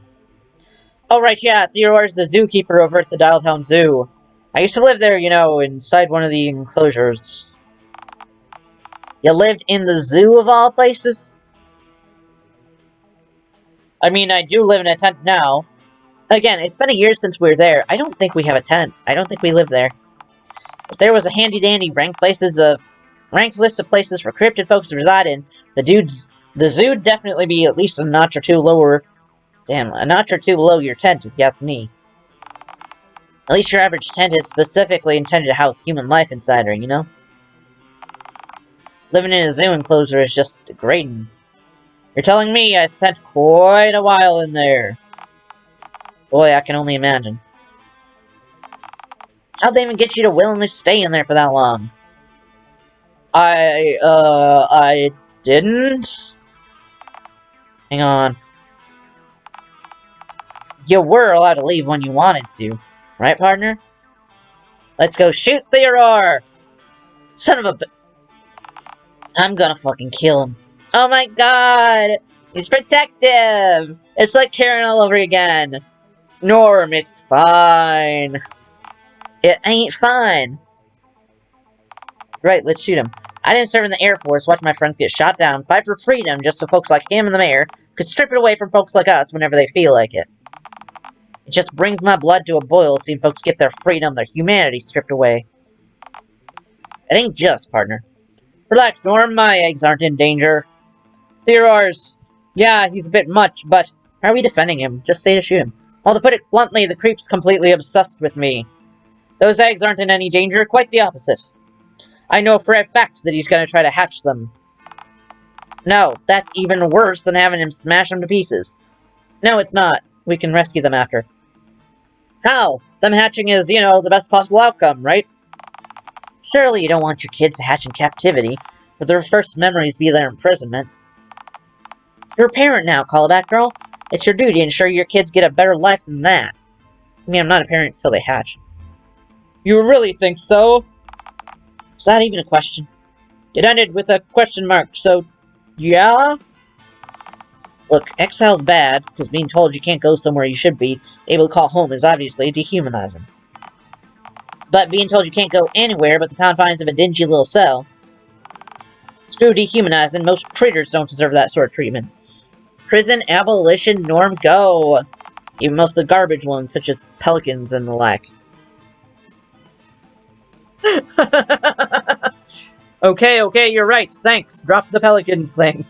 I don't care about the pelicans. Anytime, partner. I wonder where Bigfoot is. It's strange the slice of cheese on your face didn't draw him out. First of all, again, not a slice of cheese. One man's cheese, Norman. And secondly, I'm sure Bigfoot ain't anywhere around here, seeing as he doesn't even exist.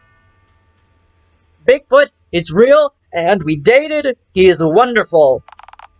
Bigfoot ain't real. I simply refuse to budge on this. You just saw a weird god Samoyed. Come on. Okay, agree to disagree, alright? No, I refuse to budge on this asinine notion of yours. Bigfoot ain't real.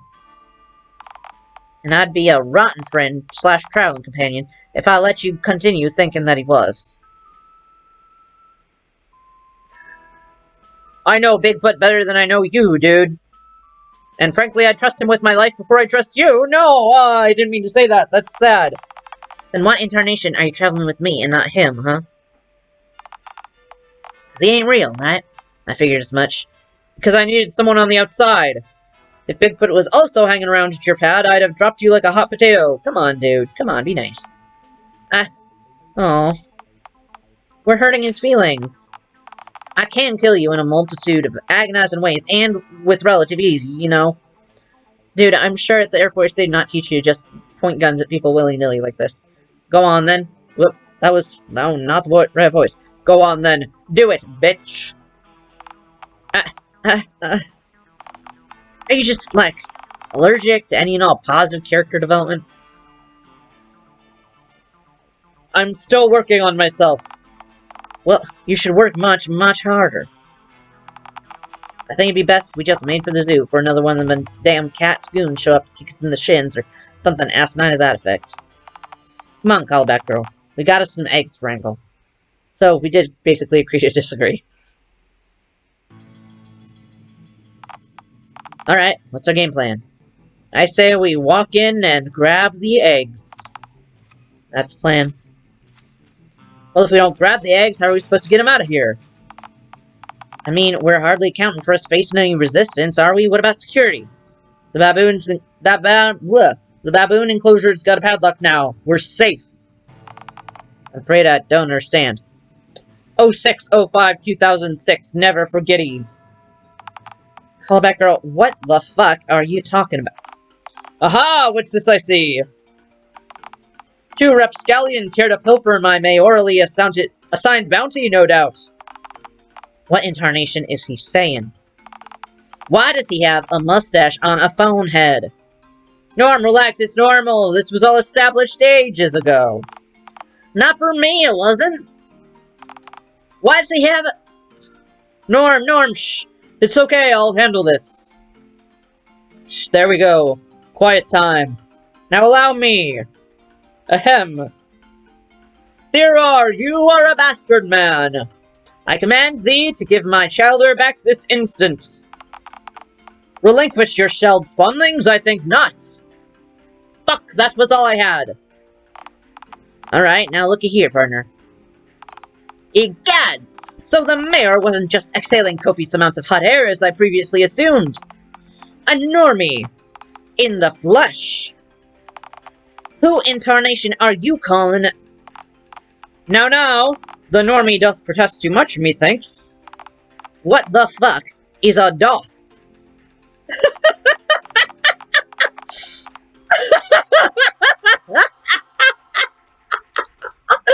Oh my god. I'm glad that Norm got the idiot ball for a second.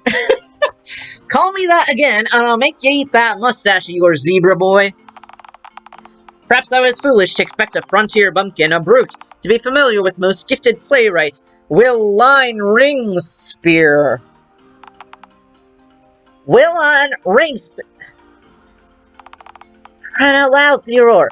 His name was William Shakespeare, and his plays were agonizing to sit through.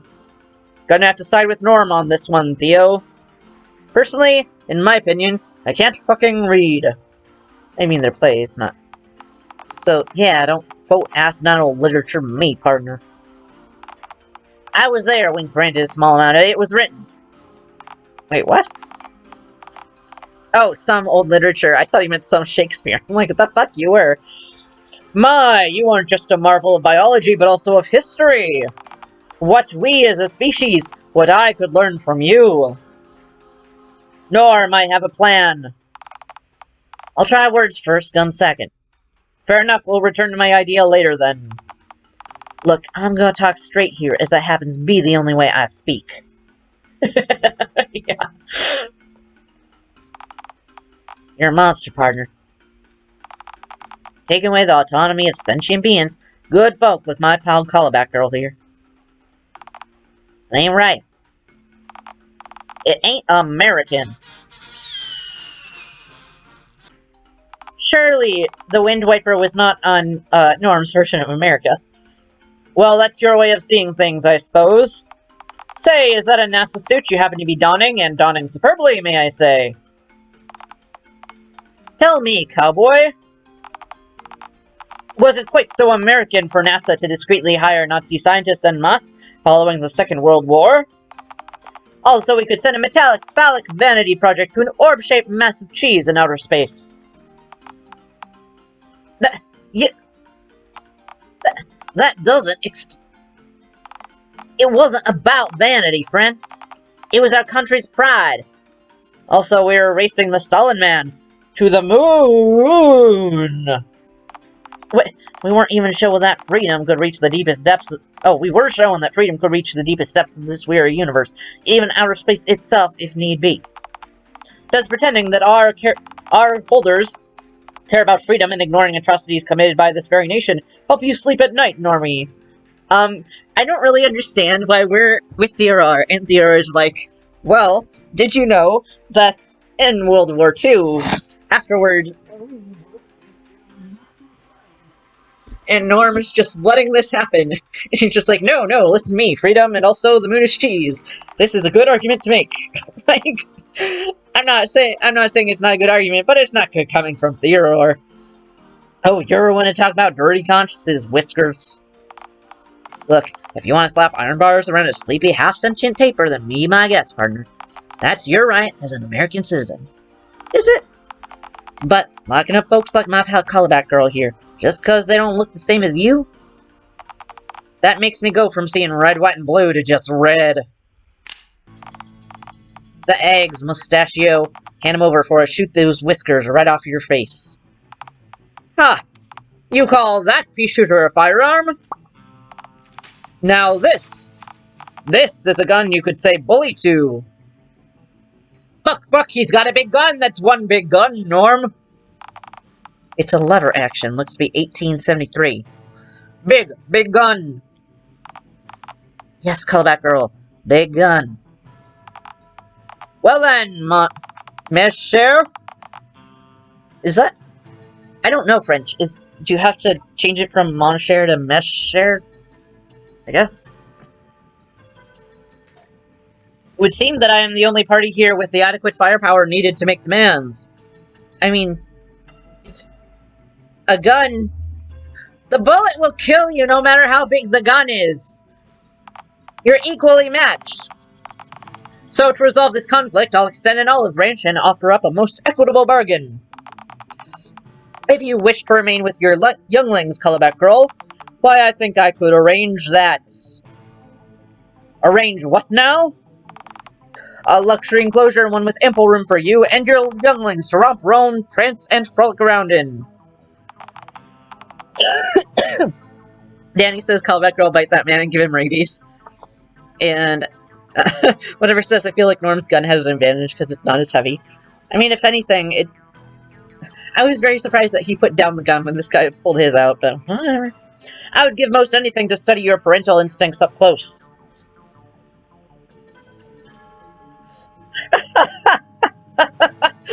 These are all bad. That chance, Theofuck, I'm gonna put cigars out on my babies just to spite you. What the actual fuck, Callback Girl? Norm, I was bluffing. Were ya? I'll leave that up to witness interpretation.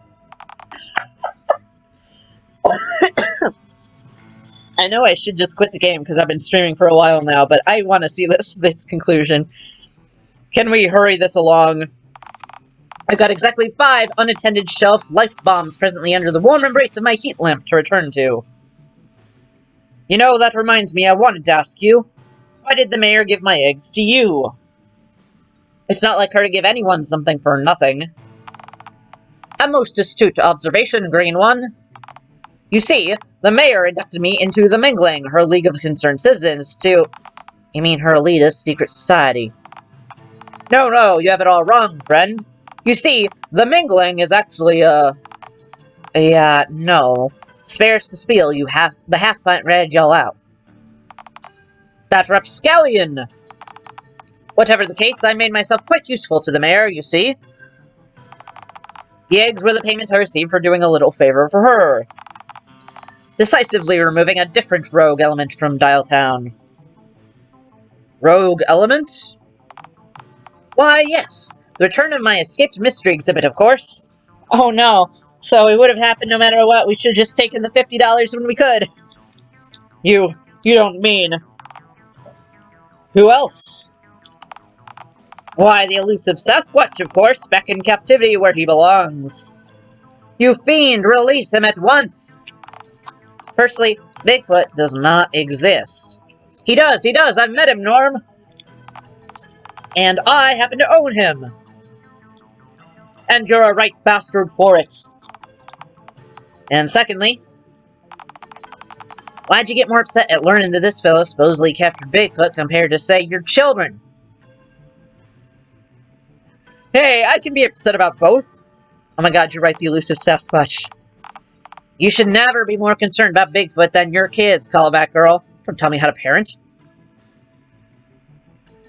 I've met Bigfoot. Those little fuckers haven't even hatched yet. Unbelievable. All's fair in love and zoo, Norman. Oh, I'm sorry, that was Southern. All's fair in love and zoo, Norman. Lord, give me strength.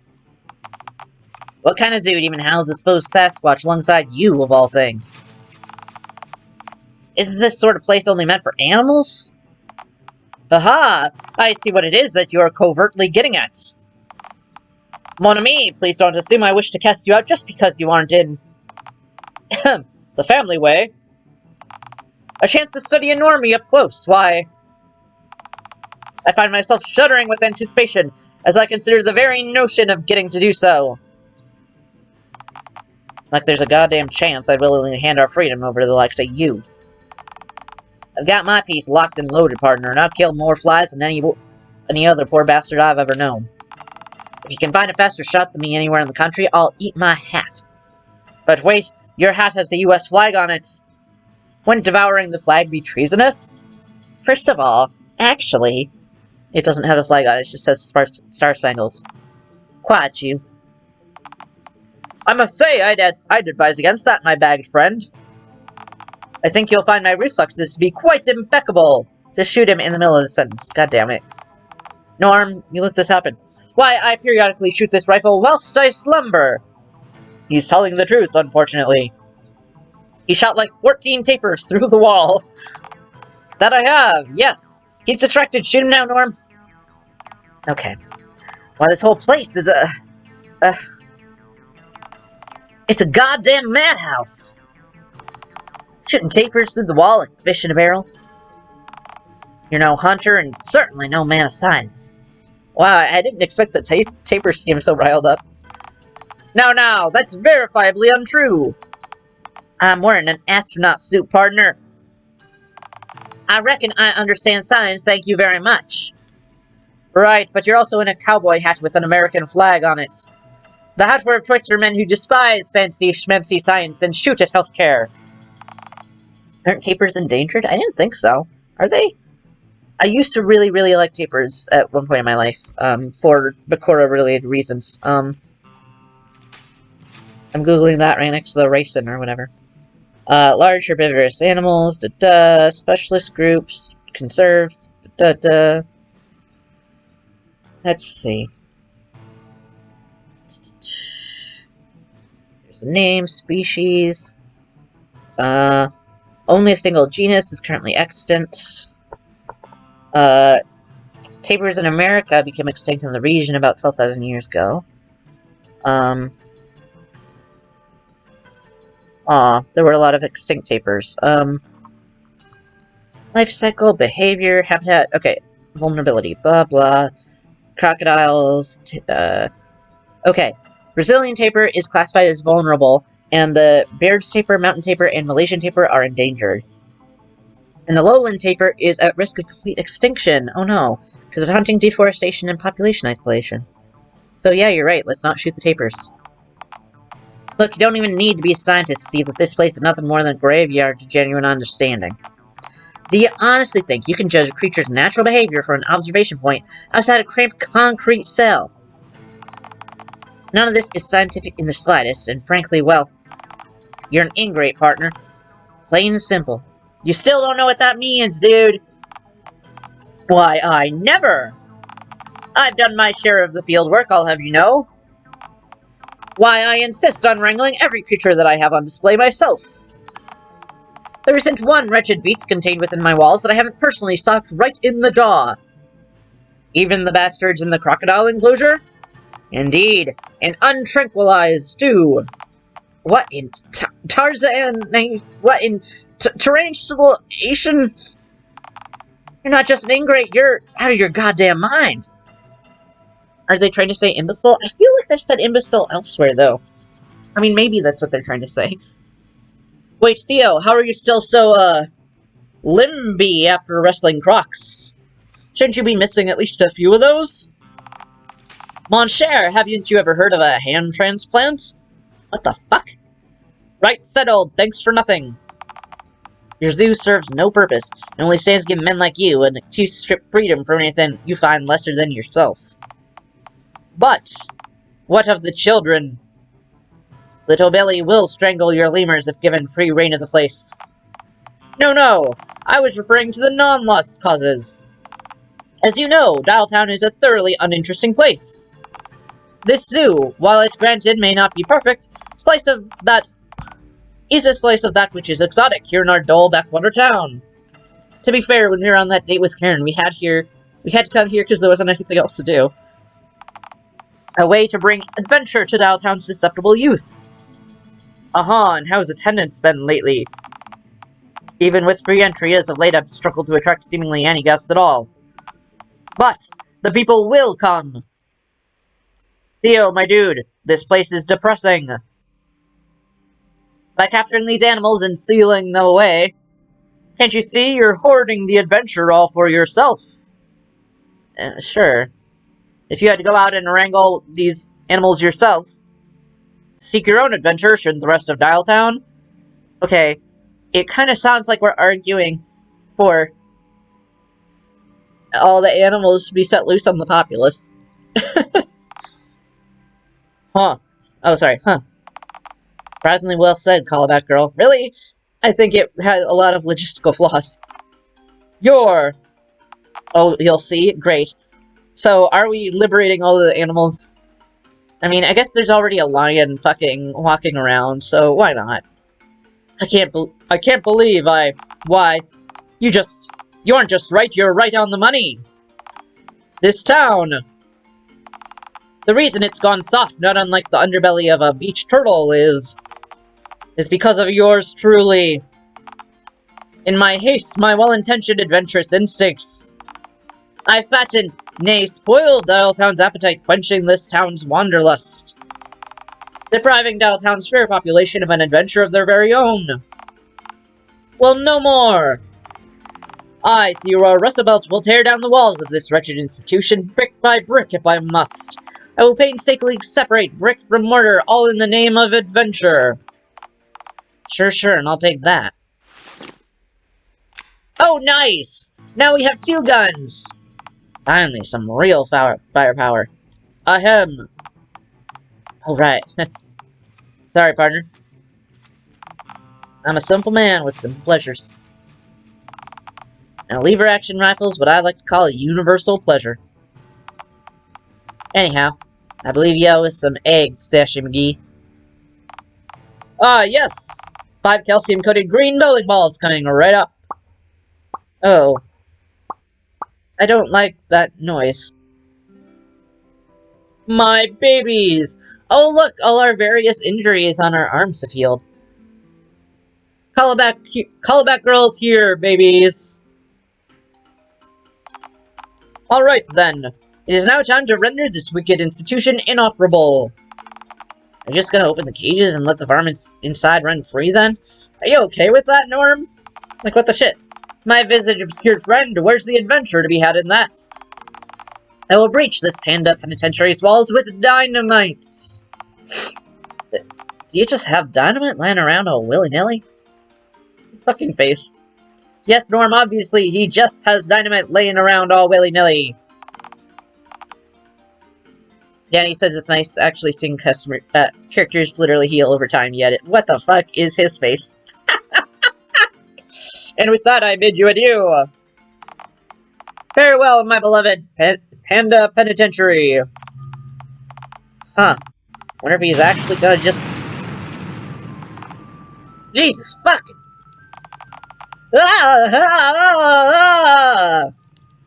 You okay, Norm? No, I'm pretty fucking far from... That mustachioed fella could at least give me a warning for he... Doesn't he know I have ears under here? Hey, I do too. Do I? Granted, my hearing's been less sensitive since I burnt my eardrums out. How on earth did you manage that? I like that we get to choose our own backstory here. Stared at the sun for too long. What? That doesn't affect your...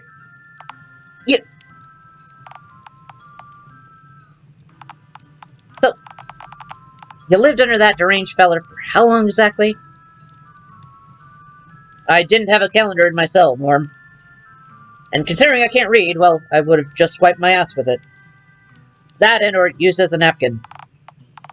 You know, I can't tell if I respect you more for seeing what you lived through up close, or just fear you a little now.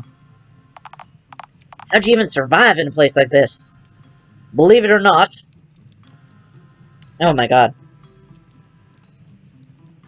I know that that's all, make it through anything if there's something to reach for, but surviving actually comes quite naturally to me. I do it all the time. I don't know if you realize it, but that's one of the most unintentionally profound things you said all day. I don't like this. No shit, everything I say is profound. I'm not going to moan at him, jeez. Even Lex, if I want to die like Elvis, fat, sweaty, screaming on a toilet. Especially fucking that, yeah. Is that? No, it couldn't be, is it? Callback girl, what are you talking about? Bigfoot, my darling, it's you! Holy shit! That's fucking Bigfoot! What the fuck? Shh, baby, it's okay. This is Norm, he's a friend. Yes, baby, he's an ally of the Squatch. Oh, that's a paper bag, don't eat it. He's covering up his normie face, isn't that right, Norm? Was Bigfoot just real the whole time without me knowing? Why didn't anyone try to tell me? Bigfoot is rare, Norm, very elusive. He's a sprinting ape-man. How in Tarzanation has he evaded capture for God knows how long? Oh, cute. Oh, I thought he was just saying he hid by, like, covering his eyes. Okay, let's all just calm down. Bigfoot, come out from behind your hands. There we go, baby. Now, the other one. A minute ago, we were negotiating with a mustachioed zookeeper holding a rifle, and now we're coaxing Bigfoot out from behind his own hands. Okay, this isn't, like, that weird. This is surreal, and that ain't a word I've had to use to describe any part of my life where I visited this here godforsaken town. There we go. See, Bigfoot? Norm familiar. Norm friend to Squatch. Remember Noses Bigfoot from before the dial-up? He's one of those fellas, Bigfoot. He's got lips. Whatever says I think we're still dating Norm. I hope so, yeah. Why'd you tell him that for? Now you're making it sound like I want to kiss him. Well, do you? Obviously not. Don't let me using male pronouns throw you off. Well, I haven't personally inspected. Bigfoot could be biologically female, is all I'm saying. Are you Bigfoot? Nah, don't do this to me. You can't do this to me, Callback Girl. I mixed up enough without having to envision a world where me and Bigfoot are capable of breeding. And we did already, in character, refer to him as someone that we are dating in the route, so, yeah. See, I just mentioned lips, now you're the one talking about fucking Bigfoot. Why you... Norm, please keep your voice down, he's easily startled. You must approach him gently, with an apple in your outstretched palm, not unlike a wild horse. Lord, this is weird. This is all somewhat less weird for Bigfoot, I'm sure. After all, he also lived through a time when folks like you existed and frolicked around freely. Did he? Because we know, like, he gave us a picture of, presumably his mom and dad, and then he was the little one, unless he was supposed to be the dad in the picture. And they all had camera heads. To him, you are normal. Huh. Plus, you know, Bigfoot is very familiar with who I am, of course. Alright, forgive my lack of tact, but I gotta ask. How in tarnation are you acquainted with Bigfoot of all folks? Yes, Bigfoot, what we have is indeed very special and whimsical. When did Bigfoot sightings even begin? I don't know. Like, I feel like the camera footage is like 60s or something. I assume it was actually, like, I don't know. I feel they were obviously bipedal. And, like, it's a dude in a suit. It was a dude in a suit, like, for sure. You see, Norm, long story short, I once tried to domesticate Bigfoot. I did try the murder route, but then I didn't. How would that work when you're completely feral? Yeah, see, that was but one unworkable obstacle of many. The biggest one being, this is Bigfoot we're talking about. So you're the one who taught him to keep his cool around humans then, right? No, I had plenty of experience with humans already, I presume. That can't be right. You fought in the Korean War, right? How's your Korean? I could speak it possibly years ago, I suppose. If you can learn a language dropping bombs from planes, Bigfoot can sure as hell learn about humans sprinting through this nation's forests and national parks. Who knows, maybe Bigfoot even managed to learn a few human words. I mean, he can apparently understand us. If so, do you think he'd understand things like human profanity, or would those words be Greek to him? Good question. Do you know fuck, Bigfoot? Don't phrase it like that! You're playing with fire when you ask Bigfoot stuff like that. At least tie him to a post for a bit, or put collar and leash on him before you ask him questions like that. Please and thank you. Whoa, whoa, a moment ago you were all about freedom. Someone's a wee bit of a hypocrite, aren't they? Or sorry, ain't they? I'm also not really sure what he's getting at. First of all, that ain't a natural sounding use of the term ain't. Secondly, for your information, my moral compass ain't calibrated for a world where Bigfoot just happens to be running around amok in my immediate vicinity. So, can he speak? Well, no, not really. Not really? What do you mean by not really? Well, you see, I tried to teach him to speak fluent English, but when he wasn't getting it, I kinda got fed up and immediately gave in. Moved on, put a necktie on him, and got him to successfully operate a toaster. Yes, Bigfoot, it was an unmitigated disaster. Bagels should not glow nor hum faintly upon taking them out of the toaster. But he almost figured it out, Norm. Oh, what the hell, I might as well ask. Bigfoot, do you have any wisdom you'd like to impart on us? Something you learned from me, perhaps? Oh, please. Like, he's just gonna... What was that, Morse code? Christ above. Ahem. Me, good. Bigfoot, good. You, good. You, good as are. Okay, there he goes, sprinting off into the woods. Huh. Think he decided to leave at that moment because he sensed he was no longer needed? That his work here was done? Nah, he, just sorta does that. Huh. You know, I have to admit, I'm a tad surprised. Actually, nah. Referring to how I feel right now as simply being surprised is like calling the twister that sucked up your paw a light breeze. Is that a country expression, or like... Look, when we met, I figured your talk of helping folks was nothing more than manipulative horseshit. You were nothing but a green charlatan trying to sucker me into letting you use and then discard me like this country had. But you helped raise Bigfoot's self-esteem. Is there even a word in the dictionary for the kind of good deed where you give Bigfoot a helping hand? Technically, I first tried to use him to kill people, Norm. There certainly ain't one in the Bible, that's for damn sure. I'm sure there is too, it's a thick book, it's likely in there somewhere. Is there anyone in this town that you haven't helped? Yeah, I listed them all off at the start of this route. Don't exaggerate, dude, I'm just a baby. I'm happy to agree to disagree, provided you don't refer to yourself as a baby in my presence ever again. Deal, lie.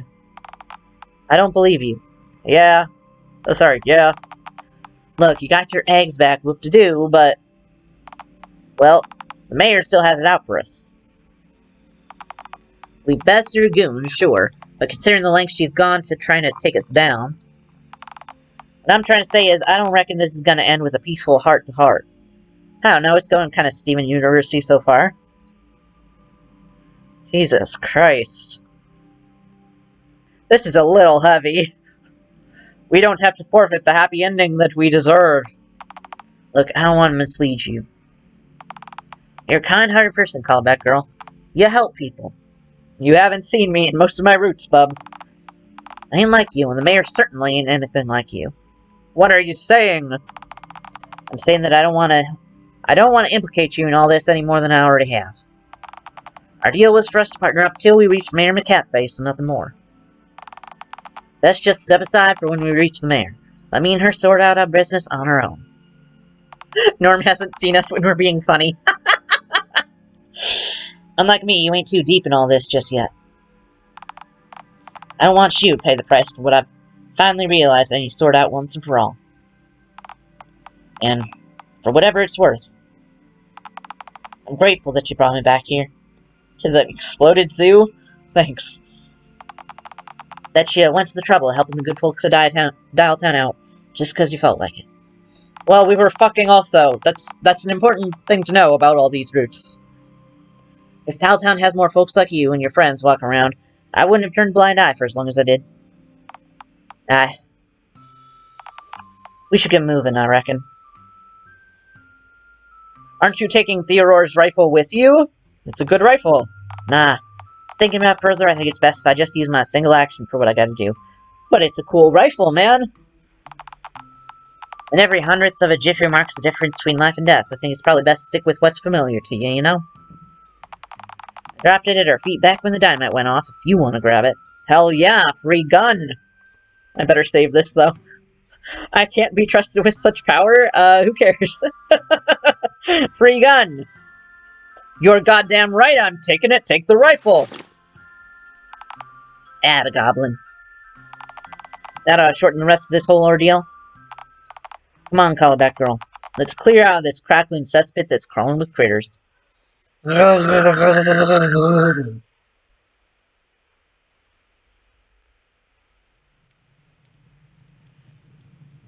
Well, this isn't much of an improvement. I'm genuinely surprised that it's gotten this bad. I reckon the zoo's walls would have shielded Dialtown from even some of the raging inferno and the riled-up animals. I'm not crazy about the fire, to be frank. I could give or take the random berserking animals, though.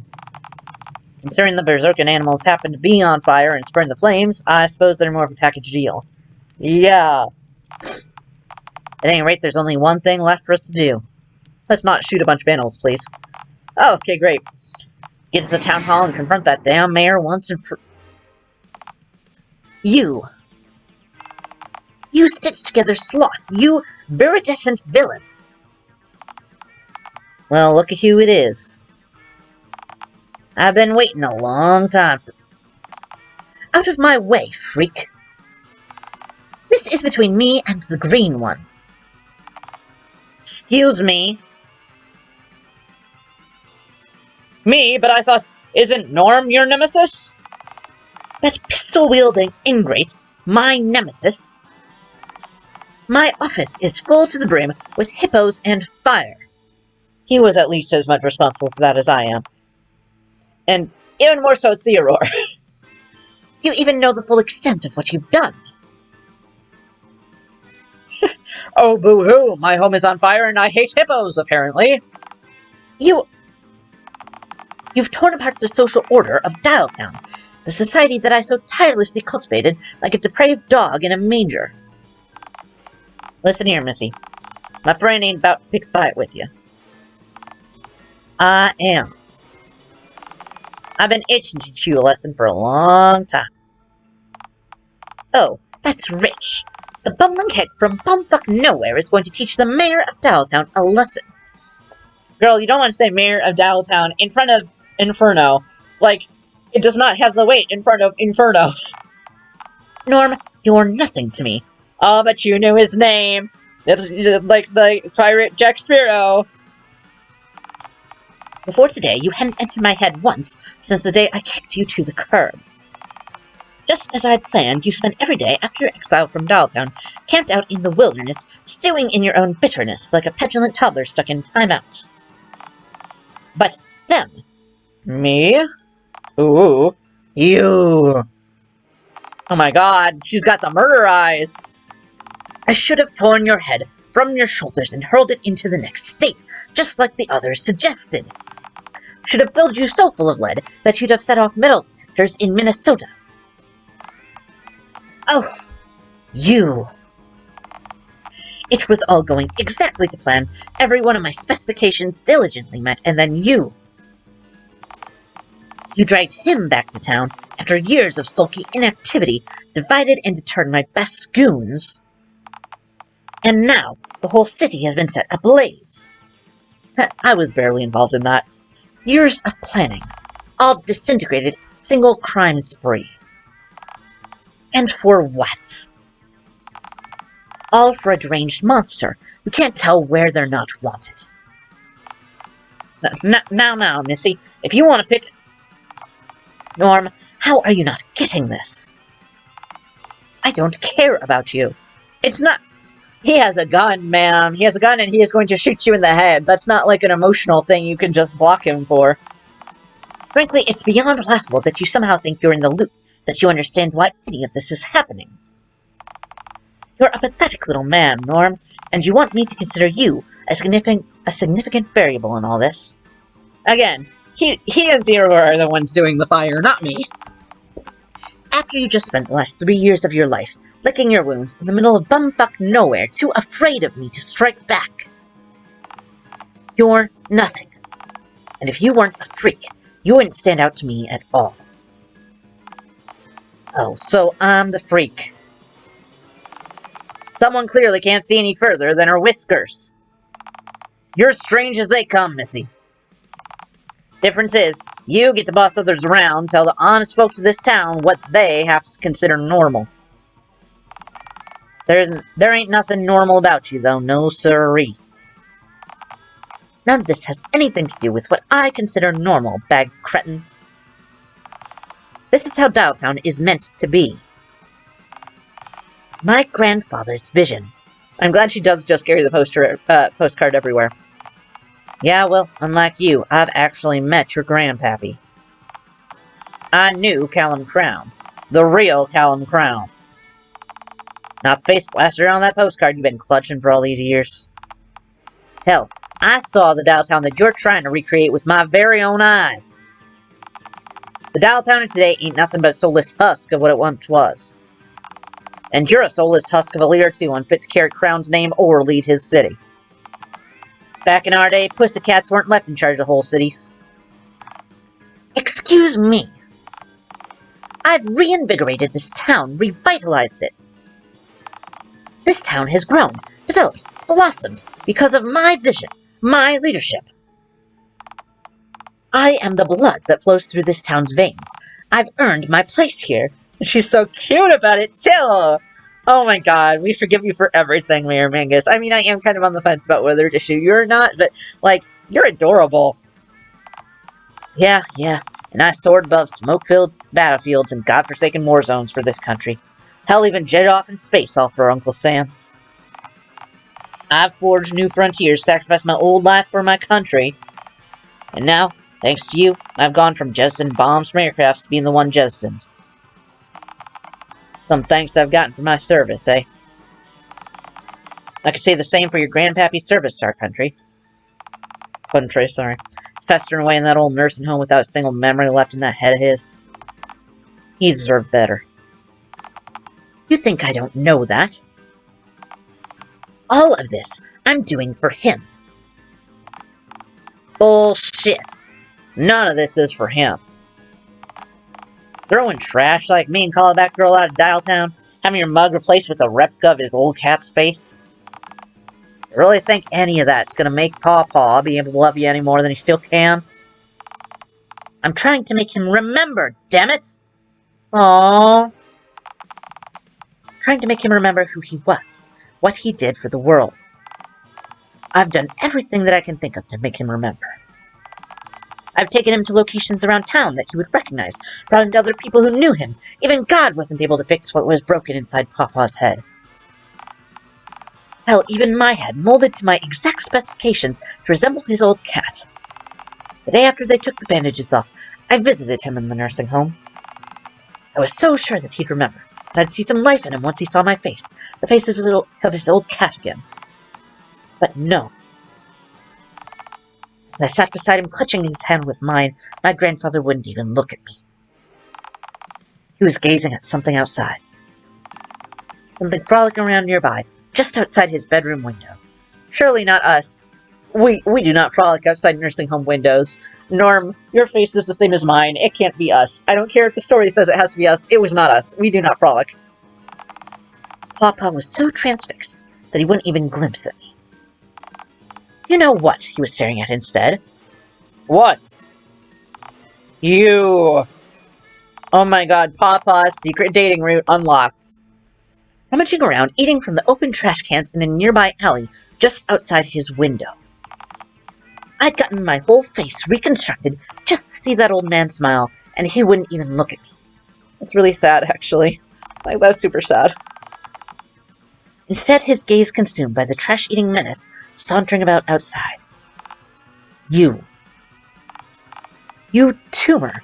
You pox, you parasite. This isn't my fault. I was so close. My final chance to recreate this postcard. You remember it. It's, familiar, yeah? This is Dialtown, as it was in 1966, the year of the dial-up. I've tried my hardest to recreate the uptone from his time, using the image on this postcard.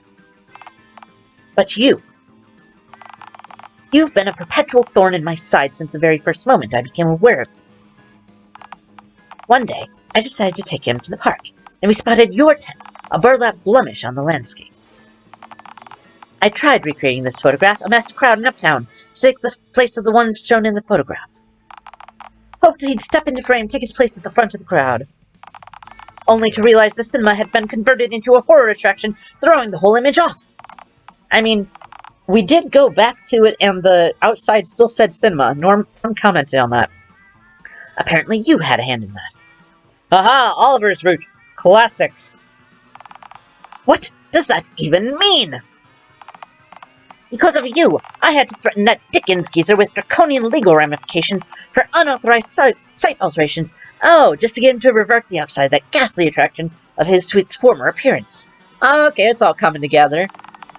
The next time I passed through Uptown, the front of the bank was plastered with help wanted signs because the bank's reputedly reliable teller often left on a whim without giving proper notice. Okay, that's a paper sign. Come on. Sure enough, as it turned out, you had a hand in that too. Norm is just watching like, what the fuck? It was you. It's always you. I've strived tirelessly to establish a natural order, to cultivate a better...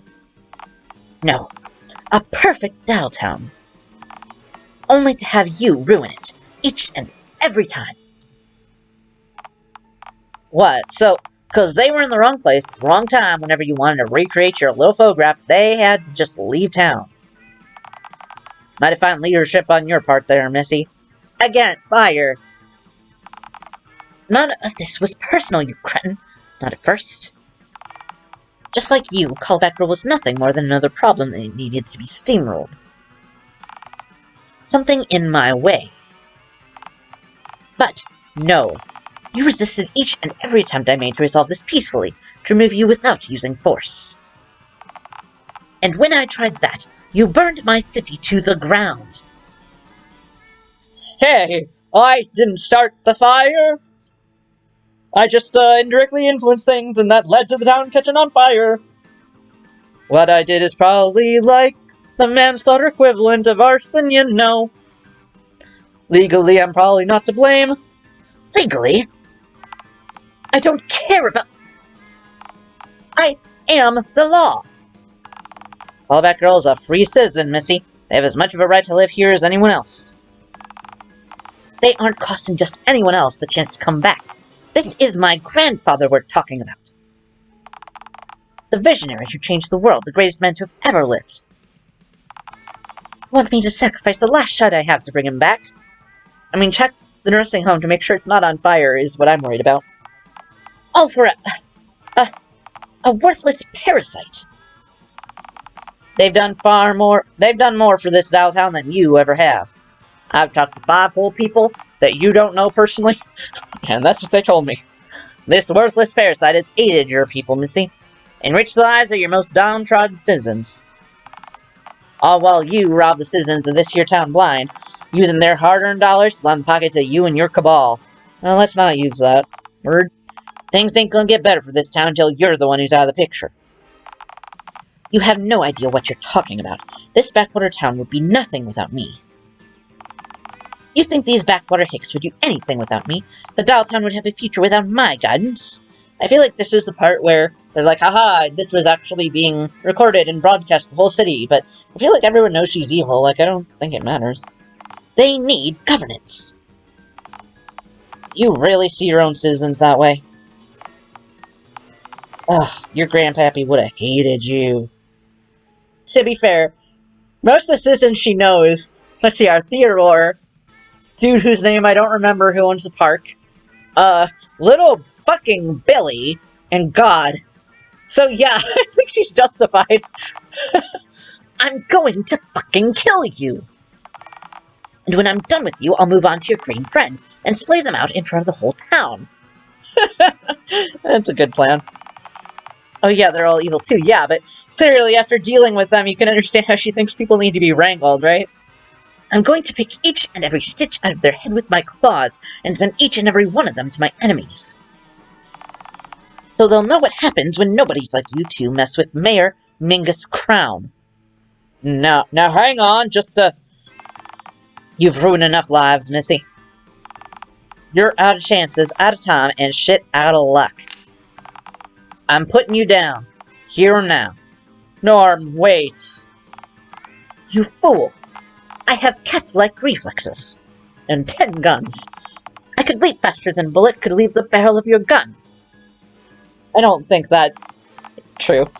You'd miss, and then I'd gouge your eyes out with my razor-sharp claws. You honestly think you can leap faster than a speeding bullet?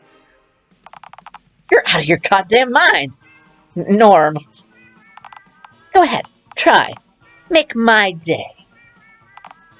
You'd miss. I don't miss. Also, we're definitely point blank. So, here we are. Together we departed, and together we peregrinate. What? Peregrinate? What? Hang on, I'm looking that one up to see if that's a real word. Hold on. They fooled me once before with a fake word.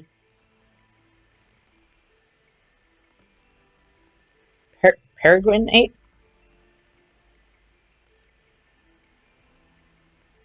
Oh, it's a word. Hold on. To journey or travel from place to place, especially on foot. Peregrinate. Okay. Thanks, narrator. Pregante? No, I laid my eggs back in Act 1, don't you remember? Ah, shit. Am I pregnant again? Hello, Batgirl. Oh, my kitty. It's a pleasure, as always. Oh, hey, narrator. Feel like we haven't talked in a while. Truth be told, I haven't had much to say since you met Norm. Oh, he's not replacing you, honey. It's okay. Well, I haven't had much to say, rather. Suppose if I was more useful back when you were a hermit and didn't care about anyone else. You know, back when you didn't have anyone else to keep you from wandering into oncoming traffic, but now look at you. Dare I say you've blossomed? I have? You've got a family, call-a-back girl. A dysfunctional one, granted. And yes, one full of people who aren't actually related in the slightest. And sure, okay, one of them happens to be Bigfoot. Do they all know that I fucked the other ones, though? But as they say, a family which happens to contain Bigfoot is still, by definition, a family. You've come a long way, call-a-back girl. Whoa! Epic! Oh, hey, you're good at explaining things, right? Apparently so, yes. So, what's going on right now? I'm not following any of this, to be honest with you. Norm's gonna kill Mayor Mingus. That is, unless she is, in fact, able to outleap a speeding bullet, in which case she's gonna gouge his eyes out with her claws before he can reload. Huh. Are you willing to just stand there and let this happen? Well? Huh? This is it. Speak up, call-a-back girl. The ending of this story is in your lime-hued hands. Yeah, alright, here I go! Norm? Call-a-back girl, this ain't a good time. We can talk one side. Norm. You know. What? Surely it does not show us a dead cat. Yeah, because obviously it wouldn't. Like, on the one hand, it does not matter if she dies or not. To the point where it might be kinder. I know we're supposed to say don't shoot, but don't miss is such a fucking baller-ass line. And we're feral, goddammit. We're fucking feral. Fuck you, Oliver. Don't miss. Let Norm pull the trigger. It will show you her dying. Okay, I won't look. I won't. I'm covering my hands so I only see the bottom of the screen.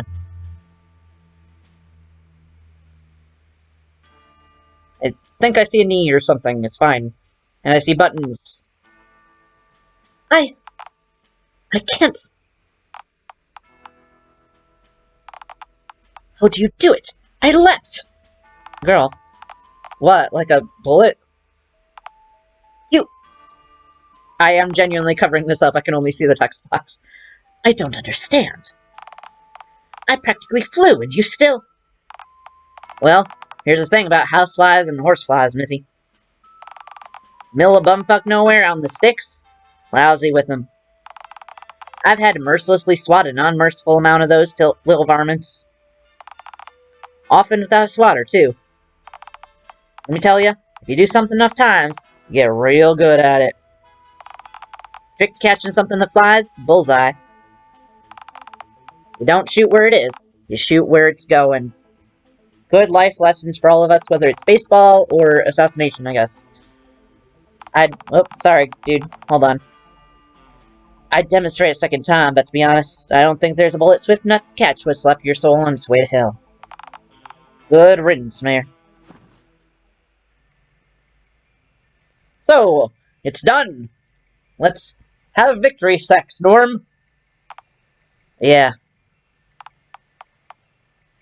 Feel good? You feel like a big man? Huh. Alright, job's done. Off I go. Hang on. I want to ask you something before you go. Of course you do. It's just me, or were you feeling like things were working up to something a little more epic? A real finale, you know? Suppose I reckon she put up more of a fight, so. I, think she wanted to, man. You kinda shot her right in the heart. With her talk of being faster than a bullet, I guess I was kinda hoping that she was, so her demise would feel earned, you know? Oh, you sound just like my narrator. Come on, man. That just felt like putting down a sick animal. Putting down an animal is how you described it before you did it. Well, I met you, I hadn't thought about the moments after I finish off the cap, save for my plan to save a second bullet for myself and wrap this up all nice and neatly. Oh, Norm, come on, dude. Norm. Didn't see a single reason to stick around before I met you early on today. Norm. Here, take my eggs, you can be a daddy now. Actually, were we holding the eggs for that entire thing? Just, like, clutching eggs. Means I'm back at square one, asking myself. So, now what? City I hate most is on fire, and my foe's dead. Yeah, we could go back to your place. It's fine, it's got signs and stuff. She told Dialtown I was a violent, gun-wielding savage, and I proved her right by shooting her dead. But I won. So, why ain't I happy? It's okay, Norm, I'll go back and redo the routes. Ooh, do you want to go get chicken nuggets? That always cheers me up when I'm sad. This is an existential anguish, call-back girl. Chicken nuggets. Just told the world that I was a monster.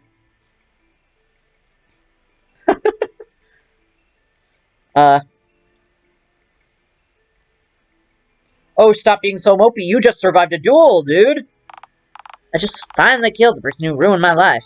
I'm allowed to have complex feelings, thank you very much. Alright, you don't have to bite my head off. You know, like a monster, Norm. Dude, what the fuck? Don't say that shit. Hey, you didn't have to... Yeah, I really didn't. That was fucking rude. Was she right about me? Did I just prove her right? No, she was like... No, she wasn't saying you were morally a monster. She just wanted everyone to have phone and typewriter heads, and also maybe cat heads. Like, I don't... Your moral understanding of what a monster is has nothing to do with the cat mayor. It's like, those are two separate concepts. You can worry about it, but it's fine. Maybe you and Fezzy were talking sense all the way back. Perhaps I could just bargain. Proved I was more than just a monster, you know? Man, this really sucks. She's fucking dead, yo, rip in peace, bro. I just can't make sense of it. What kind of sick god would possibly decide for me to go through with such a callous deed in order to lead to a rotten ending for the both of us? What the shit? Hey, I'm not God. That's the dog. Gee, I guess that might not be the true end, huh? Nutty Normie neuters Nemesis Mingus. Wow, they really just call it neutering. The ending where you encourage Norm to shoot Mayor Mingus and learn absolutely fuck all about friendship or forgiveness or whatever.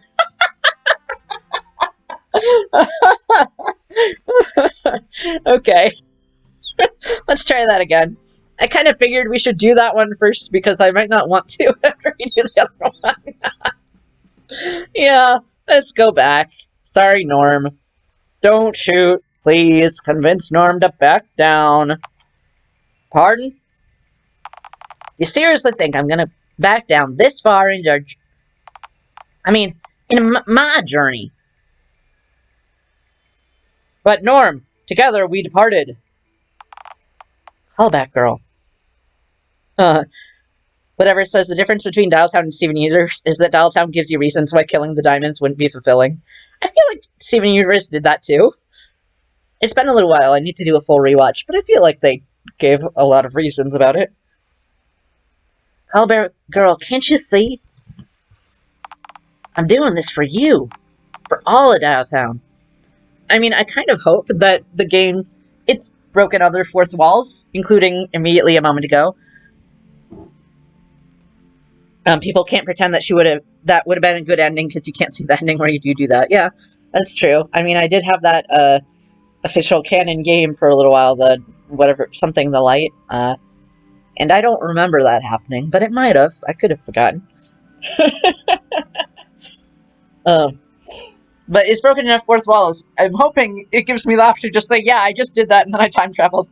Kind of like how with Randy, not in the game, but, it was like, hey, I time travel, it doesn't have bullets, so I can tell you to stand up for him. This town doesn't have a hope in hell of surviving under that cat's paw. Again, city is burning down. I don't think she's the mayor of anything right now. This town has survived the test of time, and that's precisely because of me. Without my grandfather's leadership, this town would have been nothing more than a glorified truck stop. I've bided my time for long enough. I think it's bidden. You've bidden. When Pawpaw comes back, he ain't coming back. You're unfit to lead, unfit to serve. You're being retired, like it or not. Norm, don't do this. I guess. I'm not letting this cat-faced charlatan just take your only home away from you. Let her take you away from Dialtown. Are you really doing all of this just for me? At this point, I honestly reckon I am. I'm not actually that good of a person. Like, you've just only seen you've only seen the A+ on my report card, dude. You haven't seen my Fs. Forget my grudge with the mayor for a moment. If anyone has earned their place in this town, it's you. Wait, how? I'm just a creature, Norm. Don't give up on people. You didn't give up on me. Even now, you're still trying to save my hide. I don't care if I sound nuttier than squirrel shit stating it. Dialtown just can't afford to lose someone like you. If you're doing this for me, then I just ask you for one favor with a U. Please please drop the gun. But don't, actually, because it's, loaded. Just put it down, or put it back in your pocket, maybe. Callback girl, she'll steamroll you. Oh, believe me, I will. See? Shh! I'm trying to save your hide here! She doesn't deserve mercy, Callback Girl. You don't have to do this. Sorry, that was too southern. You don't have to do this. Except I do. You don't! You have friends now! You don't have to go after all this is over. I wonder if that line would have been there if I didn't do the other ending and find out. Because I don't think he said anything like that, right? Because otherwise, I definitely wouldn't have been all shooty the mayor if I knew it was an existential last ditch, you know. We outnumber her. We'll stand behind you. That is, if you don't prove her right. You wouldn't morally be a monster for this at this point. Like, you know, it's morally questionable apparently. Potentially illegal action.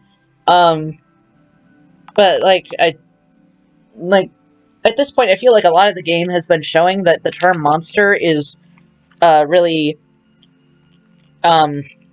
based on norms, like what Norm was saying about being a phone face or whatever. Like, monster is not a term anyone really used outside of Theodore, I don't think. Or, you know, I don't know. Like, that a monster and a person are kind of mutually exclusive. They only used it in a dehumanizing kind of way. And Norm is obviously a person. He's got his own... So, even if he shot someone, that doesn't make him a monster. We weren't calling, like, Theodore's a weird fucking dude who did a lot of morally shit stuff. Including lighting the town on fire. Again, this is his fault more than it is ours. But no one's like, oh, we just proved that Theodore is the real monster, because no one fucking cares. You know? Like, so just take a chill pill, Norm, and, you know, Mayor said she didn't care about you, so that means maybe you're not a monster. It don't matter. Call it back, girl. Prove years of propaganda wrong. You're one shot to prove the mayor a liar. I mean, also, I didn't know he existed previously. I feel like it's... I don't know if the rest of Dialtown knows that dude's here. I can't believe it. For years I've tramped to this moment, and you just...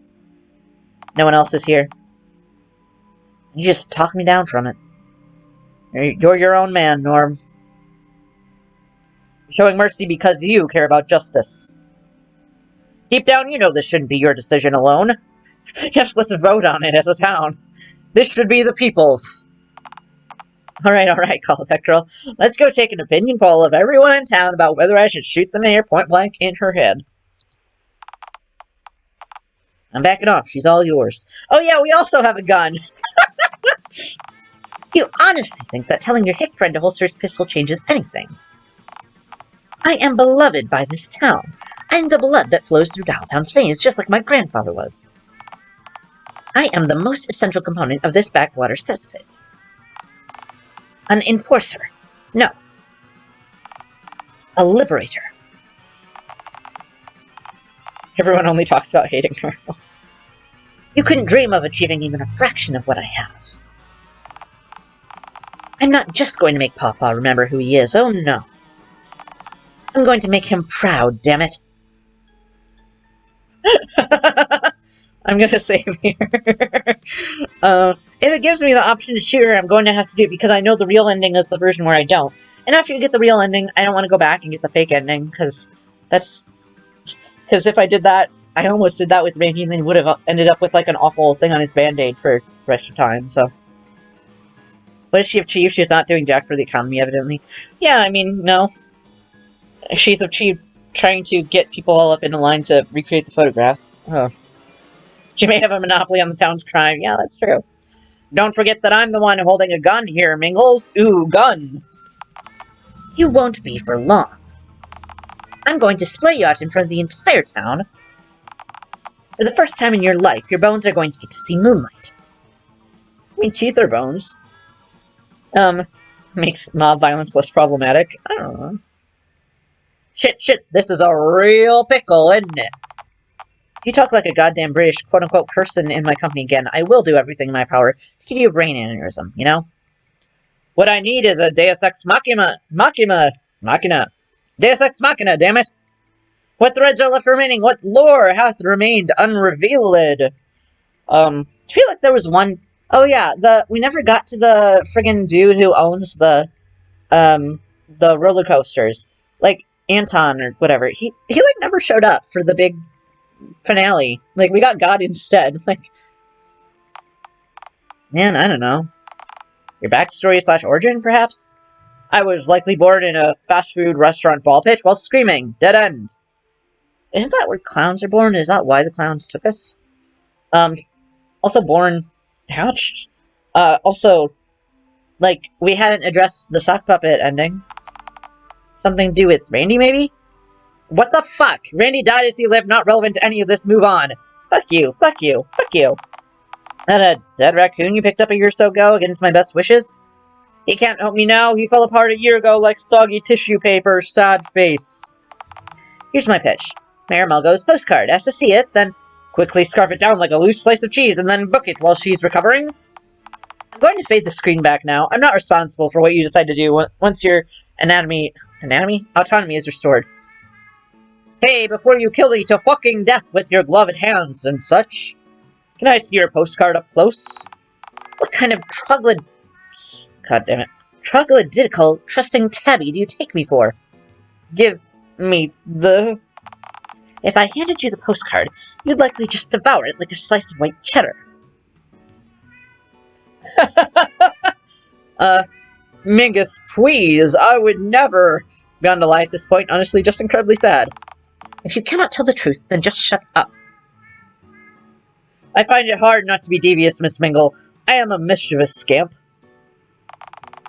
Do you expect me to hand a family heirloom, nay, a family artifact, to any mischievous scamp who just happens to ask? Yeah. You must truly be a maniac if you think I'd part with a genuine surviving sample of my grandfather's handwriting.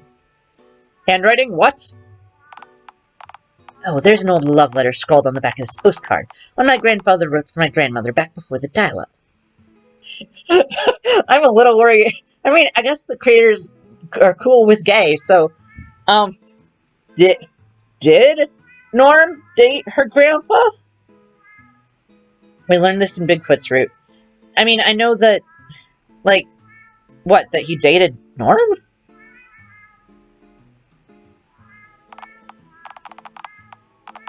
Oh, it's a popular ship, okay.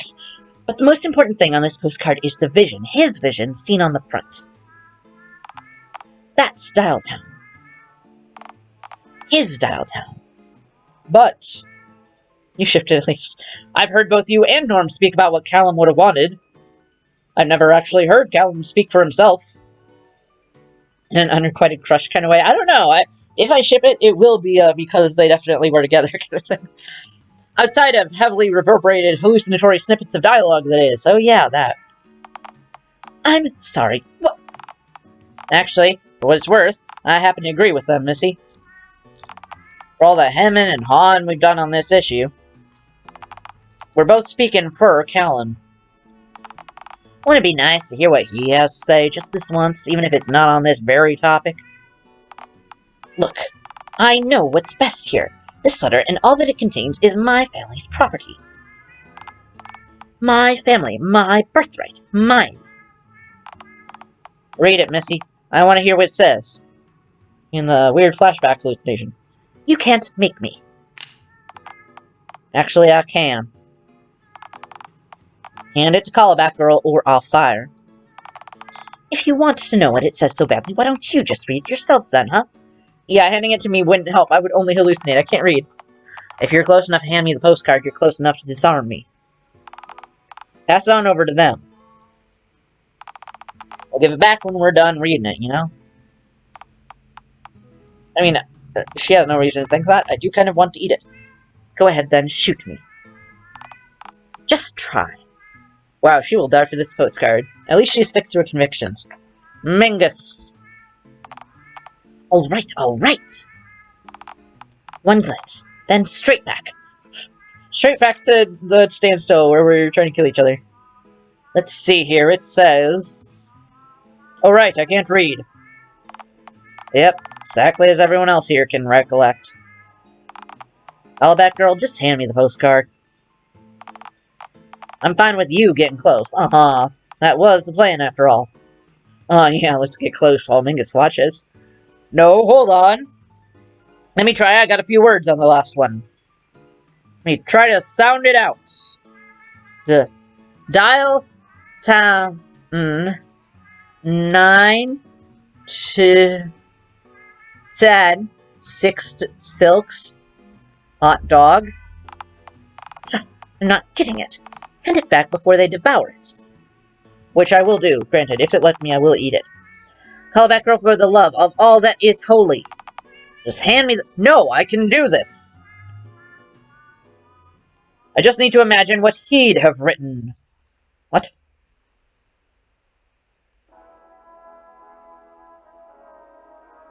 My dear Marla, it pains me to be away from Dialtown.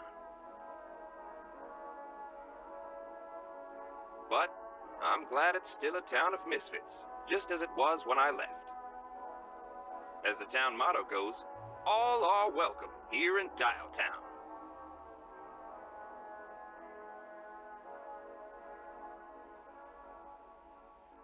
Huh. No, actually, if Norm was with him, and then that does get a little weird and messy. All are welcome here in Dialtown? Are you kidding me? Not kidding. Are you kidding me? How cute. That quote's out of context. It ain't. What part of all didn't you hear? No. No, I didn't want to. I thought that we were actually going to go back to the old folks' home, because, you know, just because he has memory issues doesn't mean, especially because she's trying to do all this shit for him. Like, they said before he could talk, and he you know, he remembered when he was younger, which is when we care about his opinion, I guess, when he was doing all this stuff. Not, like, it sucks he doesn't recognize his granddaughter, but I think he's still a person, you know?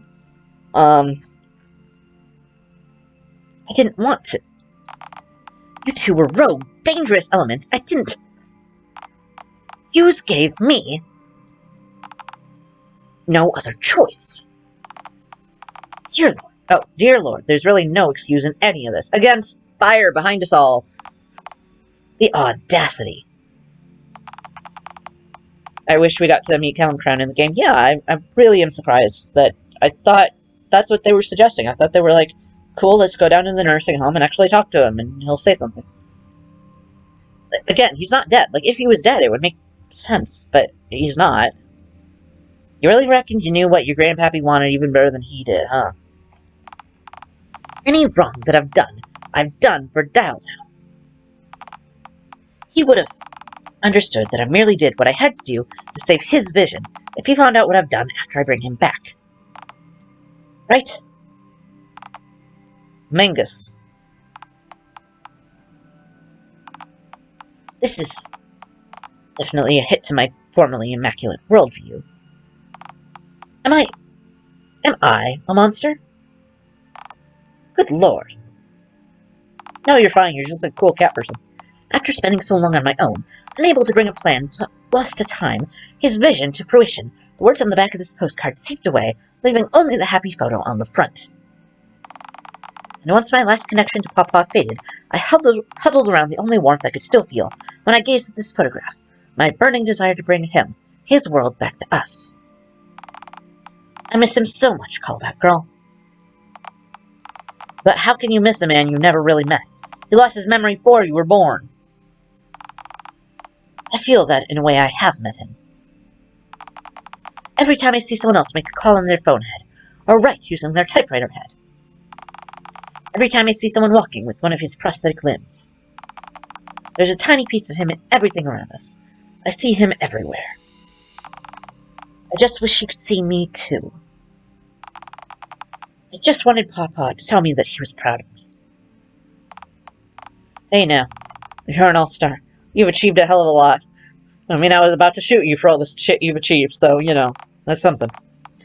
Last time I saw him, he actually looked at me and called me Marla, somehow thinking that I was my late grandmother, and he asked me if I'd do it all over with him, if I was given the chance. I obviously didn't want to tell him who I really was, that Mama was no longer with us.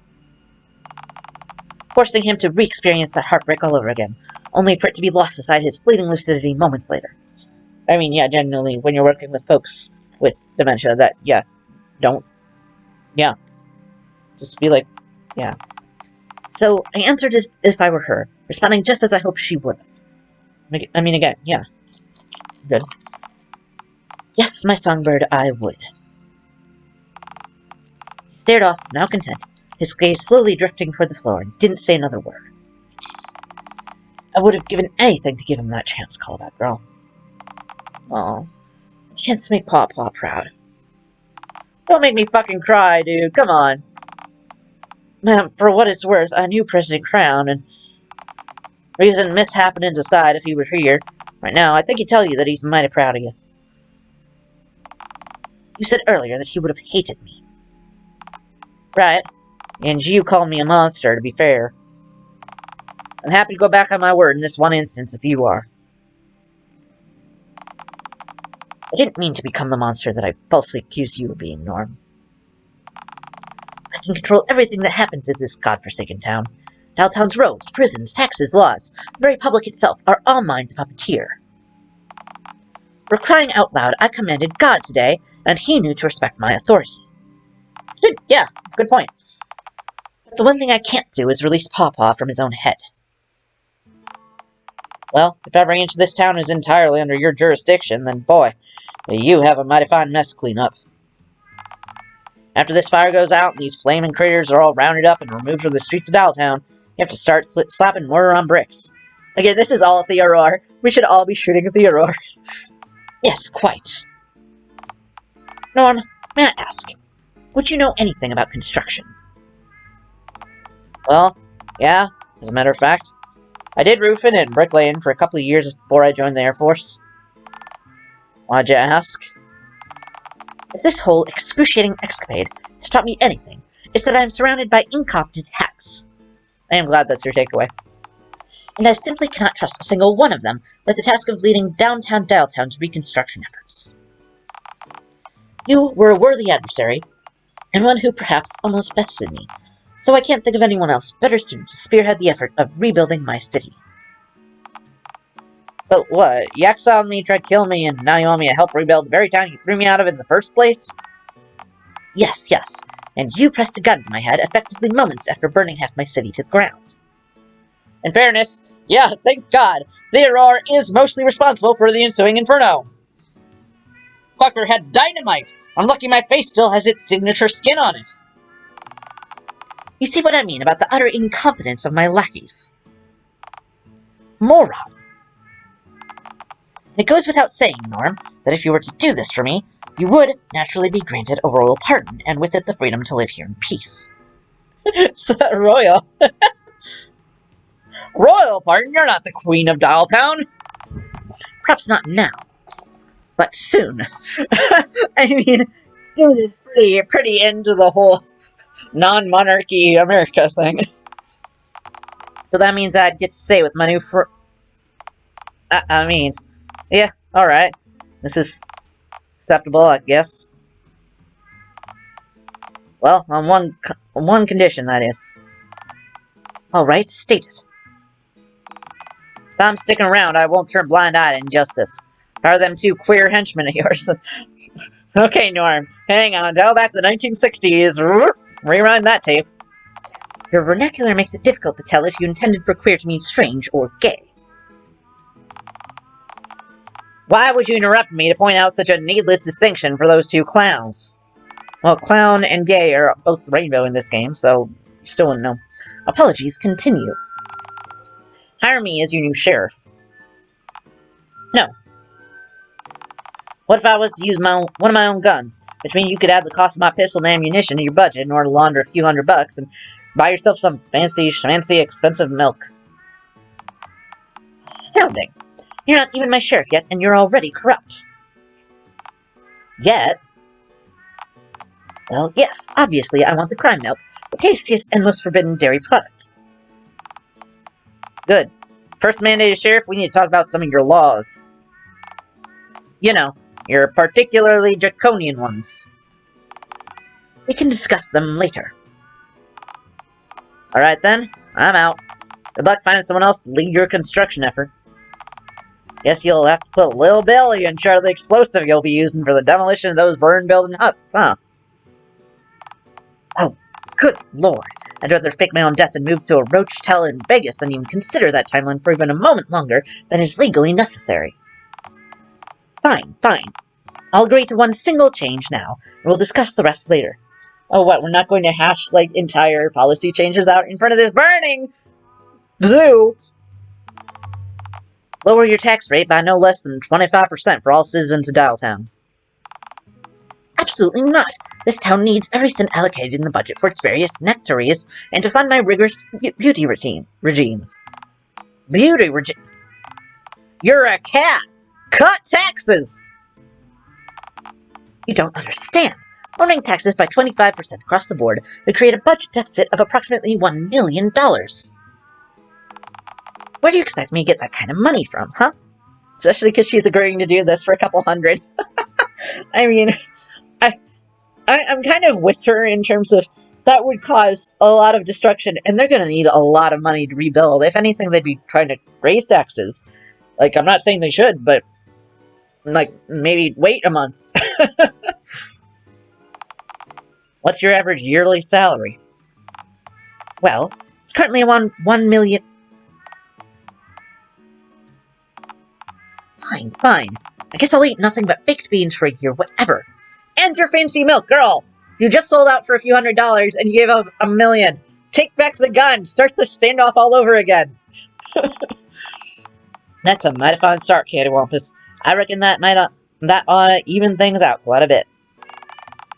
Now that taxes and sheriffdom are out of the way, I only have one last question remaining. What about Callback Girl? Oh, who cares about... I care. Let my green friend here run amok and frolic around this fine town whenever they please. They ain't harming anyone with their tomfoolery. Again, Norm, you've seen me at my best, you have not seen me at my worst. Oh, alright. Fine, Callback Girl. Your exile has hereby been lifted, and you've been pardoned of the inexcusable sin of being your true self. Oh, epic, yeah. I didn't know I was still in the game. You get to live in Dialtown, in a house of your very own! Tense. In an apartment of your very own! Tense. I'm not letting you take up valuable public space without... Tense. Fine. In a tent located in a secluded tent at the park. Oh, for the love of... Fine, in a tent at the park, then, I guess. But you can't hurl lit fireworks at swans that wander near your tent anymore without paying the same fine that everyone else does for causing illegal swan-related explosive incidents, that is. This is truly unworkable. Norm, shoot her now! Callback Girl. Alright.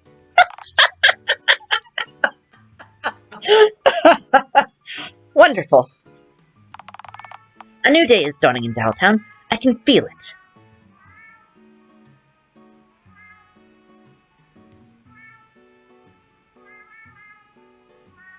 Girl, you're okay. You're still meowing. You faded out, but you're still meowing. So thanks for being with us today, Norm. After a years-long exile, you're back in Dialtown. That's right, Rachel. Hopefully for good this time. Riveting. Could you please enlighten us as to what you've experienced and learned since your now recanted exile? Well, I'm an old soul, and boy, have I seen a lot. Just as much after the exile as before, I guess. Like it or not, solitude changes a man. Forces you to I love whiskey brand whiskey. yourself that most people never even see. But I find that abject misfortune tends to either totally break or make a man, you know? Plus, I guess it wasn't so bad being alone for so long. I had good company. Fascinating. Is there anything you'd like to say to the residents of Dialtown in the spirit of moving forward? No profanity, please. Why, yes, there is. Look, I spent many years stewing in my own acrid juices. Wretched imagery aside, I know better than anyone that a caustic heart consumes its owner. When society itself has transformed you from a man to an outcast, made you out to be a monster, It can be difficult not to become the very monster that they claim you are. It can be difficult not to prove them. But we have a monster fucker in town, so you're still fine. Just that. But someone saved me. A green messiah who ended up Oh no. Oh no. a bit of mine and conceptualized in years. Oh honey. Oh no. When you say Green Messiah, are you talking about the goblin who lives in a tent at the park? God I am. Christ. Looks can be deceiving, you know. Just as I was misjudged, they've been too. Oh my god. Really? How so? This is terrible. What did they teach you? Their lessons gave me a multitude of epiphanies. Taught me that my happiness is in Huh. my own hands, and that nobody else is going to ensure that I live a happy life. Why is he still a I'm good just fuckface? as I am. That I shouldn't change myself for the sake of being similar to other people, but instead seek a future where I'm the best version of myself, not the person the world expects me to be. But most of all, my watermelon-hued friend gave me hope, something I lacked for a long time. I didn't know how badly I missed it till I felt it. You know, the funny thing is someone like that, someone so strange and whimsical, someone who Oh, there's the sock. human, so different and spurned, could hold such inherent wisdom and contentedness. Maybe there's hope for me after all.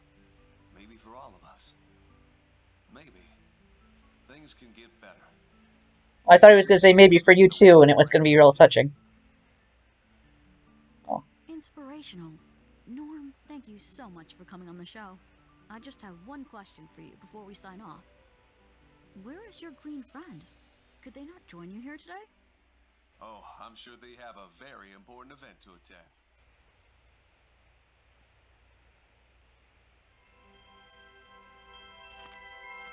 Wow. Hold on. Let me take my face in. Okay. Could it be? Wait, fuck. I didn't know my numbers were out of order. I knew the typewriter face was fucking weird. I didn't know this one was too. Could it be?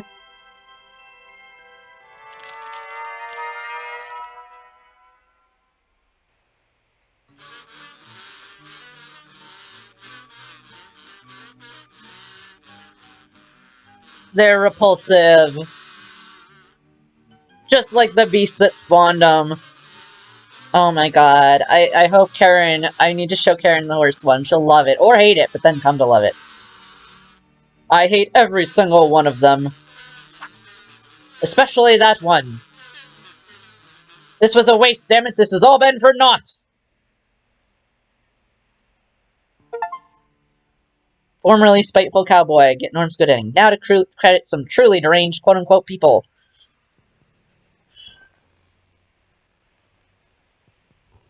Dogman. Recent sighting. All the baby heads are symbolic of the Dateables. I figured, yeah. I mean, I didn't know why Monkey was Randy. I know why Eagle is Norm. Horse Karen, might have missed some of the others.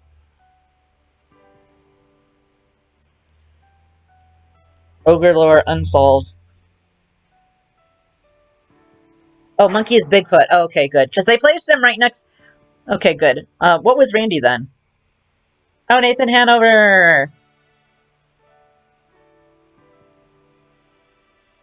Being British, sinful. Hire them for your weddings and such. Oh, Raccoon! Oh. Boy.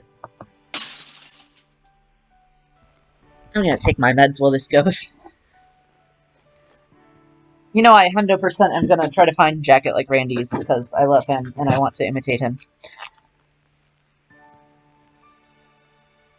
Being a bloody top bloke. Yup. Oh, okay. So, Morg, you are swine, I'm drunk canine, you may be loud rude, you may have attitude, but at the end of the day, you are Morg man, you tolerate me, you are pork titan. Oh, nice! Whatever saying, I actually drew art of Randy commenting on how much I liked it, and Dogman reblogged it. Oh my god, link mate! I had to kill Morg. You're the reason Dialtown fandom thinks decapitation is fashionable? What? Like, definitely fucking link me to this. What? Frank the Mingle's note art? Okay, that was good fucking art. Yelping to call the Call the noise a coyote makes the park would be too generous. Thank yous, yeah. Good fucking art from that guy. I think Alexander gingerly enough. I don't remember the town flag.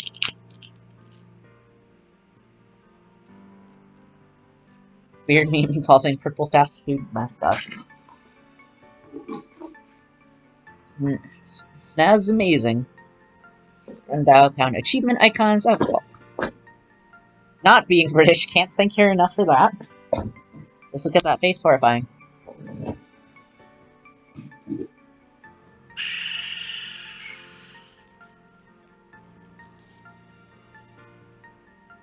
Voice actors.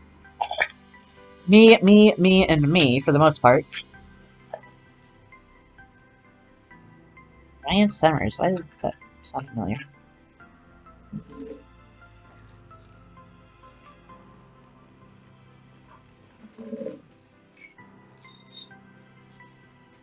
Body models, imposing black box for copyright reasons, not weird reasons. Like 4 of them, me! Oliver, Hoodwink, thanks man. Kieran, Coffee Nut. Norm, Shanbo, Epic. Mingus, just the head, salvage, huh. Miscellaneous, license from null entity, excuse me, I'm taking pills. So that includes the Billy clip art, right?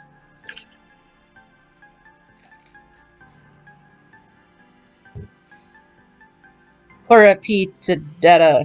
Right, crap data.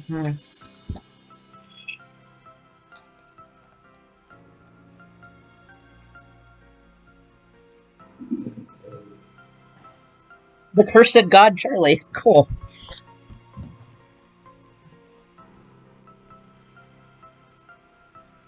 Money.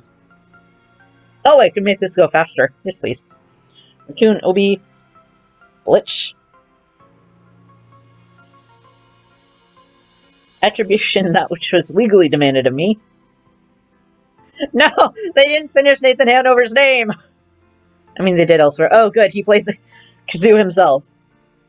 And I'm guessing he is, like, Dogman's the he, right? Man? I don't know. 2007-04-07 Slaughter 01 WAV. Was that the squad? Metal Impact Firm. Whooper Swans.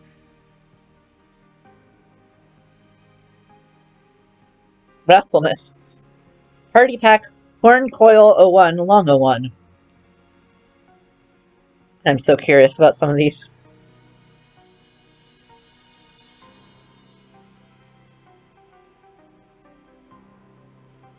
Oh, I'm surprised he didn't use his actual cat's meows. I kind of assumed he used the pictures, you know.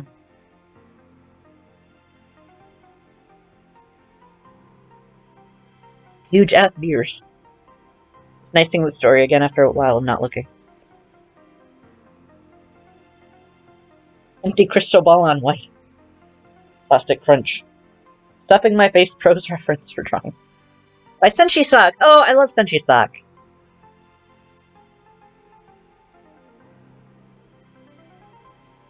Your engine technically works. The swan at the park. You know what you did. And Dad inspired the upcoming end screen, okay? Is it me? Viewers like me? Or just your dad? Okay. Am I ready? Hey, whatever. Are we ready?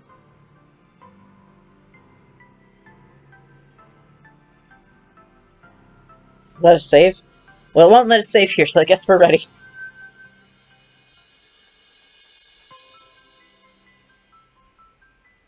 Everybody. Society. Thanks for dreaming with me. Get to the thank you screen. Aw. Oh my god. That sucked. I can't believe Billy gets to be in the front. Fucking Billy, man. Now the mediocres back there. Oh yeah, and I still didn't get an explanation for the dial-up fucking creepypasta thing I did. Okay, good. Yes, extras unlocked, please. I was thinking, what else would I have to do to get it? Behind the music, making of Dialtown's assets, character sheets and cut stuff. Legal disclaimer. Note, despite the common misconception, I am not responsible. That's the legal disclaimer. Is there more than one? No. Okay. Help me, this is torture. Less character sheets. No one knows how the Dialtown has. Dial help. I know what words are. Oh, meager amount of content.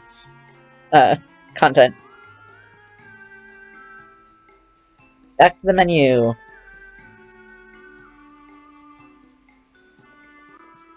Oh wait, there's only 3? That's all the cut content? Bruh. Sad. Wait, how do I get there? Let me back! It won't let me go back! Okay, wait, there it is. Okay, great. Okay, well if they're all basically a single screen, then I guess I can go through some of these. Never mind then, I guess. What the fuck? None of them. Making of Dialtown's assets. Did it used to say that? Art. Roger's Root. He's your boss now. 3D models. Die. Okay.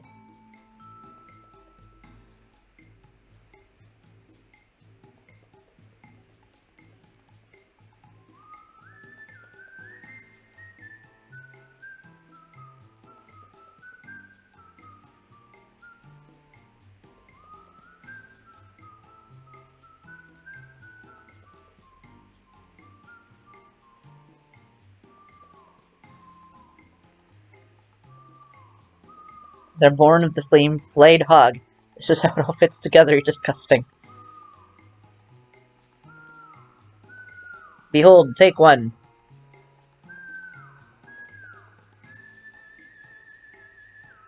Take 3. The hog was moved to join with the dog in holy matrimony. Dog and hog both hook up to form Hogman Dogman. Neat. Symbol to represent each of Dialtown's datables, along with many stupid references. Fine, I will look. Okay, there's loss.jpg. Oh, there's an H down in the corner. Is that because of the comic book thing, or what? Nectar, pawn, O, nuclear dodo, question mark, death, Enya, I, he, phone, dog, G, gay ladies, typewriter, tilde, smiley, trash, gun, copyright, dogman, foot, violin, I. Less popular the 2-player head types was born. Get out. They really just said our audience sexist, huh? Oh, I was literally wondering what the thought process was for this one, so I do actually want to look at this. It's time to discuss the birth of a truly wretched being, Greg. Let me click, Greg. Greg, let me play. Well, thank you. Greg was born in much the same fashion as the Titanic sank. A good bit happened at once, then the rest was just slow and excruciating. Pictured here, Genesis of Greg. However, a question lingered in the air like the metallic whiff of blood after a bloodbath, where to place Greg's phone on his head. Inside the head was just too cursed to work. Really? I thought there was a point. In the end, Greg's head was dented, and the receiver was placed in the cradle. In hindsight, I just wanted to dent that fucker's noggin. Bill suggested chicken legs. I was too afraid to argue. Greg then gained a pacifier. No, I don't want to talk about it. At this point, Greg was given a diaper and a sign went around his neck, but alas, what commentary to put on the sign? While I pondered this question, Greg received more textures, becoming more powerful than he should ever have been allowed to. In the end, the message was obvious. All of you are to blame for enabling my accursed work. Shame on you all. Sidey G. With that, Greg was born, and God is dead, and probably died screaming thanks. Ooh, Big Bertha. Alright, it's our time. Bertha, our beloved. Yeah, Bertha died in this version. First we have basic model. Top it's based on an old school movie projector, of course. Bulky contraption on wheels at the bottom was meant to resemble those old TVs they used to wheel into classrooms. No idea what these pieces do, they just prevent Bertha from being a futureless cube. though, which is always ideal. Behold, she's got reels, a little pirate ship wheel-looking thing, and of course a projector lens. Exciting. How silly of me to have assumed it was based on, like, an actual projector. Now it's got a lot of smaller pieces. Whoa, sorry about the red base. No idea what was happening here. Satanic hogwash. Generally, behold. Finally, Bertha was given some texture, and of course the Dialtown logo printed on her side. Even more, finally, Bertha got her hat. She is nothing without it. Here's the final product. It sure is final, isn't it? Some mistakes can't be undone. Go home. Okay, so what about the Madame Mediocre, so we can figure out for Big Bertha. Now we'll see how Madame Mediocre came to be. You don't have any choice in the matter. Madame wasn't originally designed to be a 3D model. I actually designed Madame myself via photo collaging. For instance, the mannequin inside Madame's chest cavity is just a photo of a real mannequin I had just had in my room. Either way, Phil beta tested an early build of Dialtown and liked her design so much, he decided to model Madame of his own volition.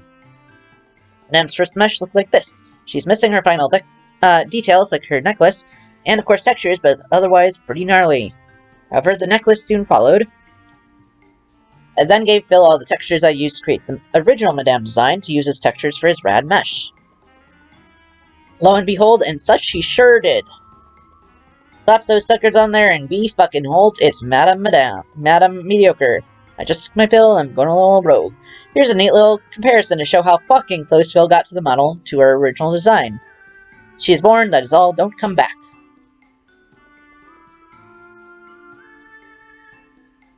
The genesis of Big Grigma was a complex and traumatizing process. Ingredient uno, Big Bertha. Ingredient dos, Greg. Ingredient sorry. Ingredient dre, Madame Mediocre.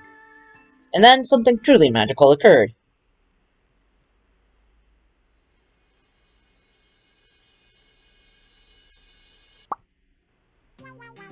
Go fuck yourself.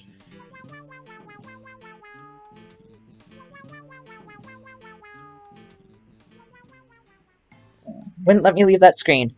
Okay, well there's only a few more things, so I guess we might as well go through them. Town Hall. Creation of Town Hall started by me drawing this pretty shoddy concept art for what Town Hall could look like. I don't know, I think it's cool. Design was thrown out and set on fire and junk, but one concept was kept from it. The building should be shaped like a cat. First steps here, as with most stereotypical town halls, the building is based on classical Greek architecture, visually cool looking.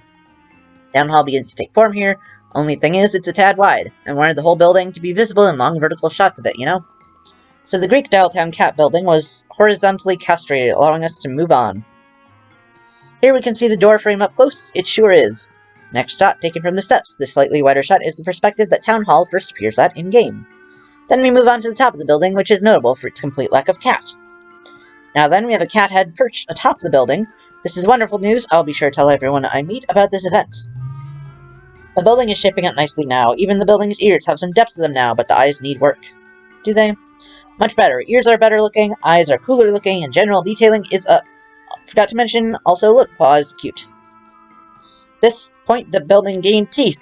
A decision I'm not 100% comfortable with, but it's out of my hands, I'm only a dog.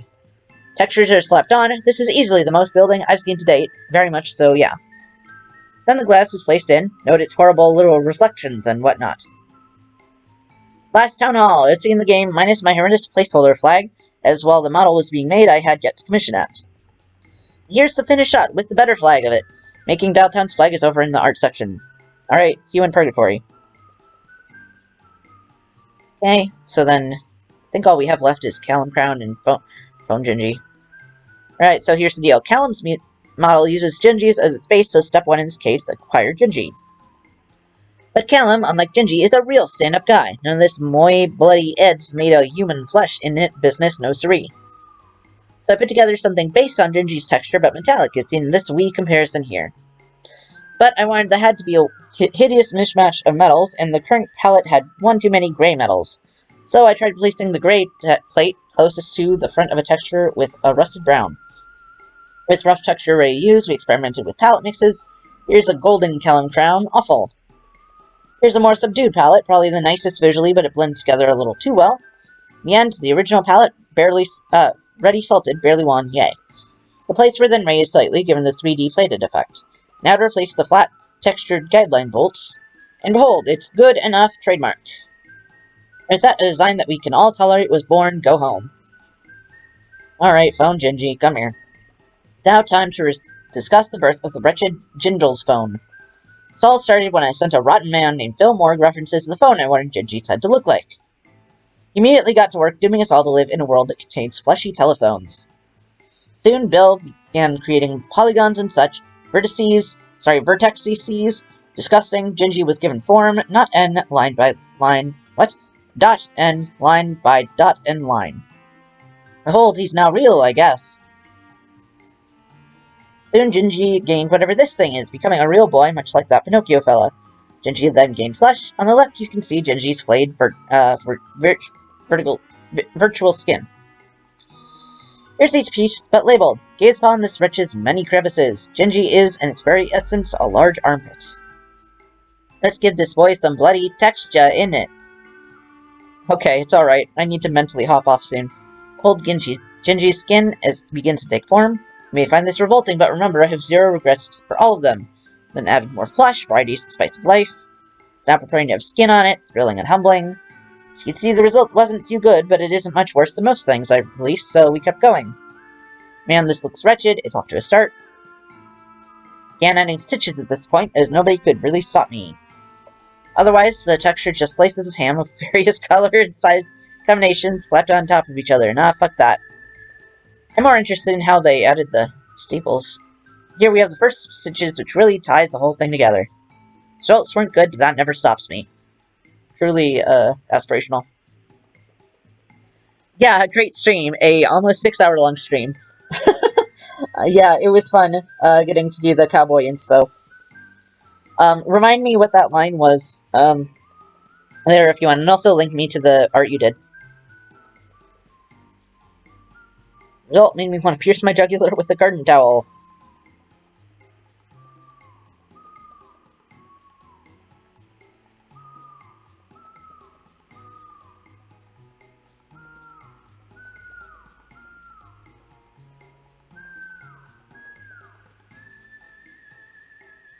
Thanks, get out.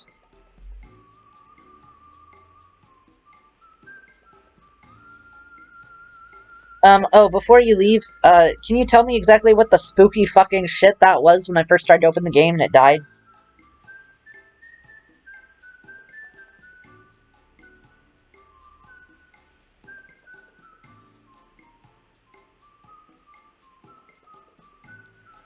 Oliver, aspiring filmmaker, qualified goblin.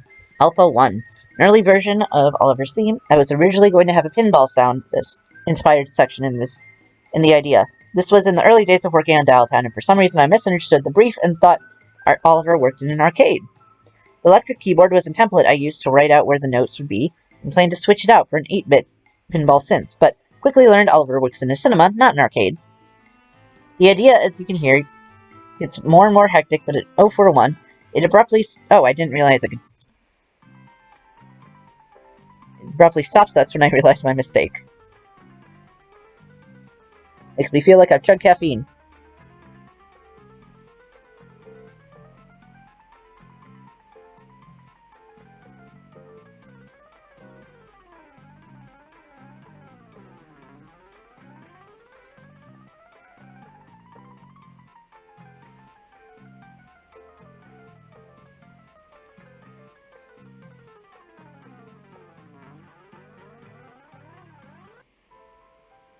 Happy Machine broke. Somber music theme. The third version I made for the sadness theme, it was deemed too sad for the context of its use.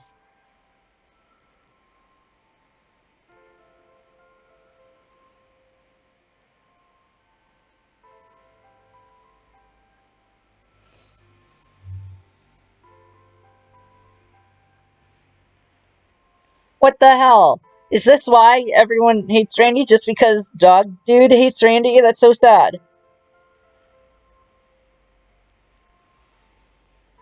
I have my music turned super, super low, so I can't even hear it.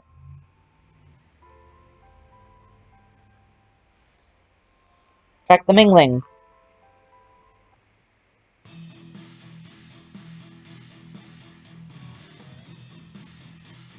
Way too cool to be used for Mayor Mingus. Maybe if Satan appears in Dialtown, or particularly aggressive street preacher.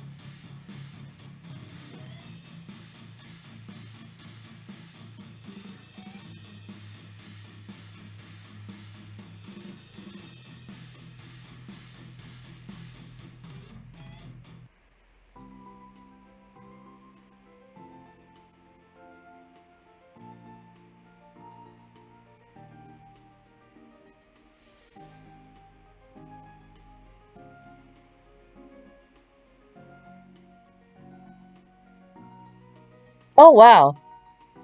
I didn't know Nathan found out that that he's autistic from this game. That's really cool. I found out from some interviews with the guy who made the Book of Life, who is still like my favorite movie dude ever.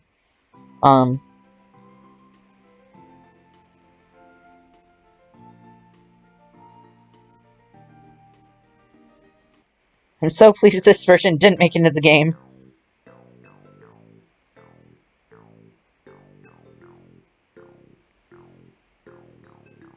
What the fuck was I thinking? And I love this goddamn track so much. I'll make the musical one hand me the track so I can play it partly out of genuine love for the track, partly out of spite.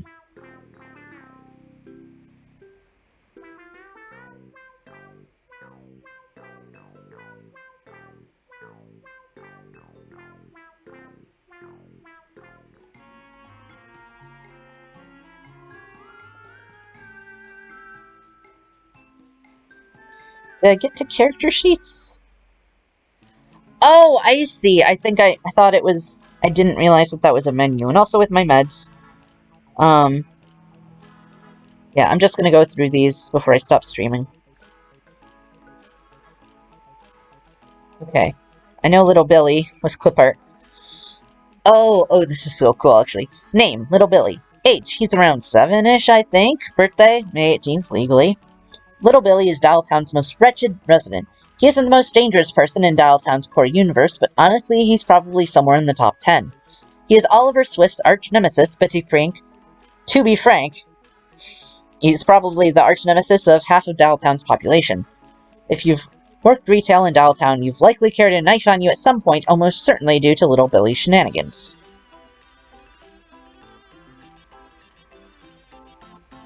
Little Billy frequently mentions Colossal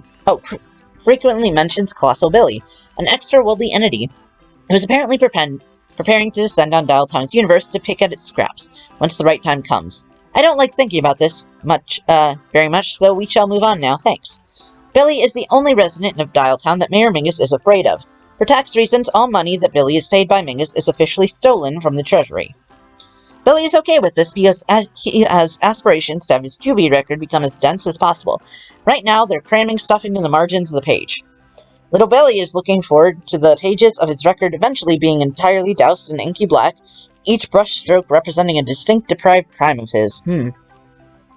Little Billy is hot shit and he knows it. Even hired criminals / mercenaries aspire to be as bad as Little Billy, which is why Stabby Shooty routinely used the term bozo. Oh, that's on purpose. I thought it was just an ongoing John Mulaney reference. They're imitating someone much cooler than themselves, losers. Speaking of wretched slang terms, Little Billy also coined the word crungus, which is the worst slur imaginable in Dialtown's universe, because of course he did. Little Billy has friends on the Elder Council due to being such a Machiavellian little scamp, which he uses to become Jarl of Riften should the Imperials win the Civil War in no. Relationships. Gingy. I do hope I'm saying Gingy right. Is it Gingy or Gingy?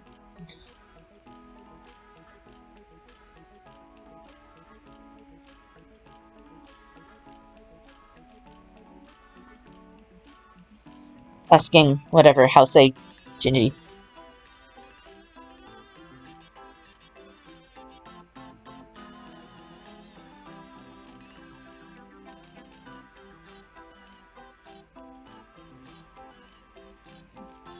Little Billy thinks Gingy is a massive self-important frog because he hasn't learned about mutants in school yet.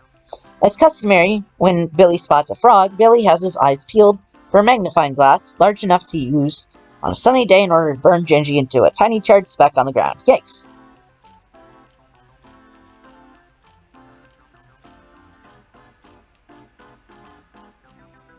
Okay.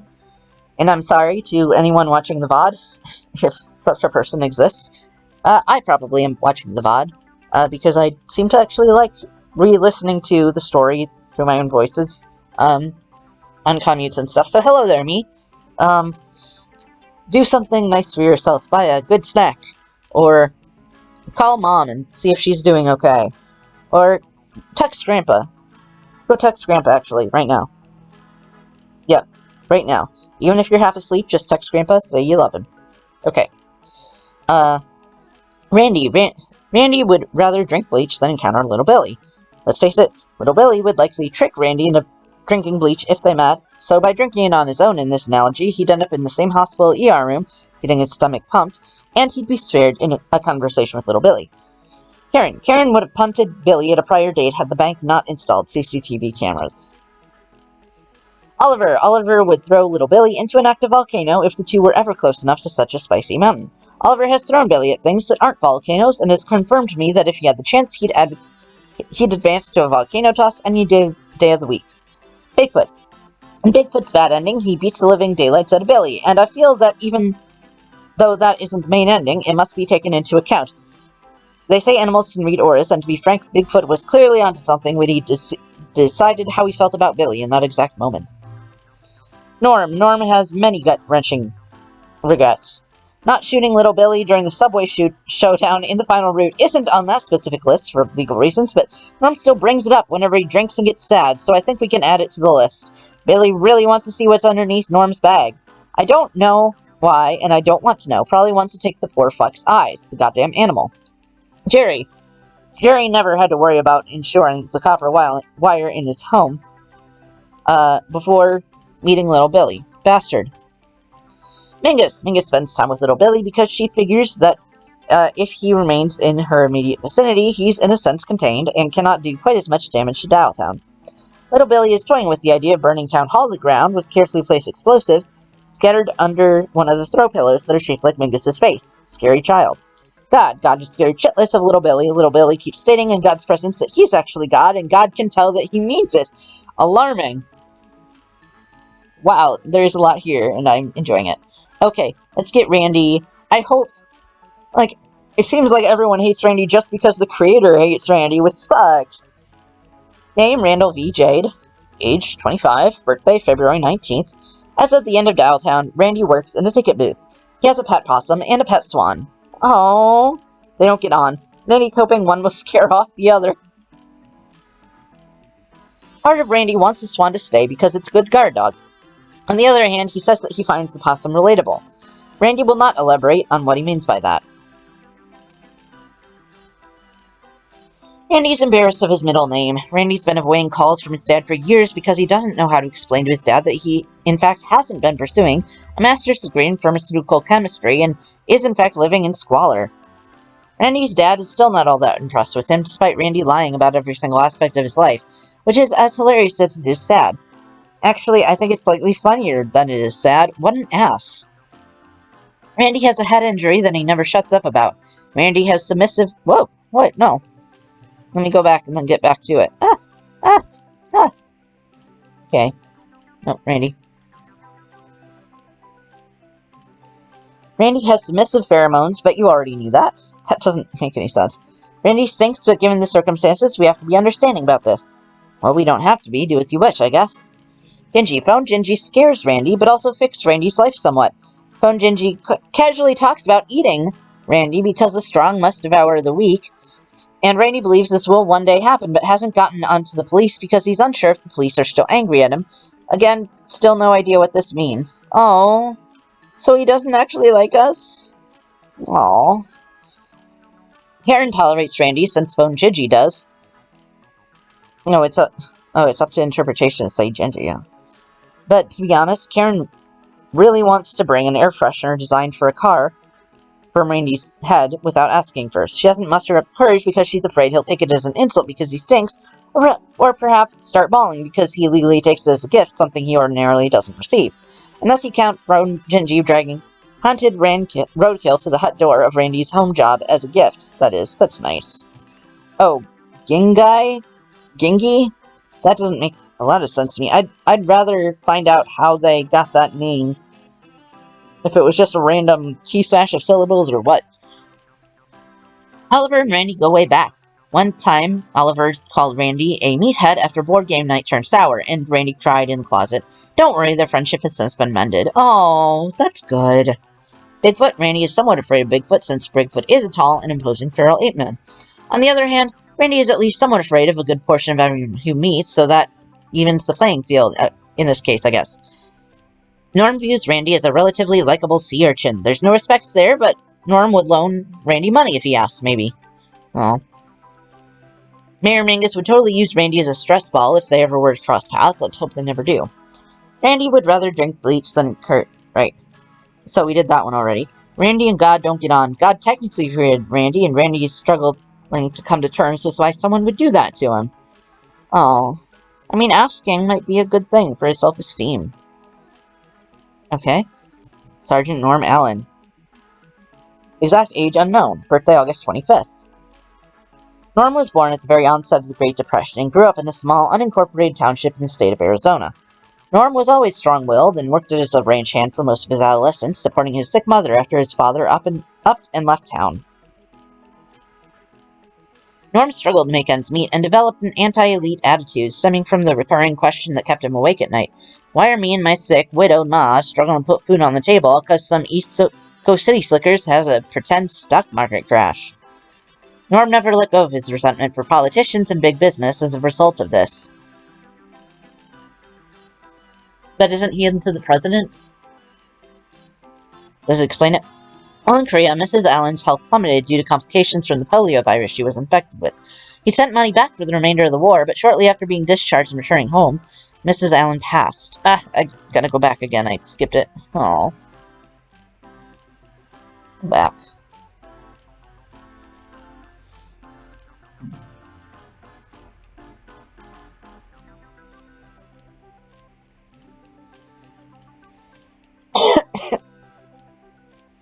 Shortly after burying her, he was offered an Army scholarship and took it, realizing that he wasn't able to bear the silence of his own home anymore. Norm earned a PhD in theoretical astrophysics. Sometimes advanced terminology leaks through his dialogue, but he keeps this a secret due to his relative dislike of Ivy League academic environments. When Callum Crown first ran for president for the election of 1960, Norm gravitated toward his campaign, recognizing Callum from his prosthetics company, whose logo was printed on the braces his mother used to work after her motor skills degraded. Norm grew attached to Callum as a leader quickly, realizing he was also from a small town like he was, and held a similar distaste for a latest power structure. Callum was able to unite both sides of the political aisle against the special interests that Callum fought against, gaining Norm's loyal support. Due to Norm's hard-headedness, he'd likely never admit that some of Callum's ideas secretly made him deeply uncomfortable, mainly the dial-up and the expansion of government control.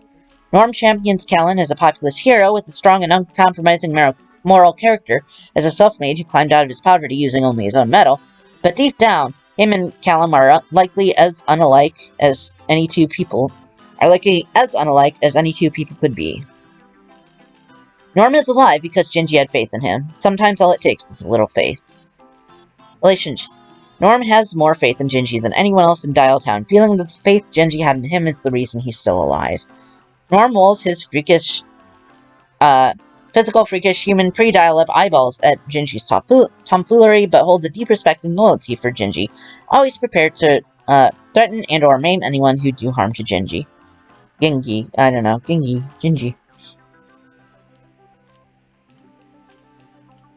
know, it just sounds like that garlic-ginger combination, right?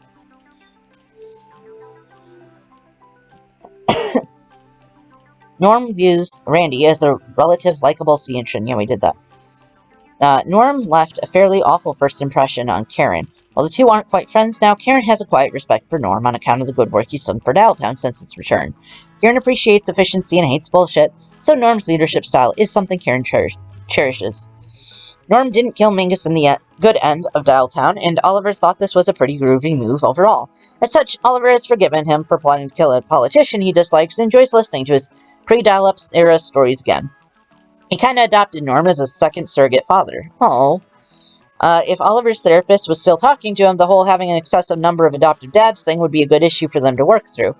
Christ, I swear it'll be Randy next. Bigfoot. Norm is still adjusting to Bigfoot being real. Meanwhile, Bigfoot has fully adjusted to Norm being real. From this, we can deduce that Bigfoot is simply more open-minded than Norm. Norm has shot at Jerry a few times in the past. Jerry has accepted this and moved forward with peace and love in his heart. As Jerry's therapist says, don't worry, Jerry, it's okay to let go. Even without this specific trauma, your life is bad for other reasons. Mingus. Norm kinda despises Mirror Mingus, but has slowly learned to work with her and certainly hasn't tried to kill her recently. Meanwhile, Mingus has actually warmed up to Norm. It's kinda crazy to her that she has a worker that she can pitch ideas to and then the ideas get done. No duct tape, no false mustaches, no juvenile pearls, violations, nothing. Norm also watches Mingus, which keeps Mingus in check and stops her from acting out schemes. She secretly appreciates that he's stopping her from acting on her worst impulses. Well. Billy. Norm has many gut-wrenching regrets. Oh yeah, not that one. Norm did fry that omelet up for God. God thanked him. The two get on pretty well now, all things considered. Norm kind of gave up on God around the time of his exile, but now he's learned that God's kind of winging it just like you and me, and really somehow can't cook a fucking omelet. Despite being older than most of time itself, that's pretty cringe. I don't think I'm able to... God deceased? What? Age, yeah. God is a surreal sort of beast, I guess. He's been around since the start of the universe, perhaps more, and has a lot of administrative duties relative keeping the universe running, while that he seems to neglect. I guess if you were on the clock for all of eternity, you'd kind of tune it all too, right? From the brief moment where he goes somewhat apeshit in Norm's route, we can discern that he has some degree of supernatural powers. The fact that God uses them so freely might indicate his powers are infinite and is perhaps somehow waning. He drinks a lot to keep things interesting, as he's been around for enough concurrent timelines that he can usually predict what's about to happen accurately when sober, but one has to wonder if he's struggling to cope with the knowledge that something only he knows is coming. He would be the one to know, wouldn't he? God reveals to you, the player, are seemingly somehow only native to the timeline, that you, the player, are seemingly something only native to the timeline Dialtown's main game occupies. God is a somewhat zen being, but this zen attitude mainly stems from the fact that he's seen just about everything a person can see, and constantly having to cope with the knowledge that when the timeline next resets, he might end up in a timeline so different from the last one he was in, that he'll be alone for a while, waiting for someone he shares a bond with to reappear. There's also a loneliness in starting a relationship with someone in a timeline where they don't recognize you at all, but you've married them in several other timelines. And the trope of an uncaring God is almost a cliche at this point, but perhaps in this case, it'd be better to describe Hobo as a god who desperately does his best not to care, because if he did, he'd struggle to cope with losing everything and having to start over again. God is often assumed to be a direct author insert due to the fact that I thought it'd be funny to have my face on God's screen, since I made the game named Dialtown, and meanwhile, God made the universe Dialtown takes place in. In reality, God is meant to be a cocktail of Diogenes, a Greek, and a sassy ghost-catching guy when he's starting that one movie where he does Monday, Groundhog Day. The giant robot, giant rodent. I'm having a hard time reading, which probably means Karen could take or leave God, honestly. Randy and God don't get on. Wait. Okay. I think I'm gonna have to be done for now. Thank you all for being with me for this ungodly long stream. God damn. I literally cannot read the hours of the stream. I don't know why. 6, I think. Okay, bye.